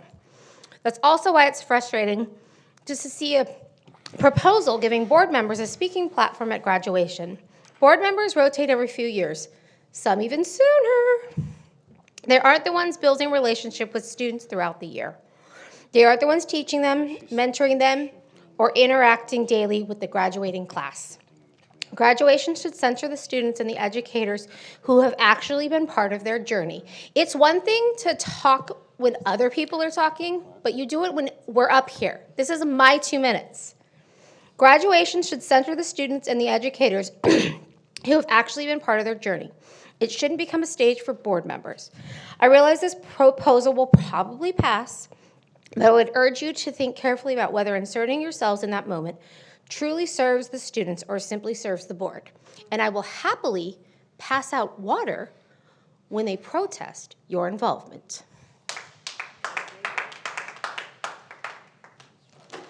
Upneet, followed by Jennifer San Nicolas. Before the next speaker speaks, before we start the time, clearly state the exact item you're speaking on. You'll be speaking on one item, unless you fill out a sheet to specifically speak on 2 items, which the last speaker did. But please, Upneet, tell us what item you're speaking on. I am speaking on items 14F and D, and they're filled out on the sheet, both of them. Yep. So 2 minutes times 2 minutes, or is she speaking twice in a row? I'm going to try to finish it. I'm going to Got try it. to finish Got it. it. Yeah, within the 2 minutes. Yeah. So first is my general, this confusion right now. You have 12 completely unrelated policies together with endless edits and potential amendments. At minimum, I think these should have been put into 2 groups. 4 of them, which are for legal compliance, should have been separated from the ones that are your own personal, I don't know, whatever. So I did submit written comments for a different set of items. I highly recommend, please read them. They will help you out understanding and then actually adopting new policies for the professional standards. For item 14F, I have sat through a PERB hearing for unfair practice charges against prior board decisions affecting certificated staff. And I can say very confidently, I am not a lawyer, but the language being proposed by Mrs. Wiersma is very, very problematic. She showed up at my daughter's school and had them take down a banned book display, a task that is not her responsibility. The only employee you are responsible for evaluating is the superintendent. It is not your job to resolve personnel complaints. Your role is to approve disciplinary dismissal or hiring decisions as recommended by the district staff. And I did a quick search. You keep claiming to do all this hard work before proposing. Article 13.8 of the bargaining agreement is very clear. The principal or the administrative designee is responsible for evaluation of all school-based employees. Please read what exists before proposing these things. We've gone through enough PERB complaints, unfair labor practice charges, is just to put sentences in here and there. Please don't do it. The next item I'm speaking on is 14D, graduation ceremonies. Graduations are by the students and for the students. Parents attend these to celebrate their children. The student speaker update, I understand it comes from a legitimate concern and respecting tradition. This was an actual issue that is being solved. I'm gonna take my next 2 minutes for the second item. You only filled out a card, it's one item, it's 2 minutes. I said I'm gonna try to fit it in 2 minutes. Your time, you're done with your time. Thank you. We're on to the next speaker. I filled out for 2 items. Do you want me to come back, Addi? Can I ask a question? We have one action item under 14 labeled A, B, C, and D. So it's 2 minutes for action item 14, not 2 minutes for each. Yeah, board that is policy. correct. We'll take the You're next clarifying it right now, after I speaker. started We speaking. will take the next speaker. That's Thank you. that's the practice that I did all last year. I would lump things A, B, C, and D, and I. You just asked me before starting for 2 minutes. Oopnie, I'm going to please- finish in please leave 30 the seconds if podium. you'd let. I'll have security remove you from the podium unless you leave. You've been asked twice nicely. You do not run the meeting. Please leave the podium. Your time is yielded. That is the second warning, and that is specifically to Mrs. Maxey. This is the second objective warning. You are disturbing the board.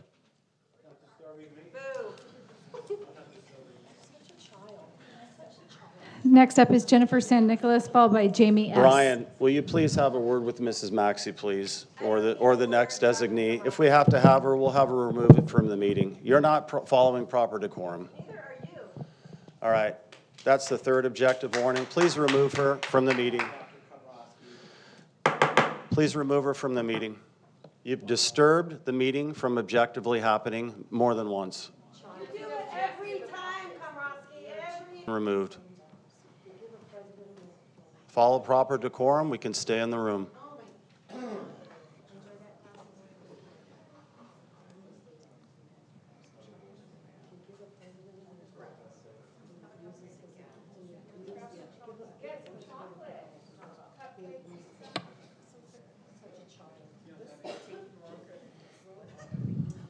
All right, we can start the next speaker's time. Thank you so much. Sorry, Jennifer San Nicolas. Okay. Hi. I was doing 14 as a whole. I'll start with 14. I'm sorry, let me check. 14D first. I just wanted to mention graduation, and with all due respect, no one wants you guys to speak, and it's not anything personal when I say this. It's long, it's hot, and they just want to get it done and get it over with. Even 2 or 3 minutes, it's just, you know, when you've got that many kids trying to go through, they don't even want to hear their principals or their valedictorian speak. They just want to get it done. So for the kids, that could be their graduation present to them. Please don't.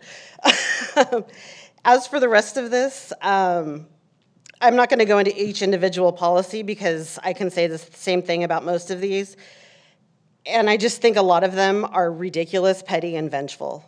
Last night, the message was kids first always. But most of this policy revision is narcissism and petty grievances wrapped up in abuse of power. That in no way shapes positive outcomes for students. How does any of this get our staff a contract? How does this support unduplicated populations that raise test scores? How does this improve the SPED environment? You are public servants, not deities for us to serve. Please do the job or get off the dais.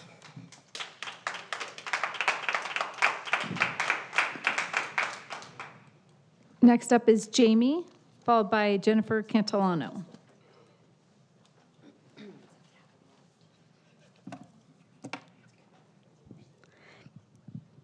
First off, I want to thank all the board members for all your help and all the work that you do, as well as all the cabinet members. I'm here tonight to respectfully ask the board reconsider having board member speeches during graduation ceremony. Graduation is one of the most meaningful moments in a student's life. It represents years of hard work, growth, perseverance, and not only for the students, but also for the families who supported them every step of the way. For many parents and guardians, this ceremony is the culmination of years of early mornings, late nights, and countless sacrifices. Because of that, graduation should focus as much as possible on the voices and achievements of the students themselves. When additional speeches are added to the program, even with the best intentions, it can reduce the time available for student speakers, musical performances, and other student-led moments. These are the opportunities that students have worked hard to earn and prepare for, and they are often the most memorable parts of the ceremony. If 2 board members decide to go and speak, that's 6 minutes. That's another student that might not get to speak at the ceremony. Student performances, speeches, and recognitions allow graduates to celebrate one another and share their experiences in their own voices. Those moments reflect the spirit, creativity, and identity of the graduating class in a way that no one else can replicate. Board members already play an essential role in supporting students throughout the entire educational journey. Graduation is the moment when the spotlight should shift fully onto the students and the families who help them reach that stage. Respectfully, stepping back from speaking at the ceremony would send a powerful message that this day truly belongs to the graduates. Thank you for your time and consideration.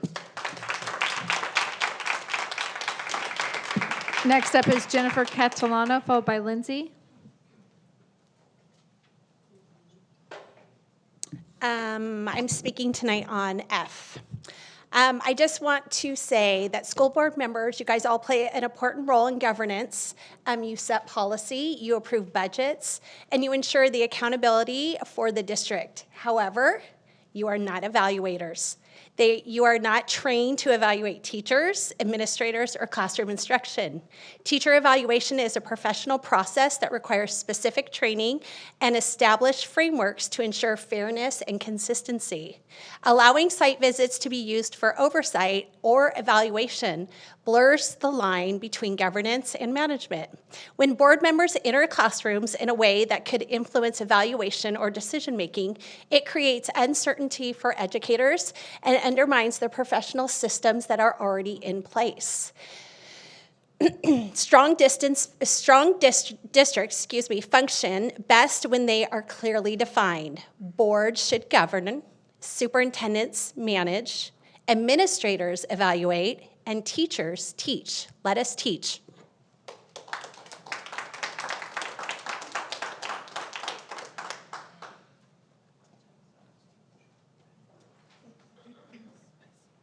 Next up is Lindsay, followed by Jane Femia. So we have 12 action items before us tonight focused on reforming board policies, ethics expectations, and codes of conduct for how trustees interact with students in the community. These policies are meant to define appropriate boundaries and set the standard for how this board conducts itself. And I do have to say, the fact that we have 12 separate policy changes up for adoption tonight is remarkable. It raises a fair question about priorities. At some point, if you, Jen, Joe, and Melinda enjoyed drafting and revising policy this much, perhaps Congress would be a better fit, because a school board's primary responsibility is not producing endless layers of governance language. Our responsibility is putting meaningful items on the agenda that actually impact students, programs, and outcomes in this district.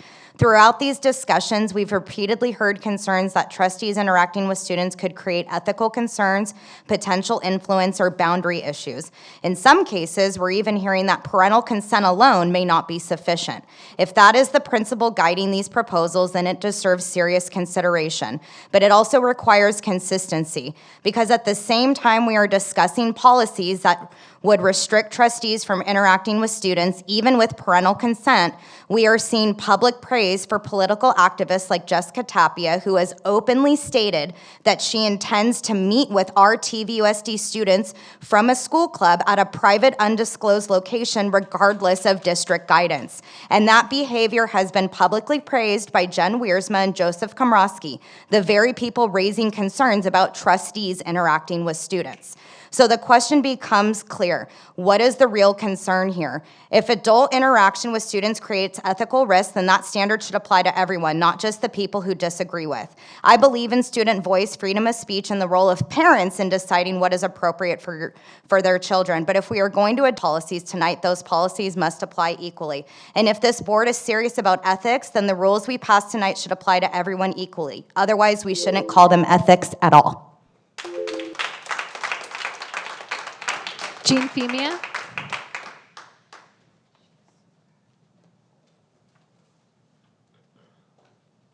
So before I begin, I can only have 2 minutes total because I put in 5 comment requests.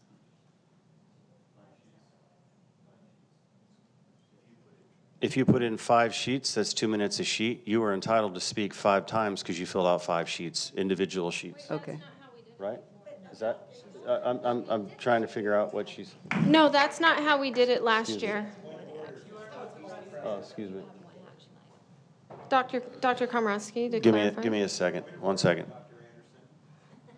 He can only, he decides if it's point of order or not.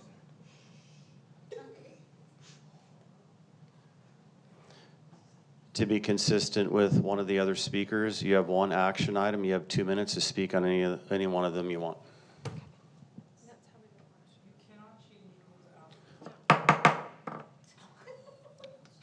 Please keep your comments down, so Ms. Femia, you may speak. On the ethics item, the blue highlighted sections go into details that seem far beyond the law's provisions. I'm referring to SB 848. Typically, district receives suggested adjustments from CSBA, and I would suggest that some of these suggestions may be fine, but if they didn't come from CSBA, I'd like to wait and hear what CSBA has to say.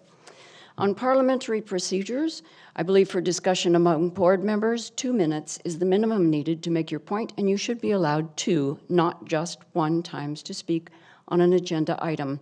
The community wants to hear trustees discuss agenda items before they vote. On item graduation, I am strongly opposed to adding the possibility of a board member speaking at graduation or promotion. Graduation is for celebrating students, not board members. Thank you. On the visit to schools items, I know you're trying to streamline things by putting everyone's comments in the same document, but this thing is a mess. There are several additions in pink that duplicate text what's already there. I have several other things that I would like to say about this, but there's not enough time. You've all given Lene a lot of work for no reason. All of this is unnecessary. Perhaps you've heard the expression rearranging deck chairs on the Titanic. Please stop rearranging words and start facing the icebergs. And finally, regarding the board committees item, the additions in pink are unnecessary. They're covered by Student Board Members Bylaw 9150. I've been extremely disappointed to see how some of you have treated our student board member. The dismissive attitude you've shown is an embarrassment to our community. You consistently pass over her right to vote, you discourage her joining in discussions, and ignore her comments. You really don't appear to want her here. It's embarrassing. Thank you.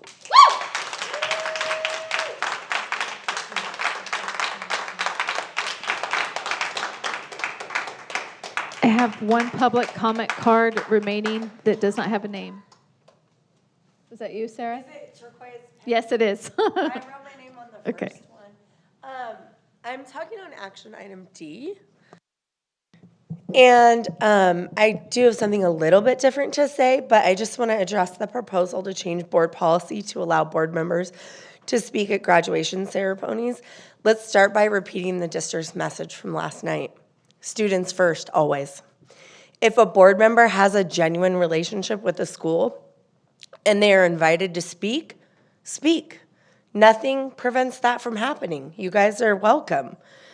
At the last meeting that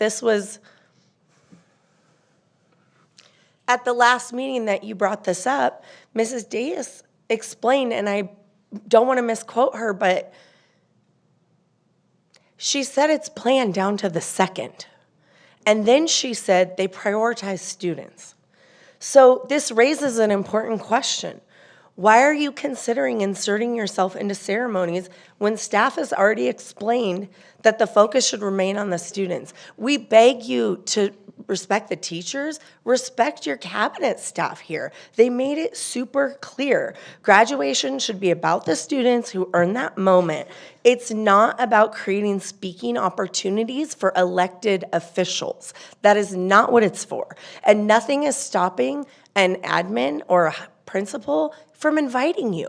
There's no board policy that keeps you from going if you're invited.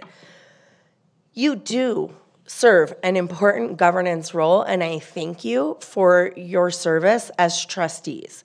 But these ceremonies are not about board members. They are about celebrating students and staff. If you want to serve parents and students that elected you, let the spotlight remain on students.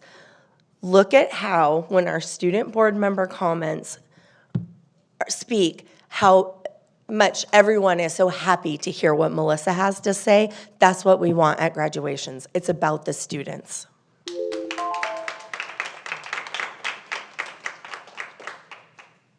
Need a moment, please. Thank you.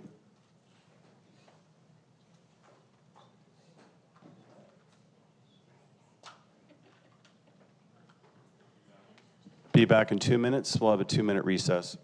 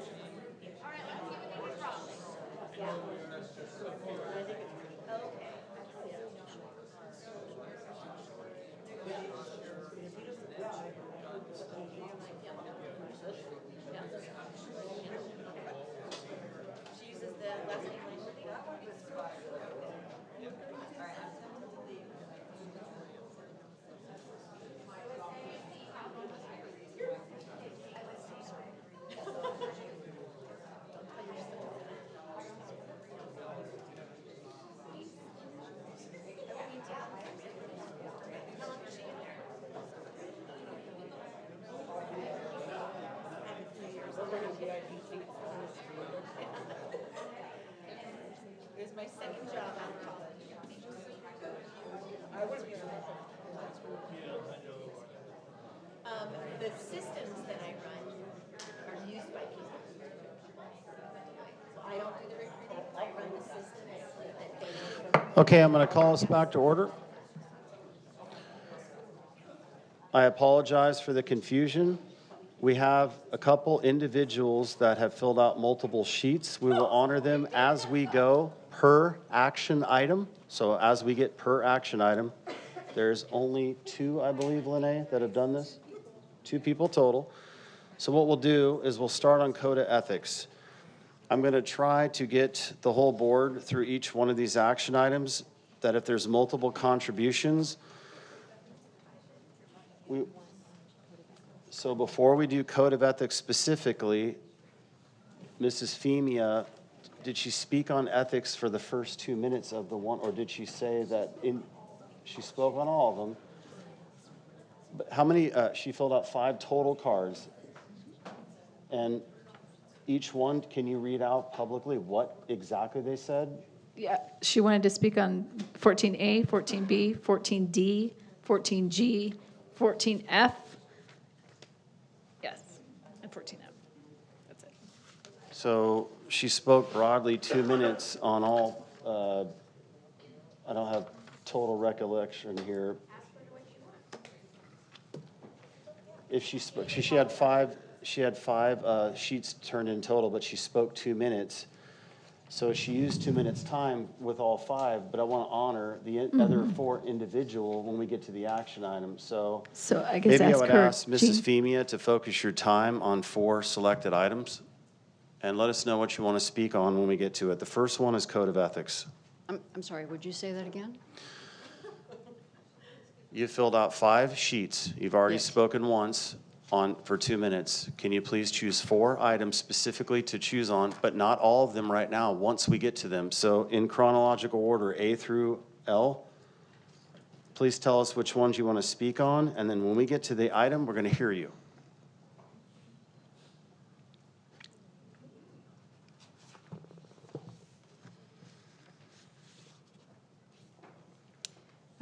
Okay, I'll start with A. I'll speak on A, Code of ethics. A, B, F, and G. A, B, F, and G. Yeah. Thank you. Okay. And then We OOPNE. will be doing OOPNEAD as well. You Yep. filled out one additional to the one she spoke on? She just has one thing, but she listed 2 items, F and D. Okay, so we'll honor the 2 minutes and F and D. Primarily, what'd you speak on the first round? I believe it was graduation, so now she wants to speak we'll on ask her to visits. Yeah. focus on item F. Okay, so Femia right now, Mrs. Femia, and we'll have her speak on A on 2 minutes. Okay. Again, Thank you. apologize for the confusion. Okay. Jean Femia. Thank you. Okay, on the ethics policy, I appreciate your updating this policy with attorney's suggestions. I note that item 4 states, quote, "Each board member must be aware of and comply with both the United States and California constitutions, federal law, the California Education Code, and all other applicable laws of the state of California and the established policies of the district." That covers a lot of territory right there. I'm wondering about the blue highlighted sections which cite SB 848. That law goes into effect this year and next.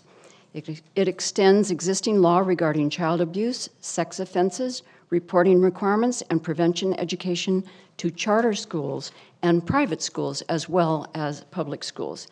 It also states that all employees, volunteers, and governing board members are mandatory reporters of any abuse. And it requires that all of them receive mandatory training. It also establishes a statewide database of reports.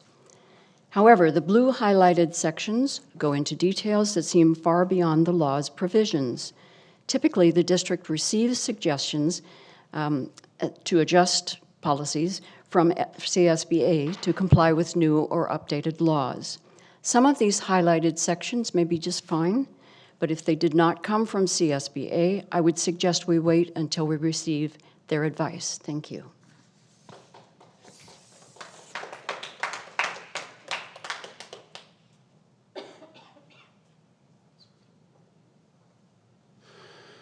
Thank you. Okay, so I'm going to ask, we're going to go one by one. If we get consensus to vote in, that'll just be lumped up into the motion and the second. If there's debate on this and we don't get majority consensus, we'll just vote on the individual one right then and there. So the first one is red and blue. This is consensus to add it to the motion and the second.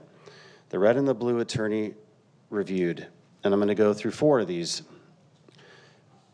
I would vote in the red and the blue attorney. I'll vote in the red and the blue attorney reviewed language. Do we have at least 2 other board members that are fine with that for this to go to a motion and a second? The red and the blue is attorney reviewed. I'm fine with this language. Red and blue. Hold on. And if we have to, I mean, here's the thing.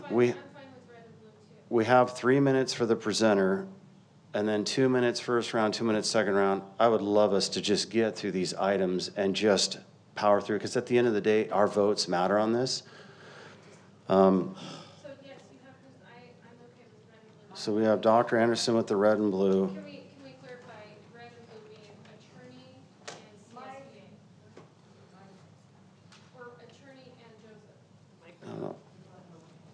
I'm already confused. So Just, let's start with just. the red and the blue are attorney reviewed, okay? It's not CSBA. The red and the blue are attorney blue reviewed. highlighted, okay. Dr. Komorowski, can I? Yes, Mr. Barr.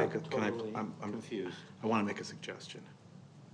Go ahead. Because I think you should just give us 2 minutes each, okay? And we can say what we like and we can say what we don't, and then let's go to vote.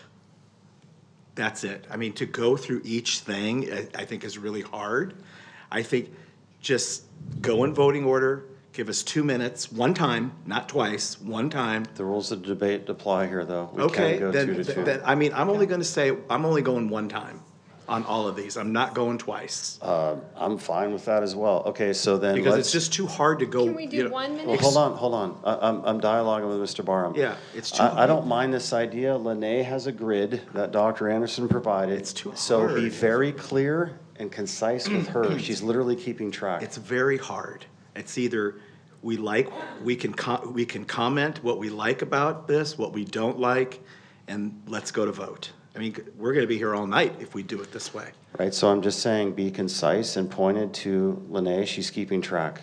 So with that being said, Go in voting order with Jen? Just go and vote. I don't mind going in voting order. Just say yes, no on each of the red, blue, orange, and CSBA recommended. Lene has actually got a grid to keep track of all this. We've actually thought through this All right, whole thing. But we are going to take a, doctor. We are literally going to take a vote on We're going this. to take a vote on each one.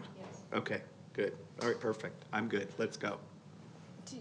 So, Mrs. Wiersma, 2 minutes to present yay or nay on the red, the blue, the orange, and CSBA. If we need specificity, red and blue are attorney, blue highlighted is mine, orange is Mr. Schwartz, CSBA recommended is that teal? I don't know, it's a little late here. Okay. I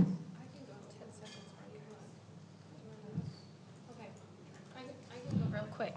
Dr. Anderson. So I approve all of the red and blue, all of Dr. Komorowski's, and all of the CSBA. The only thing that I think that Steve pointed out was that we should strike number 6 because it's in conflict with visitation policy. So if you scroll down a little bit, it says promote and participate actively in the, and it says that we should have engage with students. We need to strike that number 6, like Steve mentioned. So that was the one of his that I agreed. So this whole policy I'm good with, and then just strike number 6 where Steve said this is in conflict with visitation policies. Did you get that, Renee? Okay. So that's yes on everything except only Steve strike number 6.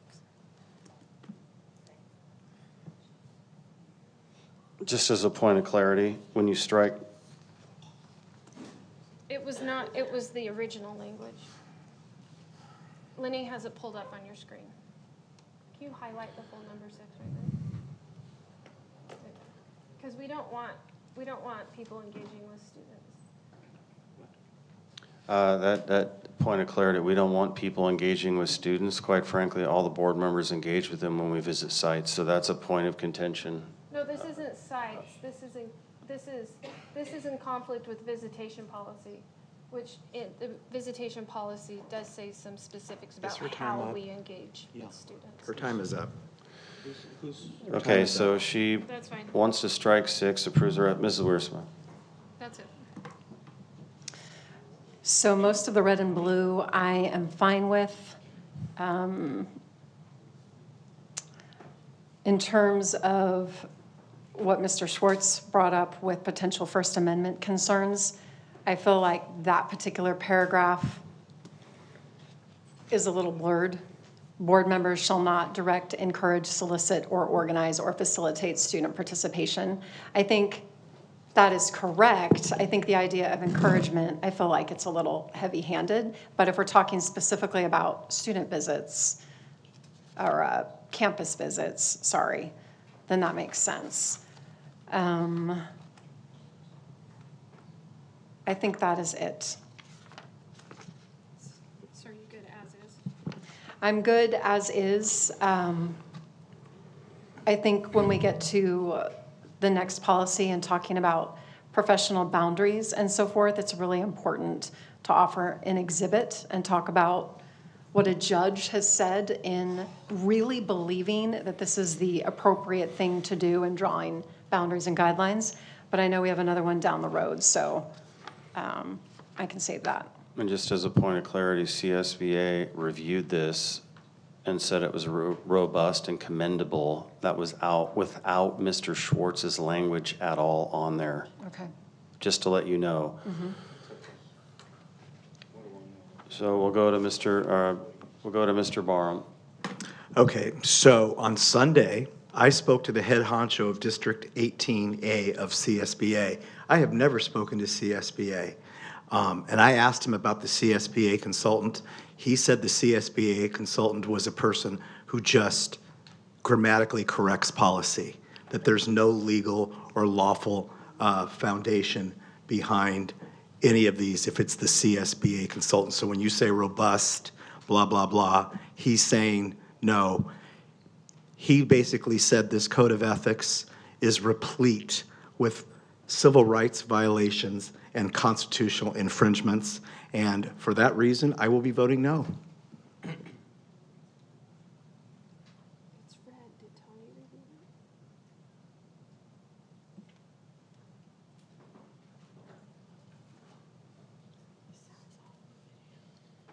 Mr. Schwartz? Yes, in preparation for commenting on these policies, I requested permission to speak to our general counsel. I made 4 requests, which were all denied by the board president. And if you want to see them, you could FOIA the emails that went back and forth between the board president and me. I followed the regulations for asking for permission, and I was denied 4 times. Our general counsel represents the board as a whole, not any individual board member.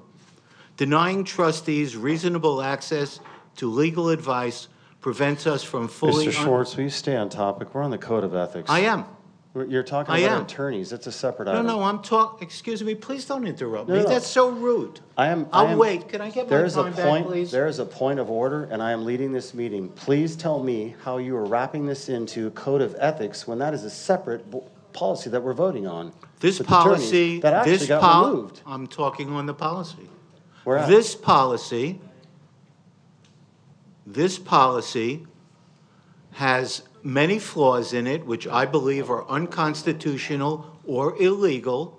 I will definitely not vote for the red and blue that the ones that come from DeMarco and Diedrich, since their opinions on certain issues are their personal opinions, not legal opinions, and I will vote no on this policy.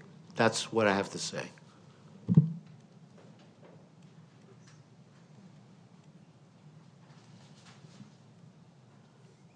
Okay, so I would vote to approve red and blue attorney reviewed, the blue highlighted under mine, and CSBA recommended, but to strike everything that Schwartz has highlighted.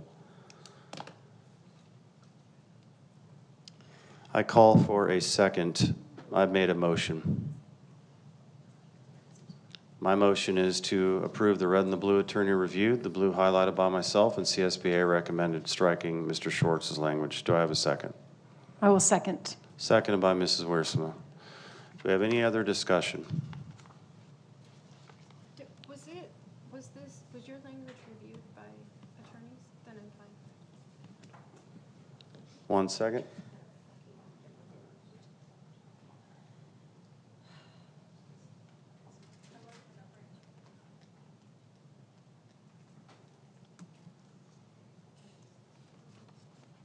We're getting clarity on the blue highlights by myself being reviewed by DeMarco, and we'll have clarity before we take it to vote. We have a motion and a second so far.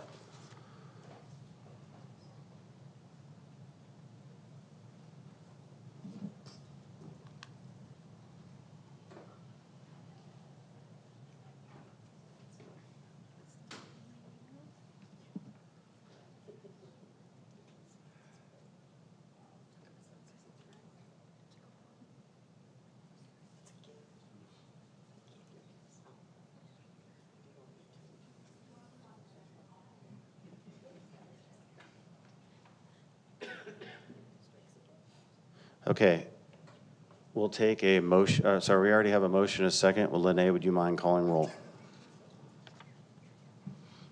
Wiersma. Yes. Anderson. I'm getting it. Can you go on to the next one while I get this one? Sure. We're trying to get clarity on the legal review of my blue highlighted language. Dr. Velez and myself, we think it was absolutely reviewed by DeMarco. So, My vote is yes, because we can always amend it if it's not legally. okay, so we have 2 votes. Yes. No. No. Schwartz. No. Komrosky. Yes. Student board member. I'll refrain. Thank you. Motion adopted 3-2. Thank you, Lene. Moving on to parliamentary procedures.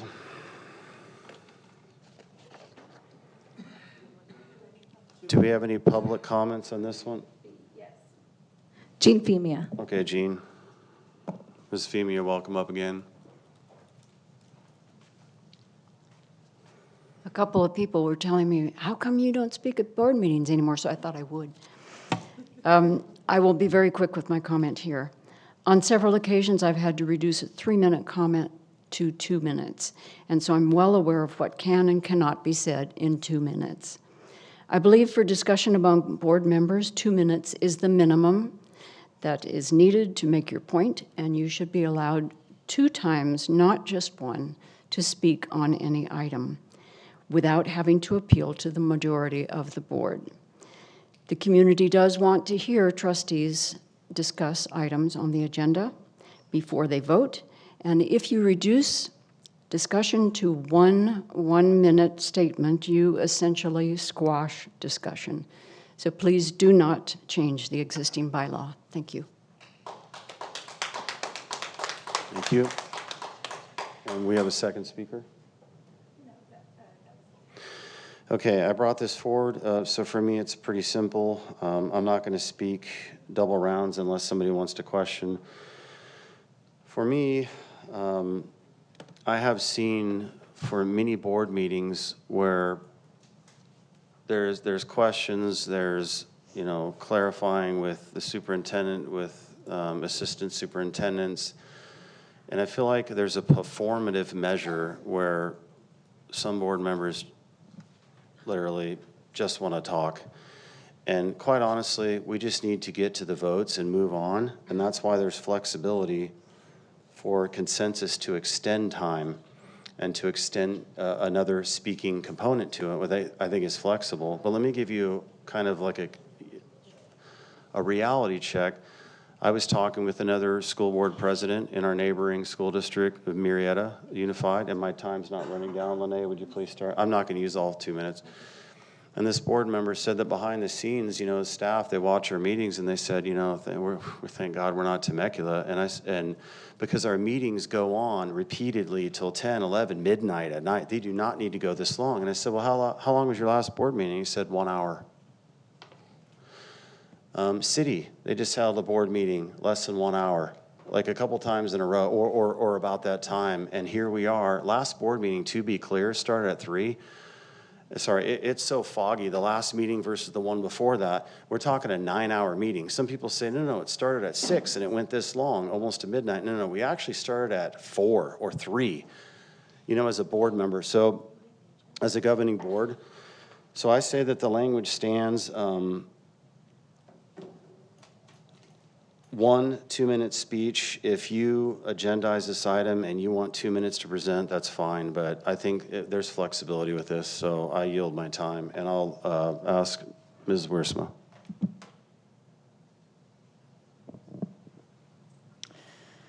I vote for 2 minutes. I think 1 minute is too short to get in full thoughts and perspective, but I'm good with that happening one time. Unless the board decides we need the extra time. So you're good And with that the language? flexibility is good. Yes, I just think the 1 minute is too quick. Right, and as a point of clarity, it's not 1 minute, it's, hold on. Each board member who is recognized by the presiding officer or the president to speak on an open session item agenda should be limited to 1 per. Oh, yeah, I think there was a typo. I think it's 2 minutes to present and then a one-time 2-minute round with no second round of 2 minutes. So we give the presenter a fair chance of 2 minutes to present. So with that, that's the edited.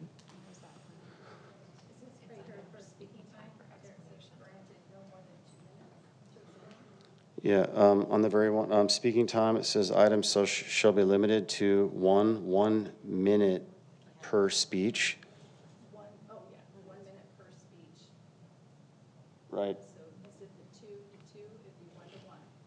Yeah, it'd be 2 minutes if you agendized it and you want to present, and then 1 round for the whole board, just 2 minutes, one time.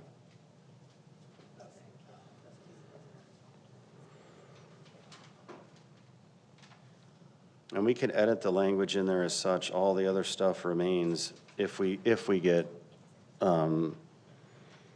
consensus. But that's my motion, and we'll see if we get a second. My motion is to agendize this language and specifically everything there except for that typo. When you present, you get 2 rounds or 2 minutes to present. Then the whole board gets 2 minutes, and that is it. There is no second round unless by consensus we grant a longer time or an additional round. Do I have a second? Okay, so you want 2 minutes. For a presenter, Okay. and then 1 round of 2 minutes. Can I comment? Yeah, you're next. And, well, I'm asking to see if we get a second. So we have I move. A second. Okay, we have a second on the I don't know what table, I'm and it's seconding. Dr. Anderson's time. Okay, so. Or, excuse me, it's Mrs. Wiersma. Oh, you already went. Okay, Dr. Anderson, yep. So I am good with, I wrote this because the first 2 meetings, we had one board member that actually, I think, spoke 14 to 17 minutes on some, just for their one time. And that was too long. So this is just a way that we can get through our meetings. I'm good with Dr. Komorowski's, but I would like to cut President's comments to 2 minutes at the beginning. Would you be willing to cut your comments to 2 minutes instead of 3? Just at the very beginning of the meeting? Totally. Okay. So we have a motion and a second now for 2 minutes to present, 2 minutes for each board member, no second round, 2 minutes for president comments. And with the language. That's good. And with consensus, we also have, and this is clear, we were doing this tonight too, if a board member asks, this is under speaking time for explanation, If a board member asks the superintendent a clarifying question, or if the superintendent permits an assistant superintendent to respond to a clarifying question, the time used for that response will be included within the board member's allotted speaking time, which is just 1 round of 2 minutes, unless you're the presenter. The reason for this, and the reasons for me doing this as a board president, is just to try to expedite the meeting so that all board members can get through this. That's Robert's rules, by the way. Yeah, okay, so we have a motion, a second. Now it's under Mr. Barham. Yeah, you have 2 minutes and then a second round of 2 minutes, because we haven't voted, we haven't taken action on So this. clarifying question. So if Mrs. Wiersma, for example, is making her 2-minute presentation, and she says at the end of her 2 minutes, I need an extra 2 minutes. And the majority consensus grants her the extra 2 minutes. Is the extra 2 minutes granted to the rest of the board, or just to her? If she's the presenter, No. just to her. No, she's in her debate time. So she's in her debate time, and she's going for her one-time 2-minute round. Okay.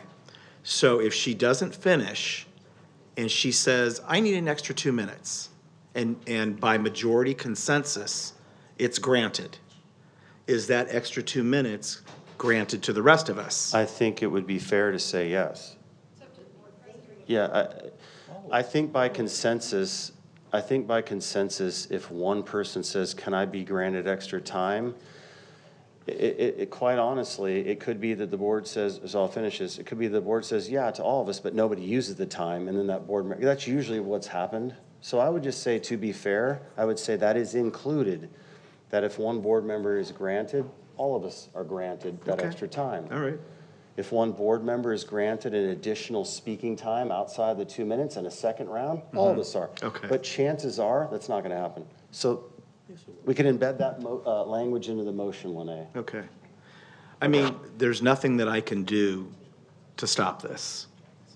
But I really do feel that this disenfranchises our voters and doesn't give us enough time to debate issues.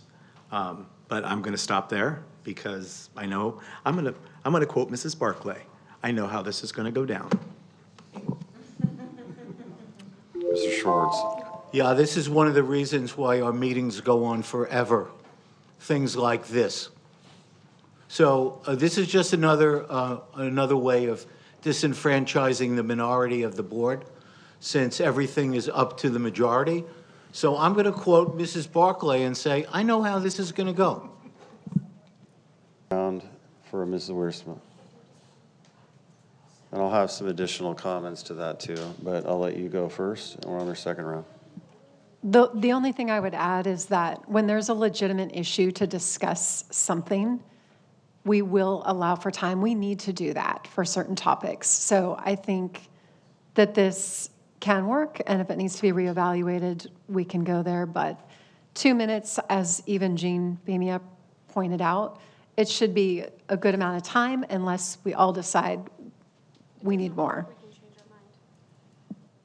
Dr. Anderson? No, I was just saying, I'm willing to give it a shot. If it doesn't work, then we can change our mind. Okay. But let's try to get through these meetings more quickly. So I'm willing to give it a shot. Mr. Barham. And I think Mrs. Femia said 2 minutes twice around, not once, if I'm not mistaken. Is that correct? Yeah, she's saying yes. And I want to comment on the Marietta board. The Marietta board, the reason, I watch them. Those meetings last 2 to 3 hours. They don't last 1, but they're shorter than ours. Why do they last 2 to 3 hours? Because they don't have all this crap on the agenda every single time. They have none of this stuff on their agendas, not even close. It's educationally related, and they get it done, and they have a small consent calendar, nothing like ours, okay? And 2 to 3 hours, they are finished. But that is the reason, because they don't have all of this garbage on the agenda. Everything on their agenda is educationally focused. That's it. Mr. Schwartz.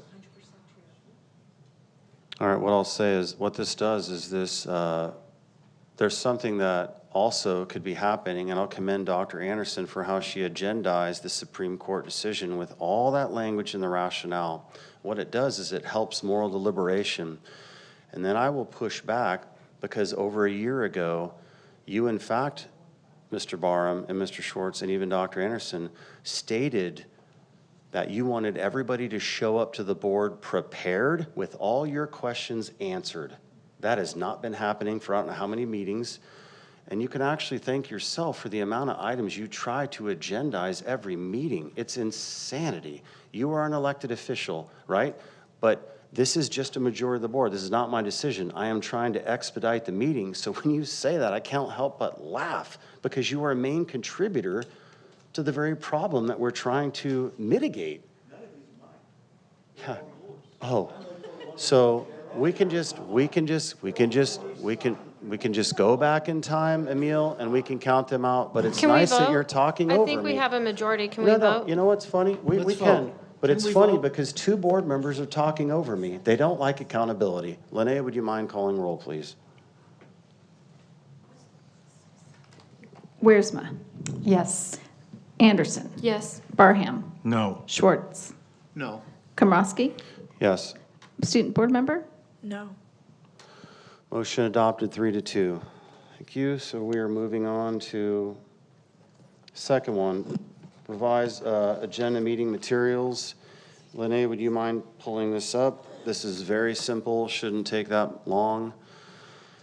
I've added one line in here, highlighted to promote balanced agendas. Each individual board member, probably typo there, each individual board member may submit up to 2 items for placement on a singular regular meeting agenda. Additional requests may be scheduled for subsequent meetings.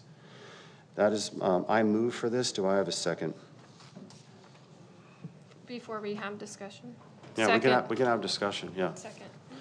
This is my presentation. We have a motion and a second. I just want to add that last. And I will say again, this is to mitigate the meetings going till 11 and 12 at night. It requires us to think, if I could pick 2 really important items, these are what they are, and that would include action and/or information or reports. 2 items maximum per board member. Okay, these are, I just, in passing down, I wanted to add something. I typed it out so it wouldn't confuse board members. And then Linnea will pull it up. Microphone, we can't hear you. I just wrote down an amendment that I'm going to state in just a minute, but some people are confused when I just say it. And so if it's written and they can read it, I wrote it down. let's give me a minute. My time's running. Any additional items beyond this limit may be placed on the agenda at the discretion of the superintendent, board president. Yeah, but that's what I'm trying to steer away from. I'm trying to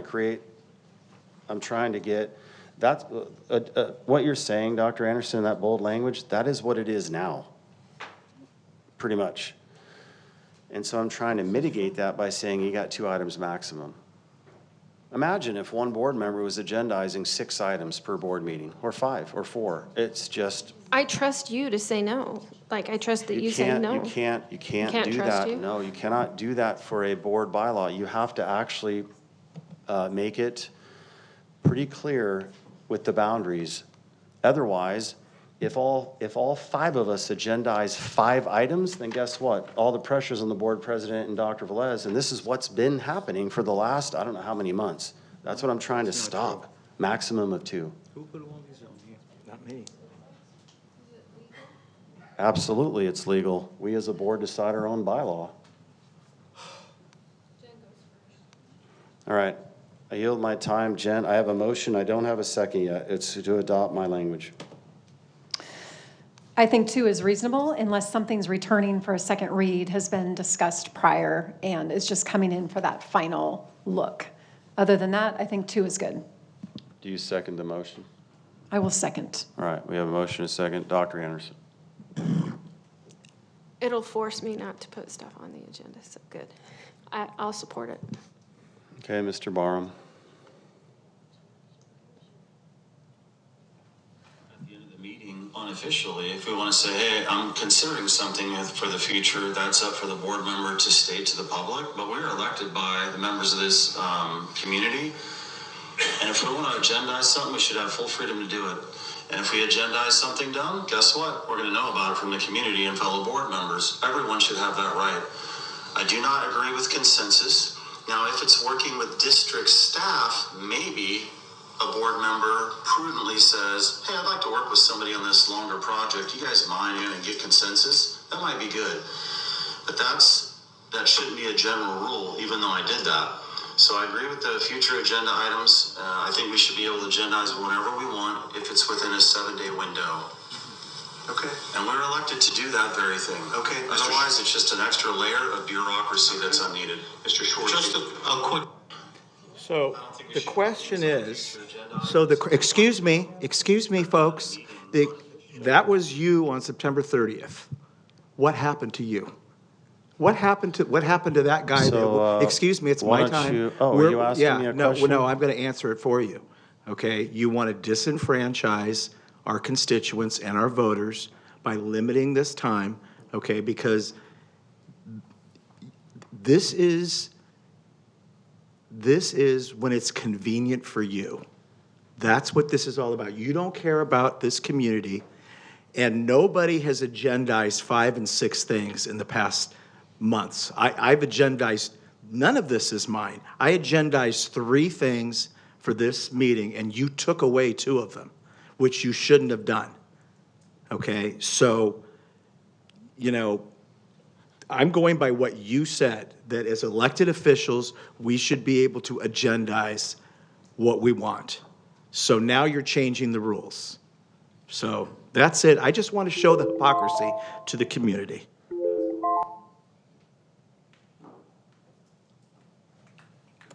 Mr. Schwartz. Yeah, I put one thing on the agenda which I removed, so I don't know who put all this stuff on here, but it wasn't me. Somebody put all this stuff on here, all these policies. It wasn't me. Wasn't me. Somebody put all these policies on there, and you're trying to make it like we're the ones who are clogging the agenda. Seriously, give me a break. All right. So, Vote no when it comes around, just so you know. No. yeah, it's mine. It's my, what is it? I presented, I think it's first round, but I'm not going to go a second. Yeah, so, and I'm not asking you a question, Mr. Barham, so please don't interject in my time. But if you play that again, you'll say, yeah, agendize whatever you want. You're right, twice, because I don't want to be here till 11 or 12 o'clock at night. This can come back in the future if I get the votes tonight. It's not just me, it's the majority of the board. What does the majority of the board want? I think the majority of the board wants to not be here to 10, 11, 12 o'clock at night. It's burning out staff. There's a lot that goes on here that's performative, and this is an attempt to mitigate that. I yield my time. And now that is the first round. I'm not going to speak to a second round. I'm ready to go to vote. I think we're on a second round with Mrs. Wiersma if you want to go, unless you want to go to vote. All I right, was just she going to yields. say, you should vote yes, because I've put more than 2 things on the agenda, and they've complained about everything I put on the agenda, so they actually should support this, and then it'll mitigate me putting extra stuff on the agenda too. But Thank you, Dr. Anderson. All right, second round. Did we already do, it's getting late. I'm not sure if we had a second round on Mr. Barham or not. I think we did. I only had one. All right, second round. All right, he yields his time. Mr. Schwartz. I just want to know who Dr. Anderson was referring to when she said "they." Can I get an answer, please?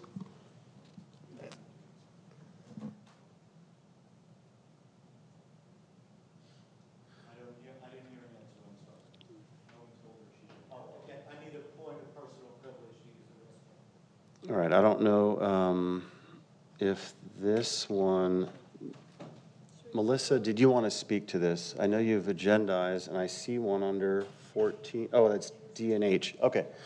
Lene, would you mind calling roll? The motion is to, the motion of the second is to agendize the, to vote on the language that I've added. Okay. Wiersma. Do we need to delineate the verbiage that I added in terms of if something's coming back for a final or second read? Doesn't Or need to, doesn't because it matter? goes without saying, yeah. This is Okay. just each agenda, agendizing a new item. Anything that was in the queue before that, getting a second read, a second read or first read, that doesn't limit the Okay, board member, yeah. great. Okay, so I'm a yes. I meant second or third read, okay. Anderson? Yes. Barham? No. Schwartz? Abs- Komrosky? Did we get that on mic? I think we did. No? Yes? Student board member? Yes. Motion adopted 3-2. Now we're on to graduation ceremonies and activities. Item D. Linnea, would you mind pulling this up? I think we have a speaker too. We have Upney. No, you're going to talk on the visits. That's right.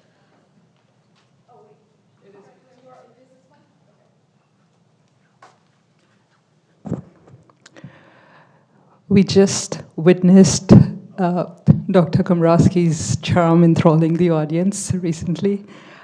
I'm just going to share one line from my grandma. If you're going without an invitation, you're an imposition. And that's it. Thank you.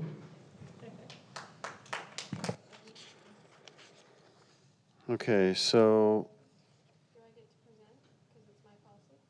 Yeah,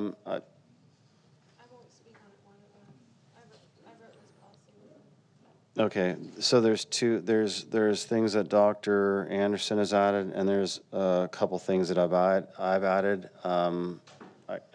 If you're going to speak, you're going to speak for 1-2 minutes. So we'll skip the presenting and just speak for 2 minutes, unless you want to. Okay. So we'll just do 2 rounds here if we get that far. I initially amended this policy, and it was very militant, and the site administrators reached out to me, and then we met in the district office and came up with the blue language. So I just want everyone to know I will only support the blue language that I worked with because it was a collaborative effort, and I'm not going to add the highlighted blue. So I'm not going to support the board member remarks at graduation because that wasn't part of our collaborative meeting. That's it. Okay. And then I'll go on this. So the highlighted, I heard just an offhanded comment when Mr. Schwartz said good right there, but here's the irony of all ironies. And this happened before my recall when we accepted the class. Actually, Mr. Schwartz accepted the class for Rancho Vista. And we were supposed to, we get like a line, maybe 2, where you accept a class. Mr. Schwartz actually spoke for about 3 minutes.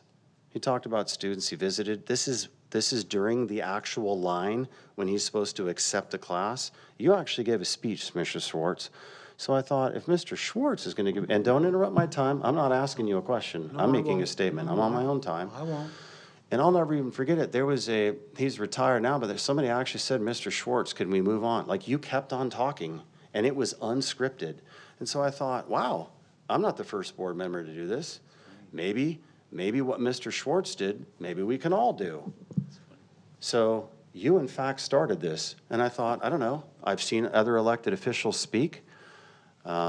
We are accepting the class. I heard these skewed arguments out there that it's not about you. Excuse me, the classes don't graduate unless you have an elected official accepting a class, literally. So when a board member accepts the class and then speaks on it, I'm just thinking, okay, maybe we normalize this to be fair to the other board members. Like Mr. Barham when he said, if you grant more time to one board member, shouldn't you grant it to all 5? It's called fairness. It's a principle. We all use it. And so that applies to you, Mr. Schwartz. If you sit here and actually deny what you did, I will be in shock. You actually did speak when you were supposed to accept a class.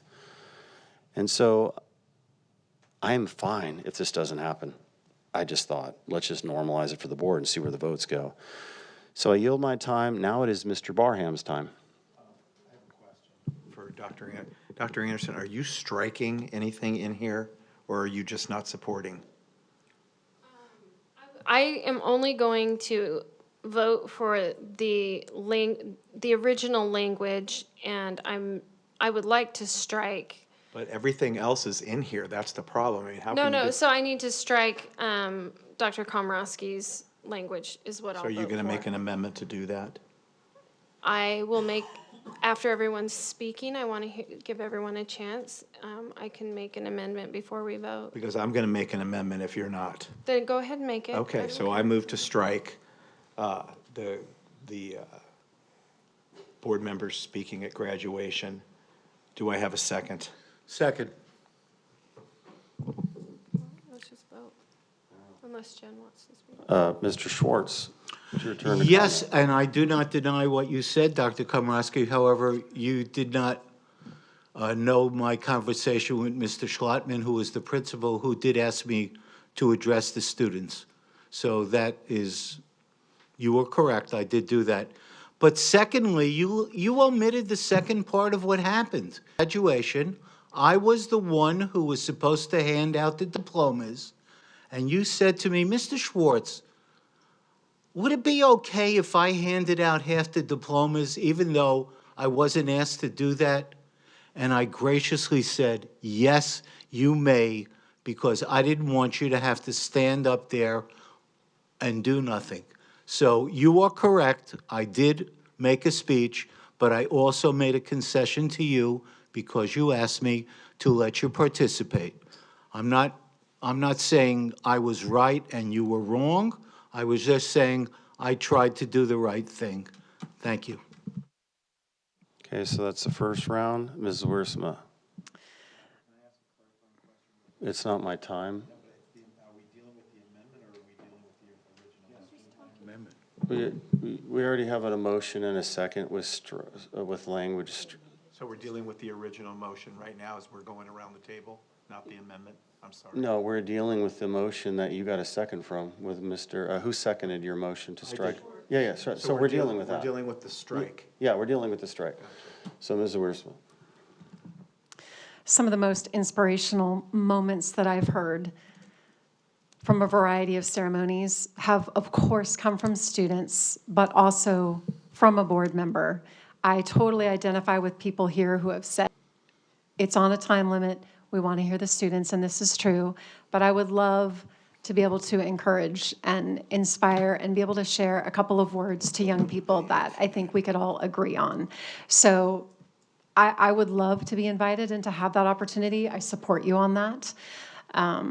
I think in principals or different people inviting trustees, that puts an awkward position on them. So that's why I would rather just have something here as you've written that says there is the option. If you don't want to, you don't. I further don't think there should be 3 trustees that speak. It should be 1 for 2 minutes. And the hope would be we could all decide how that would work should we want that opportunity. So that's how I would look at it. Okay, Dr. Anderson, and this is our second round, and we can go to vote. No comments, Mr. Barham, Mr. Schwartz, and understand with this.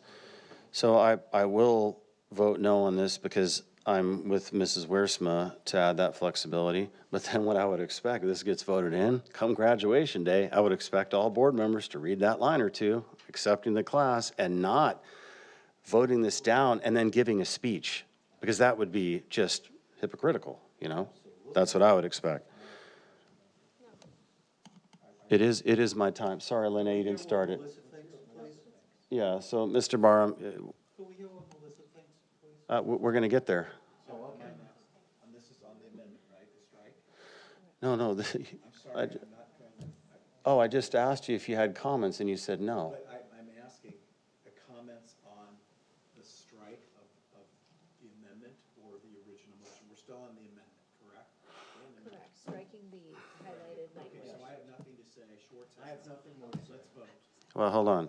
So hold on, I got sticky notes here. We are on D, and I did ask the student board member, she wants to speak, and she's going to speak. Floor is yours. Thanks, Dr. Kromowski. So I attended SHAP's graduation as a member of the Honor Guard last year, so I'm speaking from experience as like a student sitting on the field. In our district, many of our high school graduating classes are very large. Mine is almost 800 students. Because of that, graduation ceremonies are already quite lengthy.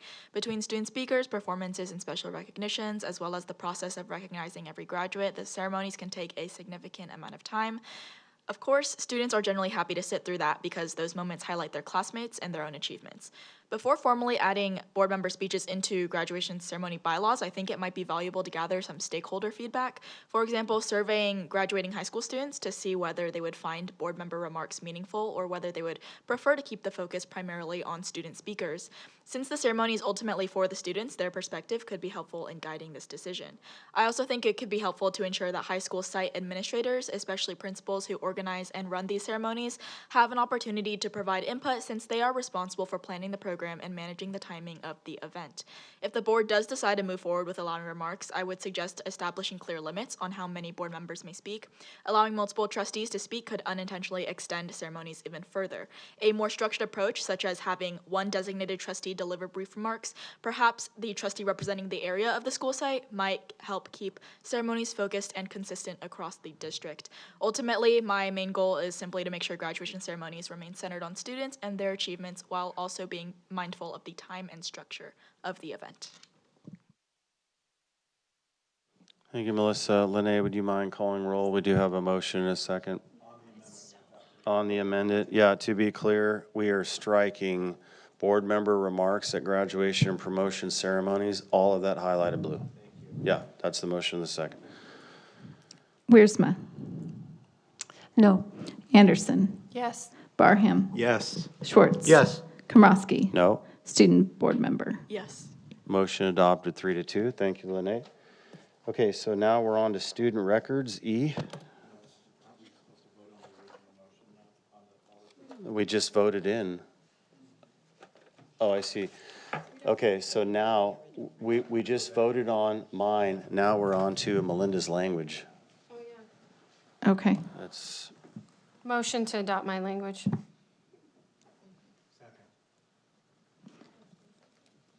Wiersma. Yes. Anderson. Yes. Barham. Yes. Schwartz. Yes. Komrosky. yes. Student board member. Yes. Motion adopted 5-0. Thank you, Lene. Now we can finally move on. Okay, so now we're on to student records, E. And this was agendized. Yeah. Yes. All right.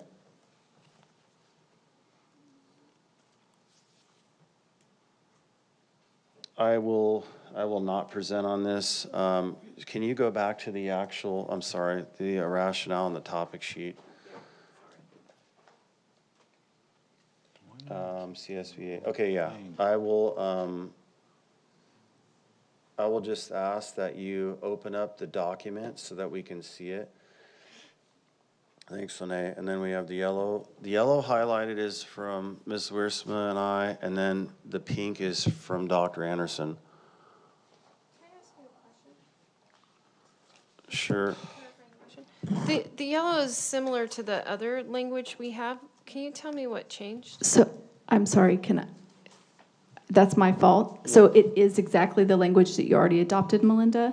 I just was showing that we kept that in there because that was not part of the CSBA one. Sorry, and sorry to talk over you, Dr. Komrosky. Yeah, no, that's really helpful. We just added Ms. Wiersma and I, we just had that added because CSBA, yeah, we left it in there because CSBA struck it. So that, I have nothing to add to this other than, yeah. I am going to vote no. You're not going to talk, are you? So then this. So now we just have to get a motion in a second to adopt. So Dr. Anderson, do you want to present on this, on your pink language? Nope, it was just to clarify for the site admin.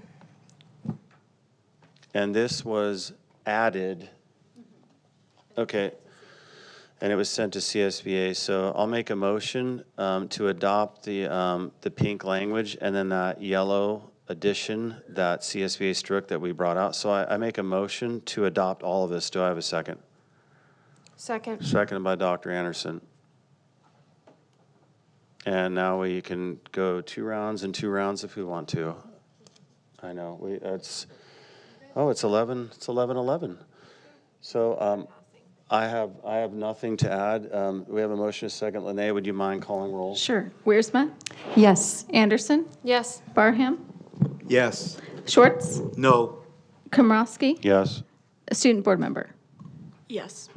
Motion adopted 4-1. Okay. We're on to visits to schools. If we can pull that up.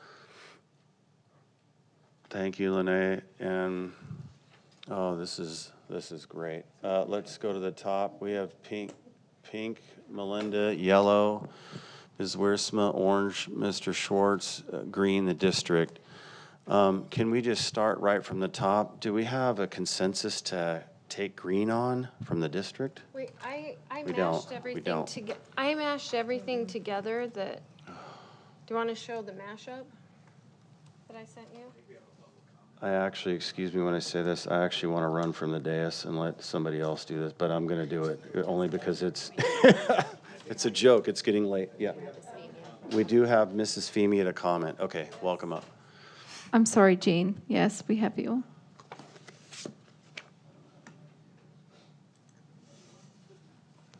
There. So here are my comments. Several of the additions in pink duplicate text that is already there and are therefore unnecessary. So, for example, under purpose and intent, that first sentence there is a duplicate of something that appears almost precisely elsewhere. Another item, same-day unannounced visits, in my opinion, should be subject only to the superintendent's approval, not to the board's. Forcing trustees to acknowledge in writing that they have read this bylaw is frankly silly. You've all seen it multiple times. You know what's in it. I see no reason to limit visits to one trustee at a time. You all know your responsibilities under the Brown Act. I don't see any problem with having two people there. I agree with most of the Green District additions, except under conduct during visits. There, I agree with the comments that the language is too rigid. However, I would keep the statement, quote, "Any concerns or observations arising from a site visit shall be communicated privately to the superintendent." That seems important to me.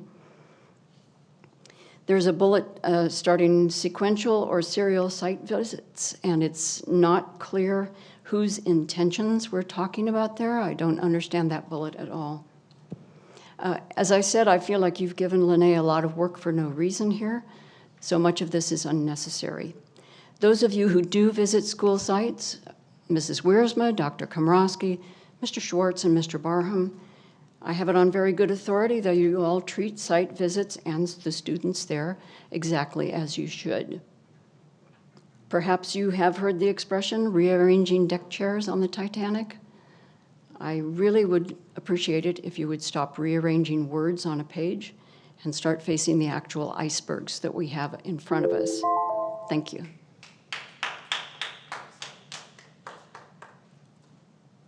Okay. Lene, can you bring that mashup up? Everything that Steve and Jen asked to strike, let's just strike it. Let's not make it complicated. I do go to site visits, but I did put a thing in making it fair because it wasn't fair the way they were being distributed. And so Steve, I took all of your recommendations. And the only question, and then I even kept mine. If you said strike mine, I just struck it. I'm not married to this, so struck everything. I agree with the public comments. I think Jen, I struck your language. I think they're going to perv us on it. So this is what it looks like with Jen and Steve's and mine all struck. And the only question that would remain would be, do we want one or two board members at the site visits? And I think it should be one. That's it. So can you keep mine pulled up? I'm going to fix so Jen can see it because she can't see it. Thank you, Mrs. Wiersma.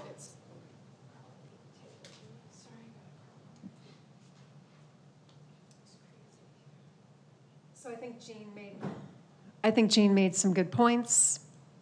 I think we've all had really successful visits for the most part, and there should be some autonomy and flexibility here, which is why I put some of the green language is a little rigid. I'm fine with one board member or two. I've actually enjoyed having a colleague with me when I visit. In terms of some of the language here, there was some confusion because I asked for certain language to be struck. For example, I put these site visits could be used for oversight and evaluation. I heard a public comment tonight about the board not being the one to evaluate, and that's true. I wasn't talking about a formal evaluation. I was simply wanting to point out that when the Bridges program is going on and they're dealing with new math, I may ask a question of how's it going, and that should be just fine. When it comes to Snorkel, which I know my colleague mentioned, which is an AI tool, I talked about it with a teacher and a math problem and how Snorkel got it wrong with AI. These are bugs that they're working out. So I, as a trustee, I want to hear about it, right? But it doesn't mean I'm doing an evaluation for the teacher. So again, I think we've done a great job with our visits. I think I agree with what you said in terms of striking things. If I can hear from the rest about whether it's one or two. If it stresses out the staff, I'm fine to do one. But overall, I think our site visits are very successful. Mr. Barrow. I would like to strike this whole policy, to be quite honest. This is just, it's a disaster to me. It's a mess. Somebody said it was a mess. I can't even look at it without, I just shut down looking at it. It's a disaster. I want to just go back to what we do. Why can't we just go back, Dr. Velez, to what we do? Okay? Because this is control over here. That's why this was brought. Okay? Because she's got nothing better to add. That's really what this is. It has been working. It's been beautiful for me. I think for you, I don't know what her problem is with this and why she brought it, but there's never been an issue. There's never been a complaint. And I just want to strike the whole thing. I move to strike this whole thing, and we have somebody who has been scheduling our site visits, and it's worked just fine for a whole year, okay, except for the person who's never been on a site visit up until 2 weeks ago. That's not true. So that is true. That's totally untrue. Dr. Anderson, just let him talk. No, that's my time. The last time you were on a site visit, okay, outside of 2 weeks ago was February 18th of 2025. It's taken you haven't been on a site visit for 1 year, and yet you want to dictate how this is all going to go. And I think it's ridiculous. I move to strike this whole policy, go back to what we were doing with Lene, and it works. Do I have a second? Second. Mr. Schwartz, would you like to speak? Yes, real quickly, I've been doing site visits for 5 years, and I am constantly re-invited to schools to do them. So if there was ever an issue that would have gone to the superintendent or someone else, and if they don't want me, they wouldn't invite me. As it is, I did 1, 2, 3, 4, 5, 6, 7, 8 since our last board meeting 2 weeks ago. And I have a whole bunch scheduled. Never had an issue. Never had anyone say to me, please don't come back to my room, or please don't come to my school anymore. Never had a principal say, boy, you really insult. Never. Never in 5 years. So I think this whole thing is absolutely unnecessary. I'm not going to make any comments about who put it up there. That's irrelevant. I think it's unnecessary. We had a great policy before, and I don't know why we should change it. We have a motion and a second, but before we vote, I'm going to weigh in now, but I need 2 minutes, please. No, it's getting late. I'm for one board member per visit because I think it's a little bit too stressful on teachers. I'm an educator myself, honestly.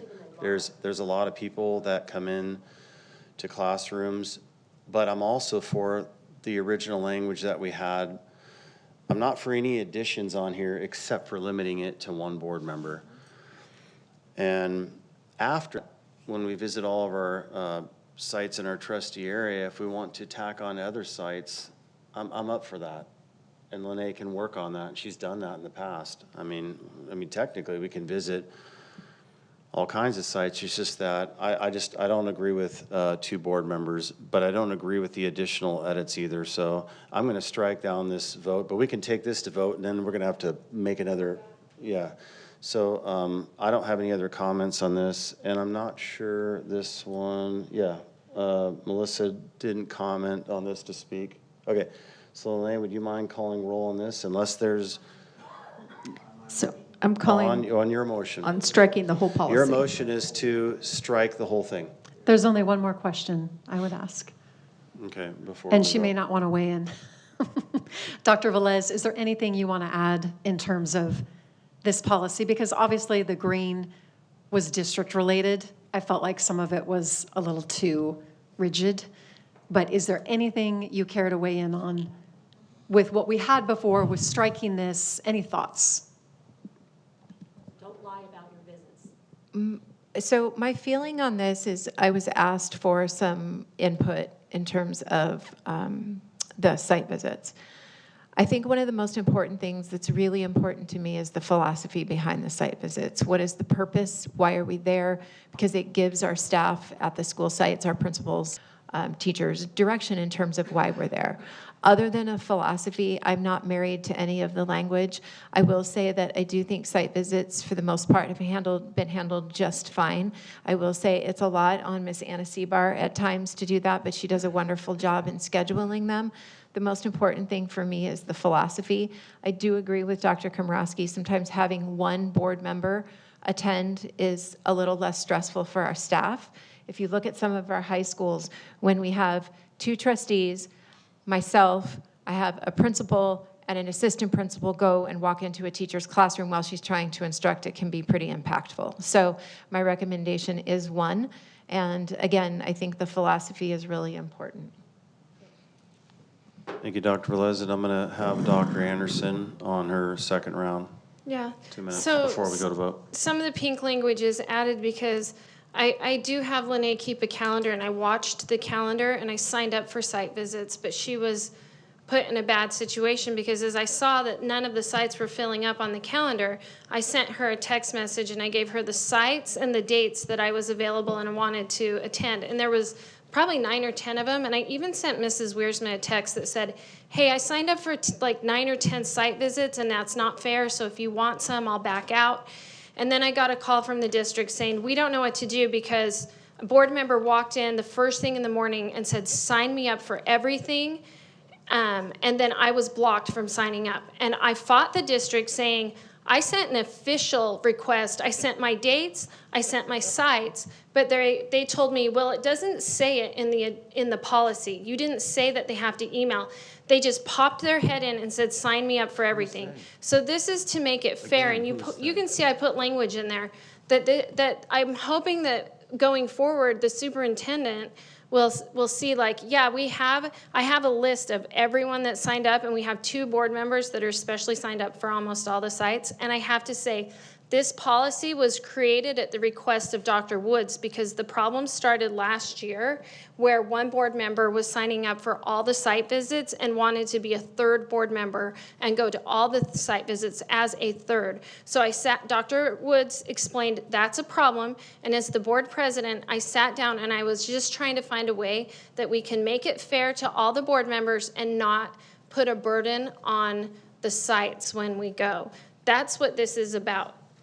So I'm hoping that we don't strike the whole thing down because really I'm just looking for a fair way that we can all take turns and visit the sites. And that's why the language was amended. And I still stand by 1 board member. Oh, and Mr. Barham is incorrect. I do go to site visits.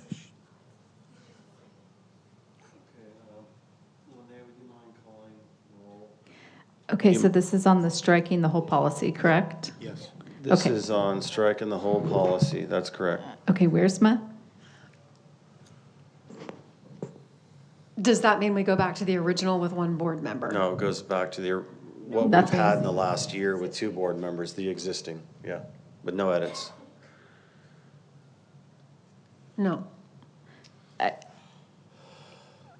I'm sorry, I'm just so confused now. This is what we've had in the last year with no edits at all. That's what Emil and Mr. Barham, and that's what Mr. Schwartz seconded, the motion seconded. It's the policy that we've had for the last year, year and a half, however long we've had it, no changes. That's what they want. Is that what you're saying, no changes? Okay. You know what? Can I? You can amend the motion Can I because have a you're the little- one that made it. Okay. So I want to amend the motion. I'm going to amend it. I'm going to amend to strike the whole thing outside of 1 board member or 2 if we want to go together, okay? And we go together and and the reason I want to do that is because when we go together, we work well together. It's a good exchange, it's good interaction. If you all want to go with 1, that's up to you, okay? Or if you want to go with someone else. Yeah, or if you want to It's go up with to someone else. you. It's just like, we're Flexible. micromanaging this. Flexible. It's like, there's never been a problem. Has there really ever been a problem with 2? Let's be honest. So, Mr. Barham, what I'm hearing from you is 1 board member or 2, which actually is the policy that we still have in existence. Yes. So essentially what you're saying is, again, you're not really amending the policy, you're just saying you want to strike the whole policy. If that's what we have in place, then let's strike. That's what I'm hearing. Then let's strike the whole thing. Yeah, Go back. but the thing is you want to strike it, but you want to say 1 board member visit, but it's up to the 1 board member if he wants to allow another board member to visit with him. Yeah, I mean, for example. So it is a change. It's not what we have now. Okay, so for example, if I'm going to, Rancho Elementary is mine, okay? No, it's no one's, it's the whole board can go. Oh, no, But it's in my trustee area. We're talking trustee areas. Yeah, thank you, Melinda. It's in my trustee area. If Schwartz wants to go with me to Rancho Elementary, why can't he come with me? Okay? If I don't want him to come, I won't ask him to come because it's in my trustee area. You know what? Excuse me. You like to go alone in your trustee areas. You've said that because you want to, since it's your school and your trustee area, you want to be, you want the focus, and I get it, to be on yourself because you want to develop relationships with those administrators and those teachers. I understand that, and I would respect that. But if I want to go with someone else, I should have, we're adults here. Let's not micromanage this to pieces. If I want to go with Schwartz because I enjoy Schwartz on a site visit, it's fun, okay? I should be able to do that. Can I make a point that I only have 4 sites, and that's why it has to be in a way that's fair to everyone? Hold on. We'll let you make it, but hold on. Mr. Barham, you made a motion, and we'll see if you get a second. And what you mean is, not the policy we have now, to strike it to 1 with an optional of inviting a board member to attend with you in your trustee area. Do you have a second? Yes. Okay, Mr. Schwartz. Now that we got that, thank you. Dr. Anderson. The problem with that is I only have 4 schools. So then someone else has 9 schools, so they get the priority and then they get to pick who goes with them. That's not a fair way to do it. This is what I put on there. It's 1 board member, and Dr. Velez will decide if it's being distributed fairly. If we do it's in my trustee area, I've only been assigned 4 elementary schools. So that doesn't make it fair. And also, there's language in here that says we're going to email and make an official request so that a board member doesn't stick their head in Lene's office and say, sign me up for everything, and then take all the site visits. Like, this is just very, I felt like if we could manage ourselves in a fair way, then we wouldn't need to spend so much time on this. But unfortunately, the site visits aren't being distributed fairly. We need to say that they have to sign up by email, and they can't put pressure on Lene by just popping their head in and saying, sign me up for everything. That's not fair. So it's just a way to make it fair for everyone. And I have language in there that the superintendent will distribute it equally amongst everyone. So Then let's just keep the pink language then. No, you know what? I mean, I understand you only have 4 schools.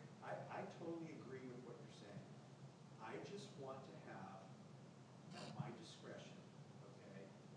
If I want to go with someone, I just want that choice. And Well, it's been 4 meetings, that makes it 5. but you know what? Nobody's saying that you're not, that somebody's gonna be, you're gonna, if you wanna, I told Renee, I would like to go to every school. Is this my time? Whose time is this?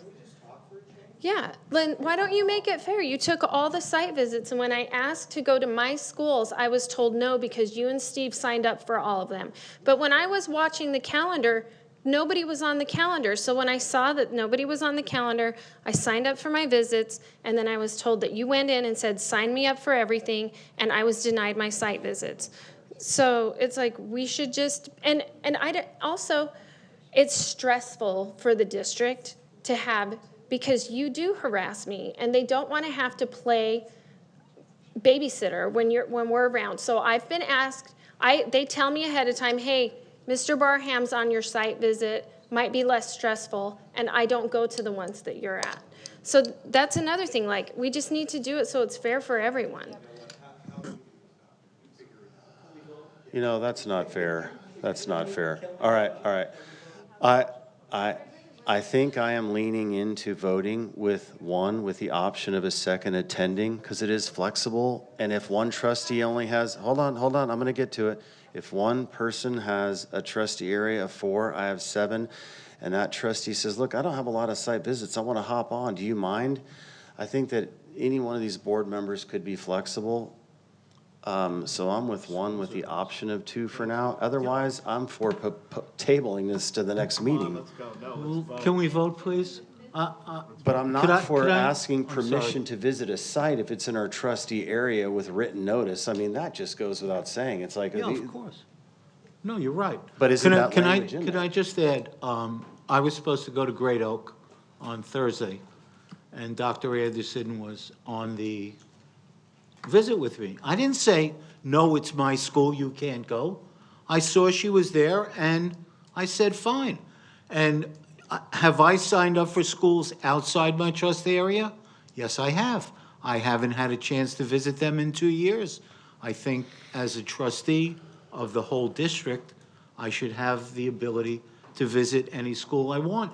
And I don't want to push anyone else out. So if any of my, I'm going to say it now, if any of my visits have taken away another trustee's ability to visit their schools, take me off and put them on. I have no problem doing that. And so for clarity, let's say I want to go to Great Oak, but you're at Great Oak and you invited me and I'm like, oh, well, I still want to go. I can set up another visit with Dr. Yeah. Velez later on in the Or year. you could go with me, it's fine. I have But no problem. if you've invited somebody else, that No, wouldn't I don't impede, like, invite you could- anyone. Well, no, but what I'm saying is if somebody wants to go Yes. and you invite them and then another trustee Of says, well, I want to course. go too, we just do a different visit altogether. Yes, absolutely, no problem. So could we vote, please? And so, Mr. Barham, based on that information, I do think you have to amend your motion if you're amending it to 2 board members with the, or 1 board member with the option of 2. Yes. And that board member decides who wants to Sure, visit. absolutely. Let's say 3 board members Okay. at once say, I want to go to Great Oak High Okay. School. I have no Mr. idea, Schwartz what are decides. we voting on? Okay, so we're going to amend the motion to 1 board member with the option of 2. Do I have a second? Second. Can we vote? Linnea, would you mind calling roll? That's striking everything else, correct? No. Part of this is ed code. So we're striking everything else, so now we have no We have the policy? old policy. It's striking the additions. The problem is. We do have a motion in All a right, second. The district doesn't. I just wanted to be clear on the motion, I'm sorry. Yeah, no, I mean, Dr. Anderson, well, point well taken, but we're going to take this to vote. No additional language other than these provisions. That's just the motion in the second. If this fails, we'll have another motion in a second. Okay, Wiersma. Yes. Anderson. Yes. Barham. Yes. Schwartz. Yes. Komrosky. Yes. Student vote. Yes. Motion adopted 5-0. Thank you, everybody, for your patience. I know there's people Can out I in our ask for audience. clarification moving forward then? How are we going to set up the site visits? Are we still going to allow Mr. Barham just to show up in the morning and take them all? Or can I ask the superintendent? Let's have this conversation offline with the superintendent. We have a motion and a second. Honestly, good question. Let's have it offline. And then he sits at the meetings and says, I don't go to any. Okay, so we're on action item, and that you showed that. Yeah, Dr. Velez wants to speak, guys. Dr. Anderson, I do hear you. I will work with Ms. Anna Sebar to figure out a fair system to be able to do that. So we will work on that internally. Okay, we are on item G. And by the way, okay, yeah, item G. We as a board, if we want to, can vote to table these to the next meeting and do consent calendar and call it a night. All right, let's power through them. Board committees, G. I don't have any comment. Can we open up the document then? Dr. Anderson, you're presenting.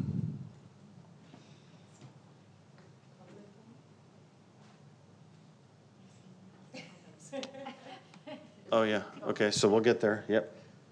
We have one comment. Do we have two or just one? Ms. Femia, welcome. Jean? Hello again. Regarding this bylaw 9130, board committees, the additions in pink are unnecessary. Board bylaw 9150, student board members states, quote, student board members shall be appointed to subcommittees of the board in the same manner as other board members, end quote. 9150 already also covers the other points in pink. Expectations, communications, standards, limitations, and confidential matters are all described in detail in 9150. They do not need to be restated here. As I said, I have been extremely disappointed to see how some of you have treated our current student board member. Dr. Anderson, Dr. Komrosky, the dismissive attitude that you have shown to her is an embarrassment to our community. You consistently pass over her right to vote. You discourage her joining in discussions and ignore her comments. You want to put all kinds of limits on her position. You really don't appear to want her here. Yet you should be listening to student viewpoints, and you could not have found a better student board member than Ms. Chai. She's professional, she's rational, she treats everyone with respect. I do not understand why you cannot treat her with the same respect. Please do not add these unnecessary additions to bylaw 9130. Thank you. Dr. Anderson, you can present.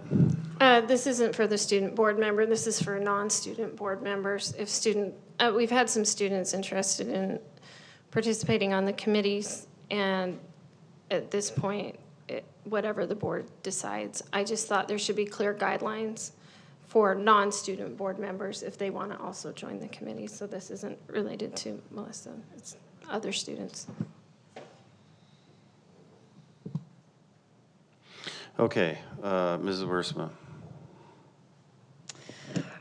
I think that was a good point of clarification that you just mentioned, that it's for students participating in committees and other things. I don't think having extra precautions is a problem. I think it's best to be very wise with how we're bringing students in and out. We do want to hear from students. There does need to be boundaries. That's important too. And this was the first year in having a student board member, so to segue back to that, we knew there would be a little bit of an ebb and flow in learning what works, what should be spoken to, what should be tweaked. And I do appreciate Melissa and everything that she's added, and I hope that you feel that on some level, because we do appreciate your insight. So with the pink language and what you just clarified, Dr. Anderson, I'm fine with it. So is there a motion and a second? Would you like to make a motion in a second? We can expedite this. Motion to adopt the pink language. All right, do we have a second? I will second. Second by Ms. Wiersma. Mr. Barham. This language is replete with civil rights violations and is unconstitutional, and I will be voting no. Mr. Schwartz.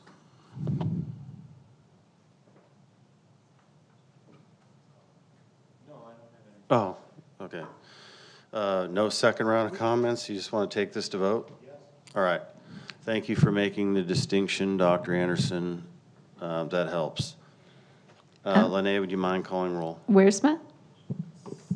Yes. Anderson? Yes. Barham? No. Schwartz? No. Komrosky? Yes. Student vote. No. Motion adopted 3-2. Okay, now we're on to H, student board member. And on this one, we will go with Dr. Anderson to present 2 rounds of 2 if we get there. And then Melissa Chai, I will call on you after we do all of our moral deliberations. So you're cued in there. Yes.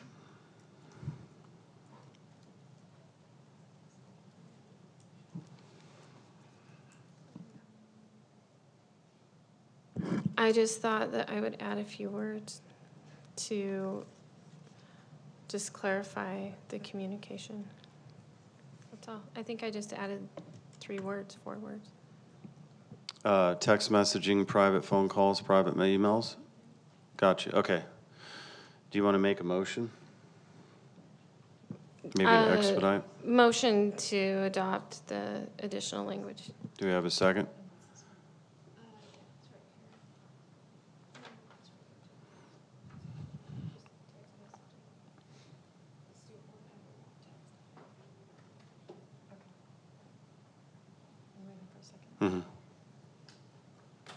I will second. We have a motion and a second on the table. And Ms. Wiersma, do you want to speak on this? We can now go into 2 rounds of 2, or we could take this to vote. You're good?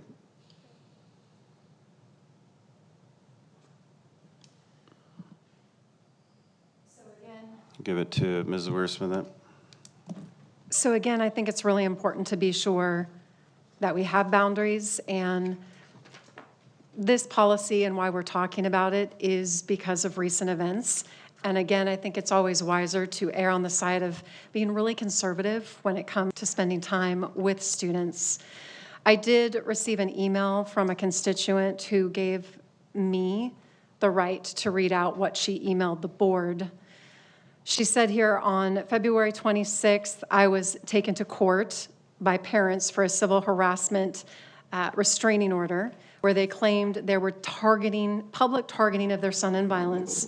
Ultimately, the judge decided there was no violence or public Point of targeting. order, Mrs. Wiersma, this has nothing to do with the student board member and the policy. Oh, you know Point- what? point I'm so well- sorry. point You well are taken. you are Let's just- correct. I totally short-circuited. I apologize. No problem. You are correct. No problem. Thank you. Okay. Okay, I need to reel that back in. There were too many. I wish, looking back, we'd put this in a separate afternoon workshop, so I apologize. All right, then I'm going to go ahead and yield my time just so I can pull my thoughts back together. I should have caught that too, and I apologize. Thank you. We'll go to Mr. Barham. This policy is replete with civil rights violations and constitutional infringements and violations of California Ed Code, and I will be voting no. Thank you, Mr. Barham. Mr. Schwartz? Nothing to add. Okay. May I ask one point of clarification of Mr. Barham? You have the option to answer or not answer. Do you want to give any substantiating reason for that particular statement? Answer. The only thing that I Let's would... start Jen's time. Yeah, the only thing that I would want to say is that I've done my own research. I asked to speak to Mr. Huff regarding constitutional issues regarding all of these policies, and I was denied. So this is my opinion based on the research that I've done.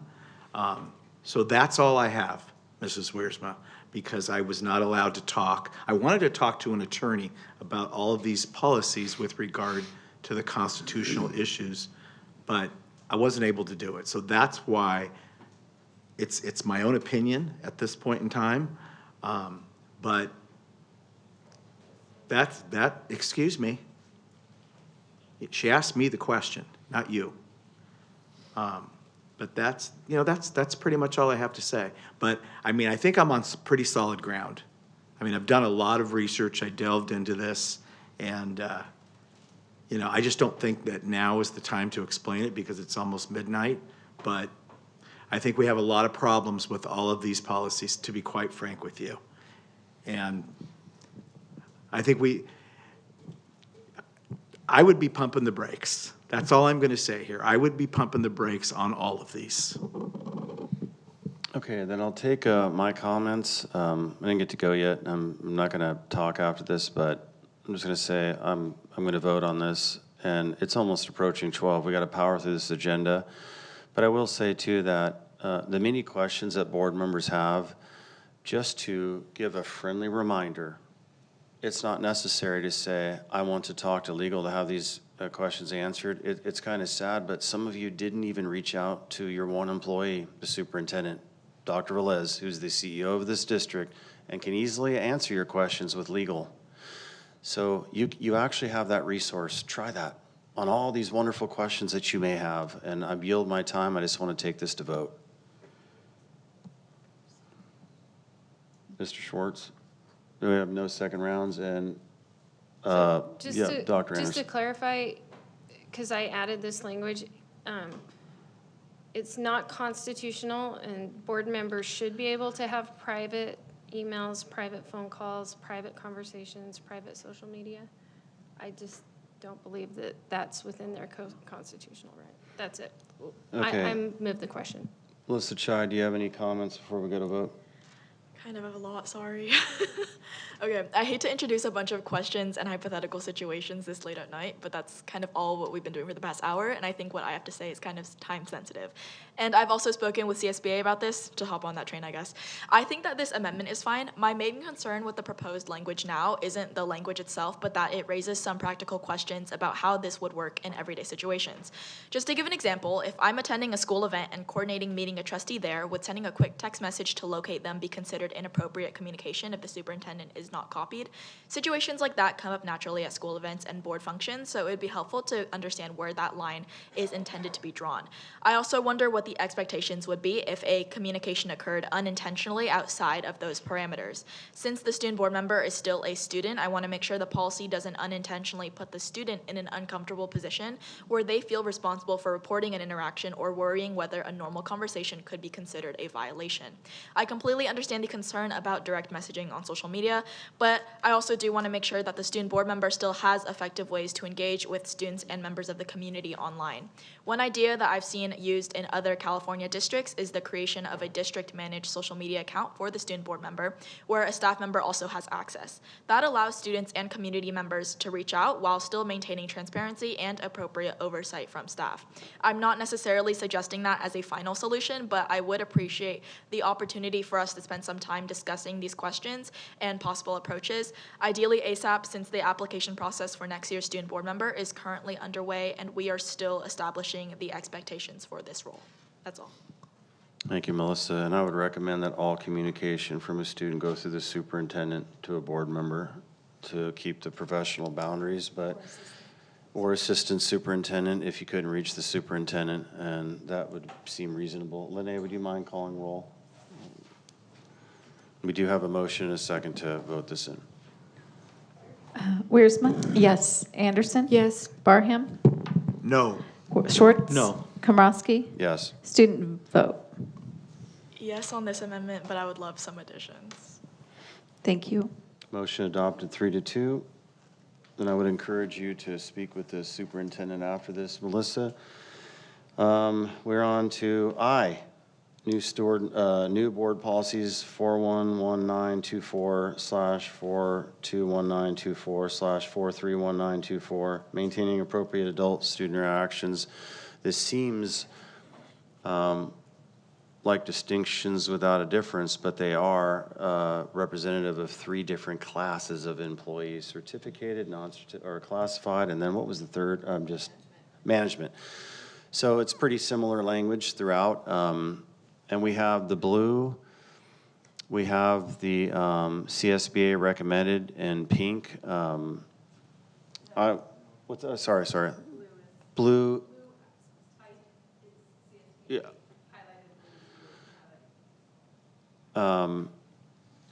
Yes, so thank you for that clarity. I'm going to make a motion in a second to adopt this, all of this. Yeah, I second, but we have similar, and I want to adopt, at the very end, I want to adopt your blue language and strike my pink, because it's, Right there, the or part. yeah. A good correct. clarifying. Yeah, so I think So yours all is of it worded except better. for I make a motion to adopt all of it except for the or, and then the or And- yellow highlighted, and then the Strike pink. that pink, yeah.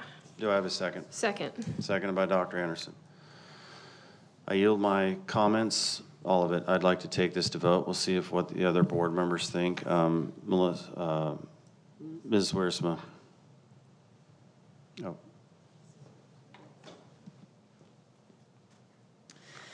So I support this for a number of reasons, and obviously with parental rights, that's always king for us. When it comes to this particular situation, however, there was a court and a judge that weighed in.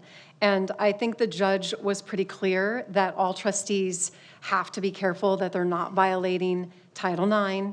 He did say that the Keenan training was important. He gave examples that have gone on around the country and basically said when the concern was posted on social media that they were well within their First Amendment rights for that social media post, and further said it is important that we have citizens who are willing to speak up when they see wrongdoing by public officials, and that my reasoning for making the post was legitimate. So what I want to say here is if you have a court looking at a situation and saying, look, it's a Title IX violation to sit with a student alone in that situation, it's not wise. He basically laid out exactly why we were initially concerned.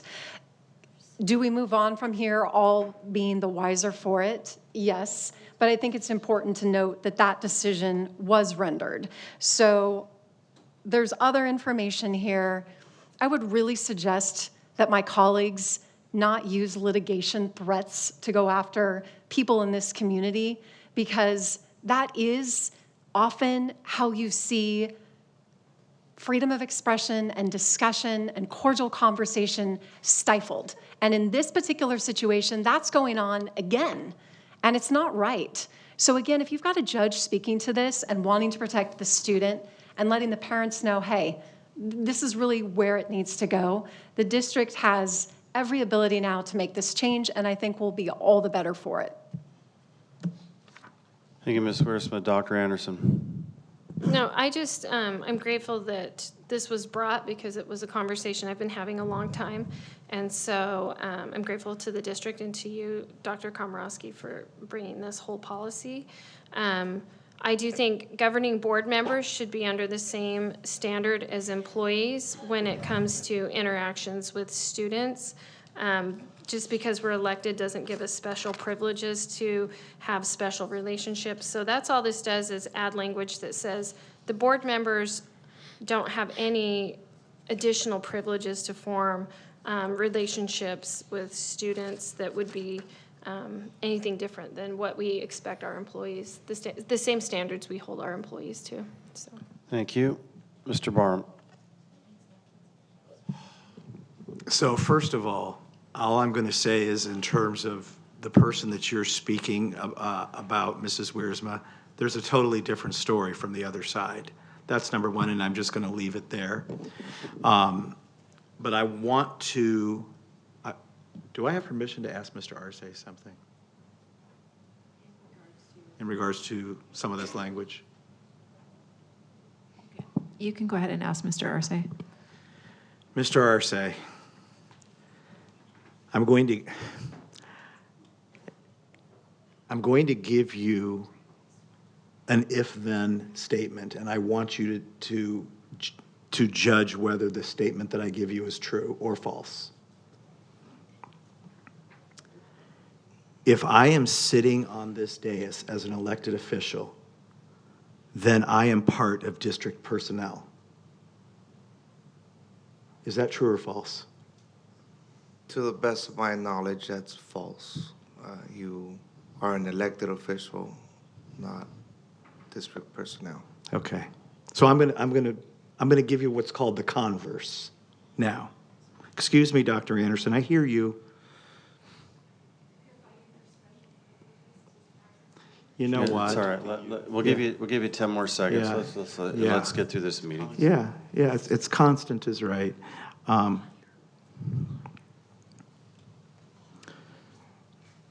If I am part of district personnel, then I cannot officially be elected as a school board member. True or false? That is correct.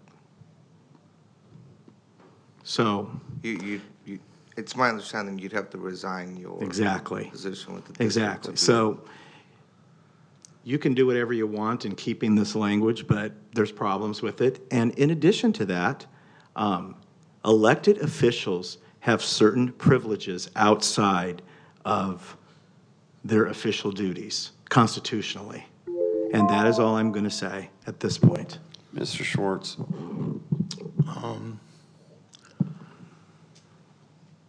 All of this, all of the things in this policy are things that we go through when we do Keenan training all the time. It's repetitive. I understand what's behind it. I'm not impugning anyone's motives. I think if you want to protect, that's great. And Mrs. Wiersma, I couldn't disagree with you more. Parental rights are not king. Students are the king. That is why we are elected. We are not elected for parental rights. I'm sorry to raise my voice, but I don't know how many times I have to say it. Students are king. Look at why we are elected and what we're supposed to support. Students. Thank you. And I'm voting no. Thank you, Mr. Schwartz. It's my comment time now, and I'm just going to say thank you to Lene for finding these gems with CSBA. This was a corollary to the Code of Ethics bylaw that I was working on. So I'm going to be voting on this. I yield all future comments, but we are now on a possible second round. Ms. Wiersma. The only additional add I have, and I wish I could remember the legislation, but I have it in an email and I will send it to you, Mr. Barham, is where the legislators actually talk about all of the standards that are expected for a school district in the LEA, and they actually do mention all of the stakeholders: students, parents, teachers, governing board members. And so that stuck with me because as we move forward through a process and a conversation like this, yes, you may not be an employee. It's very interesting. We're elected, but we receive a stipend, but we have to do Keenan training, but we're elected officials. And the bottom line is, I'll send you what the state said, because I think it will help clarify it for you as to why we are tied into that point and that perhaps the judge was onto something there. So again, I think we can all get better from looking at this and moving forward more cautiously. Thank you, Ms. Wiersma. Dr. Anderson. There's just a typo real quick in the very first line, district personnel. Should it say including employees instead of include employees? For the purposes. Includes. We'll make that typo change. And then the last thing, just in case someone didn't read this policy, governing board members, while not employees of the district, are elected governance officials and are expected to adhere to the professional and ethical standards, just like teachers. So I still can't wrap my mind around like people wanting special privileges to have special relationships with students. Like just because we're elected officials doesn't mean we shouldn't also abide by the same rules as the other adults in the district. That's it. Do I get another round? Yeah, I get another round. So I just got a text from Mr. Barham, are you done with you got a minute, are you done? All right, Mr. Barham. So I just got a text from the opposing party, Mrs. Wiersma, and this is all I'm going to say. That's not what the judge said. So that's it. Okay, so that's all. That's all I want to say. Thank you, Dr. Anderson, for reinforcing what I just said. We're all subject to keyed-in training. We're all mandated reporters. And if there has ever been a complaint about one of our visits or one of our relationships, it hasn't made me aware of it. And I just think it's repetitive, and the whole tone of it is like with the finger pointing, rather than making it positive statements. Everything is like finger pointing. It's just like the other board policy where we should sign a permission slip before we go on a school visit. Do I have to ask my mommy if I can go on a school visit and sign a permission slip? I mean, some of this stuff is really ridiculous. But let's get on. Can we vote, please? You done? Yes. All right, Lene, would you mind calling roll? Sure. Wiersma? Yes. Anderson? Yes. Barham? Yes. Schwartz? No. Komrosky? Yes. Student vote? No. Motion adopted 4-1. Thank you, Lene. We're on to professional standards. Jay. Have Lene pull this up. There we go. And we have the same, and up above, again, certificated, classified management. And I'm going to, with the exception of typos, I'm going to make a motion in a second, I'm going to make a motion. Do I have a second to approve all of this? Second, and call the question. We could just simply say, do you just want to pass up all board comments and vote? Do we have consensus? For board comments? Yeah, to skip all debate time. I am up for it to go straight to vote. Yeah, let's go. On this policy? Yes. Yeah, that's fine. Do I have a second? Mr. Second. Schwartz seconded, that's right. All right, Lene, would you mind up? Where's Hold Matt? on, hold on, I forgot, because you never know. Melissa, okay, thank you. Wiersma? Yes. Anderson? Yes. Barham? Yes. Schwartz? No. Komrosky? Yes, Student vote? Yes. motion adopted 4-1. Okay, now we're on to inventories. Administrative Regulation 3440. Do we have any discussion on this? When I call for a motion and a second to approve. Moved. Moved by Mr. Schwartz. Second. Seconded by Mr. Barham. Would you, no discussion? I don't want to discuss. Lene, would you mind calling Yeah. roll? Wiersma?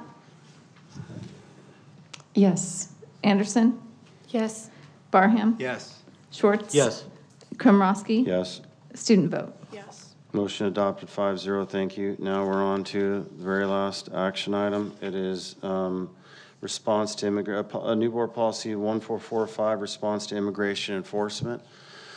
And on this one, this is CSBA language. I'll make a motion and a second to adopt this with the CSBA recommended language. Do I have a second? Moved. Moved by Mr. Schwartz. Do we have a second? Second. Seconded by Mr. Barham. Is there any discussion on this? This is on the response to immigration enforcement. I think Mrs. Wiersma added a preamble in here, and we have a motion and a second to adopt it all, so I just want to clarify. Mrs. Wiersma. Okay, so you can see the preamble here. This policy is established to ensure district compliance with California educational mandates and the protection of constitutional rights. It shall not be construed to impede the lawful execution of federal duties or to obstruct law enforcement in the event of exigent circumstances. This, I thought, would be proper because it addresses both state and federal guidelines. I think it's important that we are in a neutral space, and this right here ensures that federally, if we looked at being possibly designated as a sanctuary school with federal guidelines, or if officers couldn't come in and do what they needed to do in exigent circumstances, which means an emergency without any issue, then this is something that I think covers that in a fair and balanced way. So that's why I added that in a very simple format, and I think it has a place right at the top or at the very end of the policy, so that if a judge or someone on a federal level were to review it, they can see the balance right here. So that is why I put this forward. Point of clarity, there was a motion and a second to adopt all of this, correct? Yes. You guys are on board, Mr. Barham and Mr. Schwartz, with the preamble? No? I thought you had Not a a- motion and a second to adopt all of this with the Yeah, preamble. but I didn't know about the preamble until I just saw it, and as far as I'm concerned, I have to have a legal opinion on, or send it to CSBA, and send it to CSBA legal, and let them say it's legal or not. If they say it's legal, I'm fine with it. But it's just, I am not going to vote on something unless I know it's legal. All right, so to be Thank you. clear, Emil, you're the only one that can amend this motion. Do you want to amend it to include the preamble? If not, we're going to vote on this, and then we'll take another motion in a second. I'm going to go with Schwartz. All right, so right now, it's to vote on this without the preamble. Lene, would you mind calling roll? Wiersma. No. Anderson. No. Barham. They just voted no on the preamble, both of them. Yes, you voted no on the preamble. No, he I'm did not sorry. amend, no, point of clarity. He did not amend his motion. We are voting on this. With the preamble. Without the preamble. He would not amend his motion. Because you were confused. You said there was a motion and a second, and this is not with the preamble. We have two votes, and Okay. Lene, you could finish this out. This is not with the preamble. Not with the preamble. That's right. Barham. I'm totally confused. Everything here except for what's in front of you on that screen. The one that you said you didn't want to vote on, you wanted to run it by CSBA? Yes.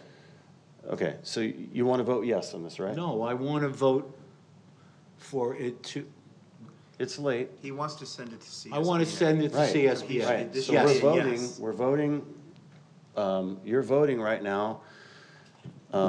Yes. Does not include this. Yes. Okay. Lene is calling Okay. roll. Yes. Okay, so Barham first.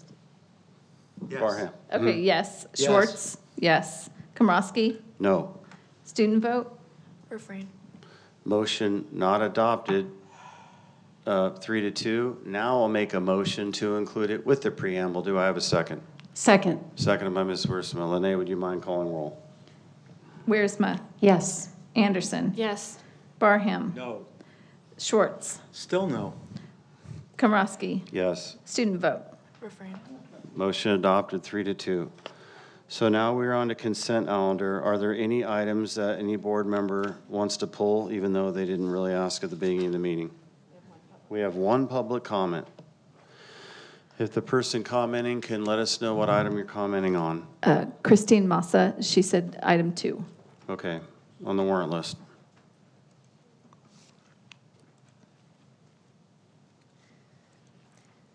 See, when you drag these meetings out, it gives me more time to come up with comments. So this, right? So warrant list for this month has, or for this meeting, has $30,000 in legal fees on it, specifically for the board. 2 weeks ago, $15,000 in legal fees for the board. So that's $45,000 in about a month. So roughly, let's say roughly $400 an hour, that's more than 110 hours of lawyer time. 40 hours a week, that's almost 3 solid weeks of attorney time. What are we doing? Aren't we supposed to be saving money and limiting attorney time? In fact, I think right now, Dr. Komrosky, you're the only one who can even talk to attorneys, so is this all you? I mean, that's like 2 instructional aides, or in your terms, that's like 9 months of additional stipend. What are we doing? Thank you. Okay, I'll take a motion in a second to adopt items on the consent calendar 1 through 18. Just have to count up. 1 through 18, do I have a motion and a second? Moved. Moved by Dr. Anderson. Do I have a second? I'll second it. Okay. Lene, would you mind calling roll? Wiersma. Can I ask a point of clarification Sure. first?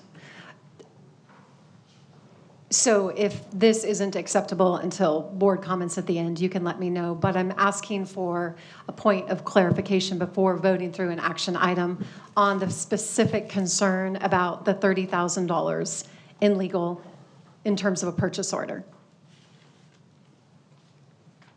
Can that be clarified by anyone here? Dr. Velez? You didn't ask to pull it, so no, I guess not. I'm sorry, Ms. Wiersma, can you ask the question again? I'm sorry.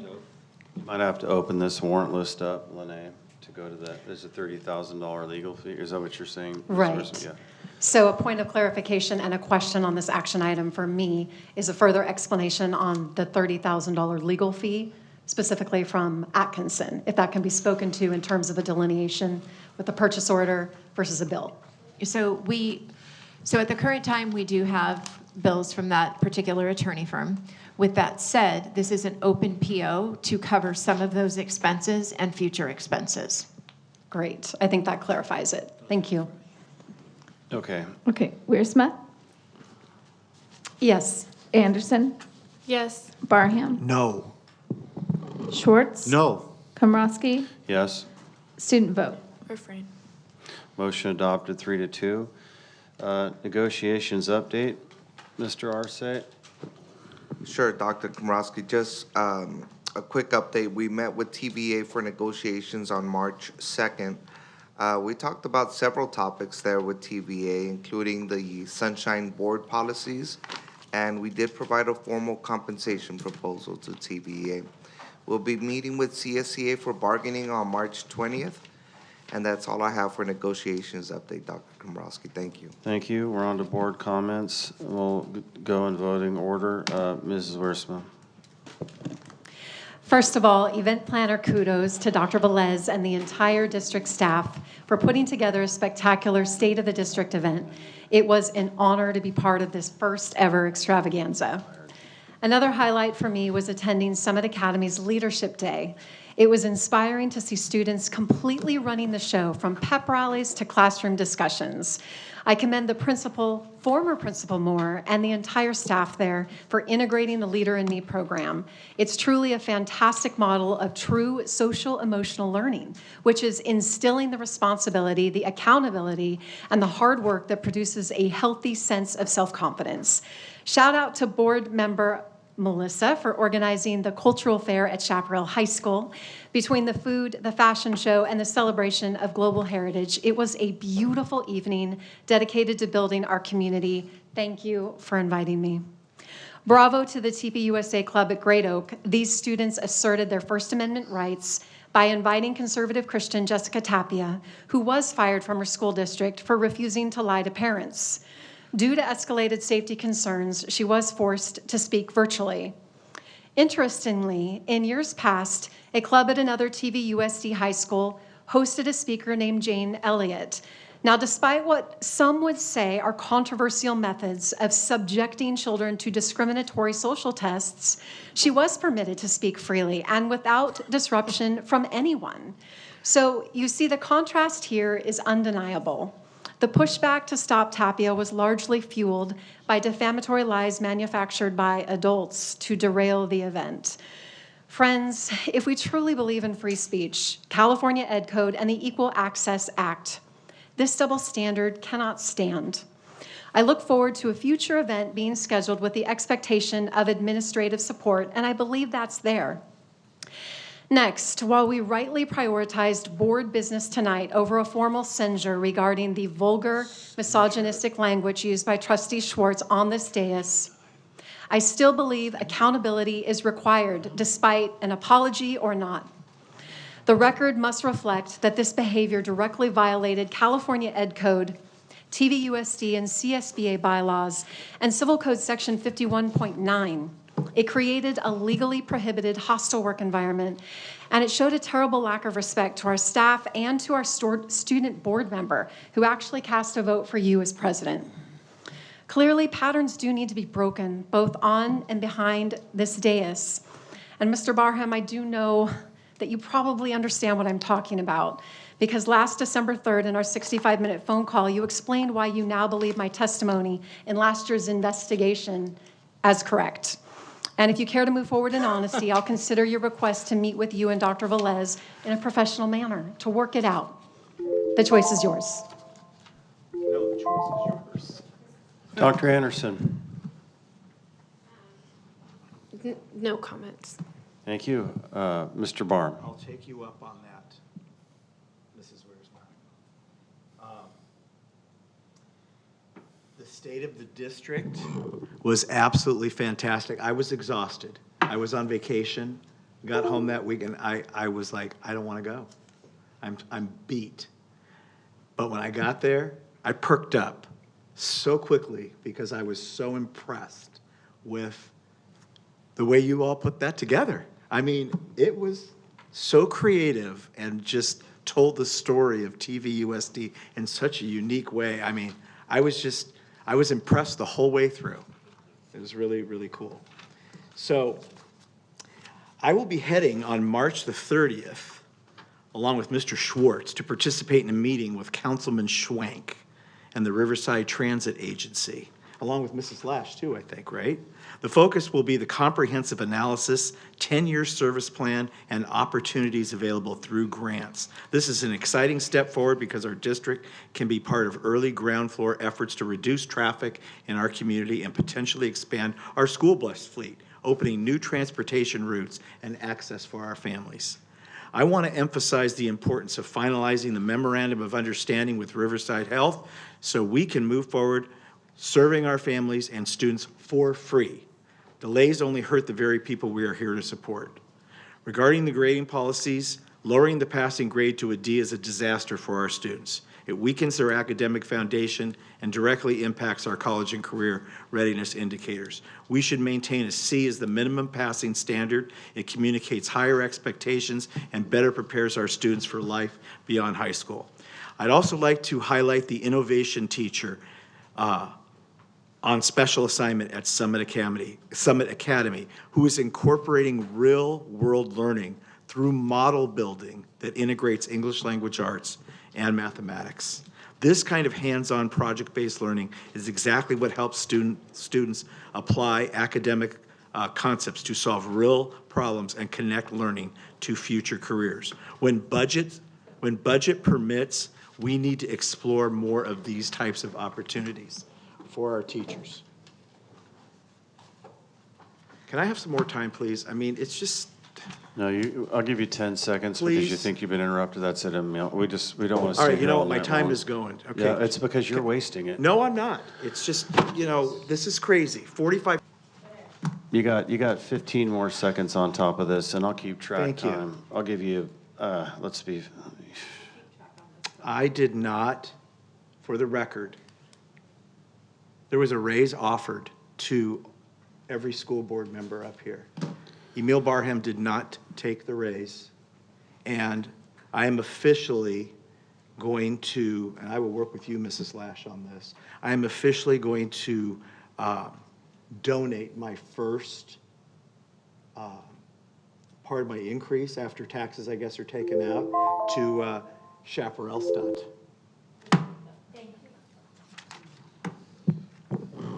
Mr. Schwartz.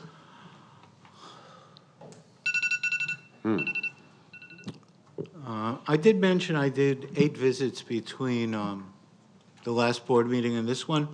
I was invited to Temecula Luceño for Read Across America. I was invited by the new club at Temecula Valley High School called Bridge Initiatives to speak to them. We had a really nice dialogue.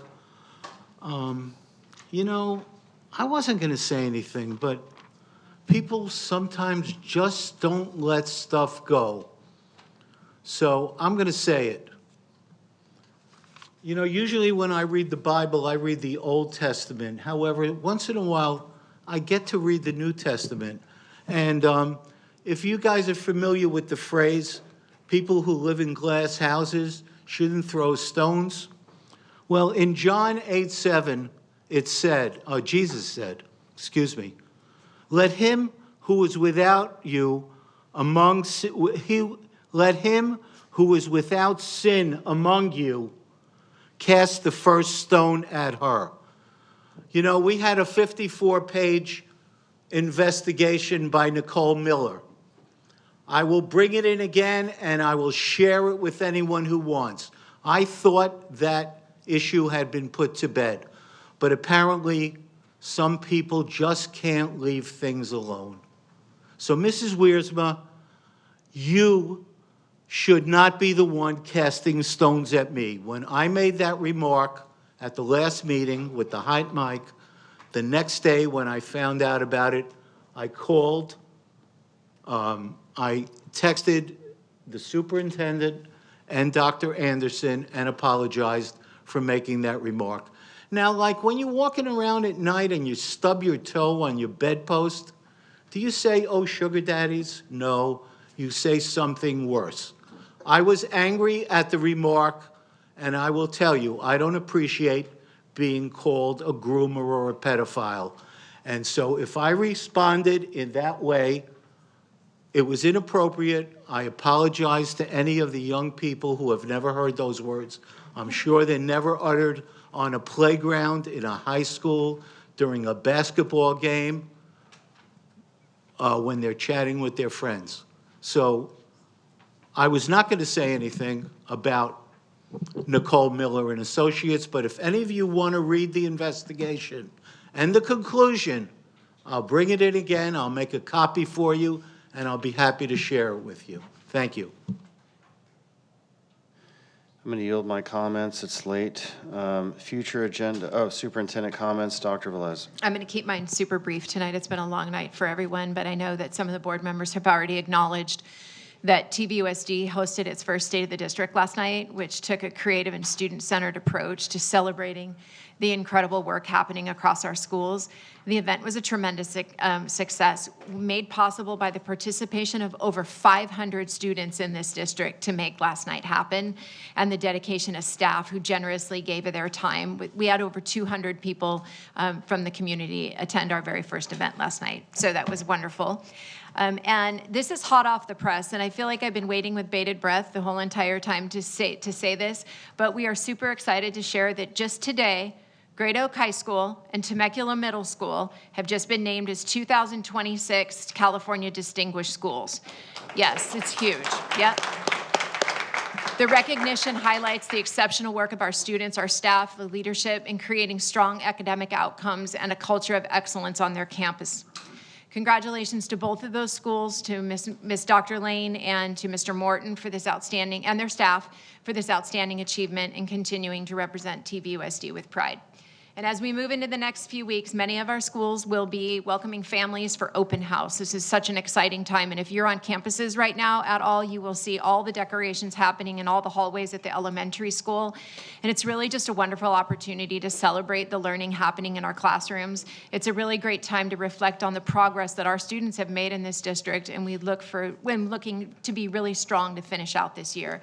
I want to thank our students and our staff and families for continuing to make this district exceptional. I do want to give a huge shout out to Miss Anna Seabar tonight. It was a hard night. You did a great job. And to my staff. You guys have been here since 7:30 this morning, so a special thank you to my staff as well. And have a good night. Thank you, Dr. Velez. Future agenda items before Dr. we move on. Can I give my comment? Oh, yeah, yes. Excuse me. Okay. Melissa Chai. Thank you, Dr. Carey.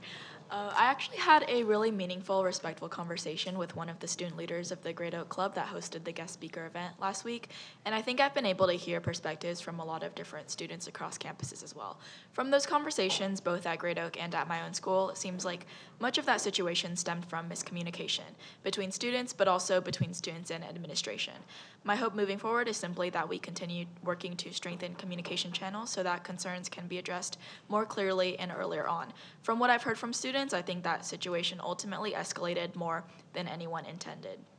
On a different note, I'm really excited to share that the Culture Fair event I hosted at Chaparral was a huge success. We actually filled the stands in the Aux Gym and had to bring out our backup chairs, which I definitely didn't expect. I worked really hard alongside my leadership team to organize that event, and I'm incredibly grateful for everyone who came out to support it.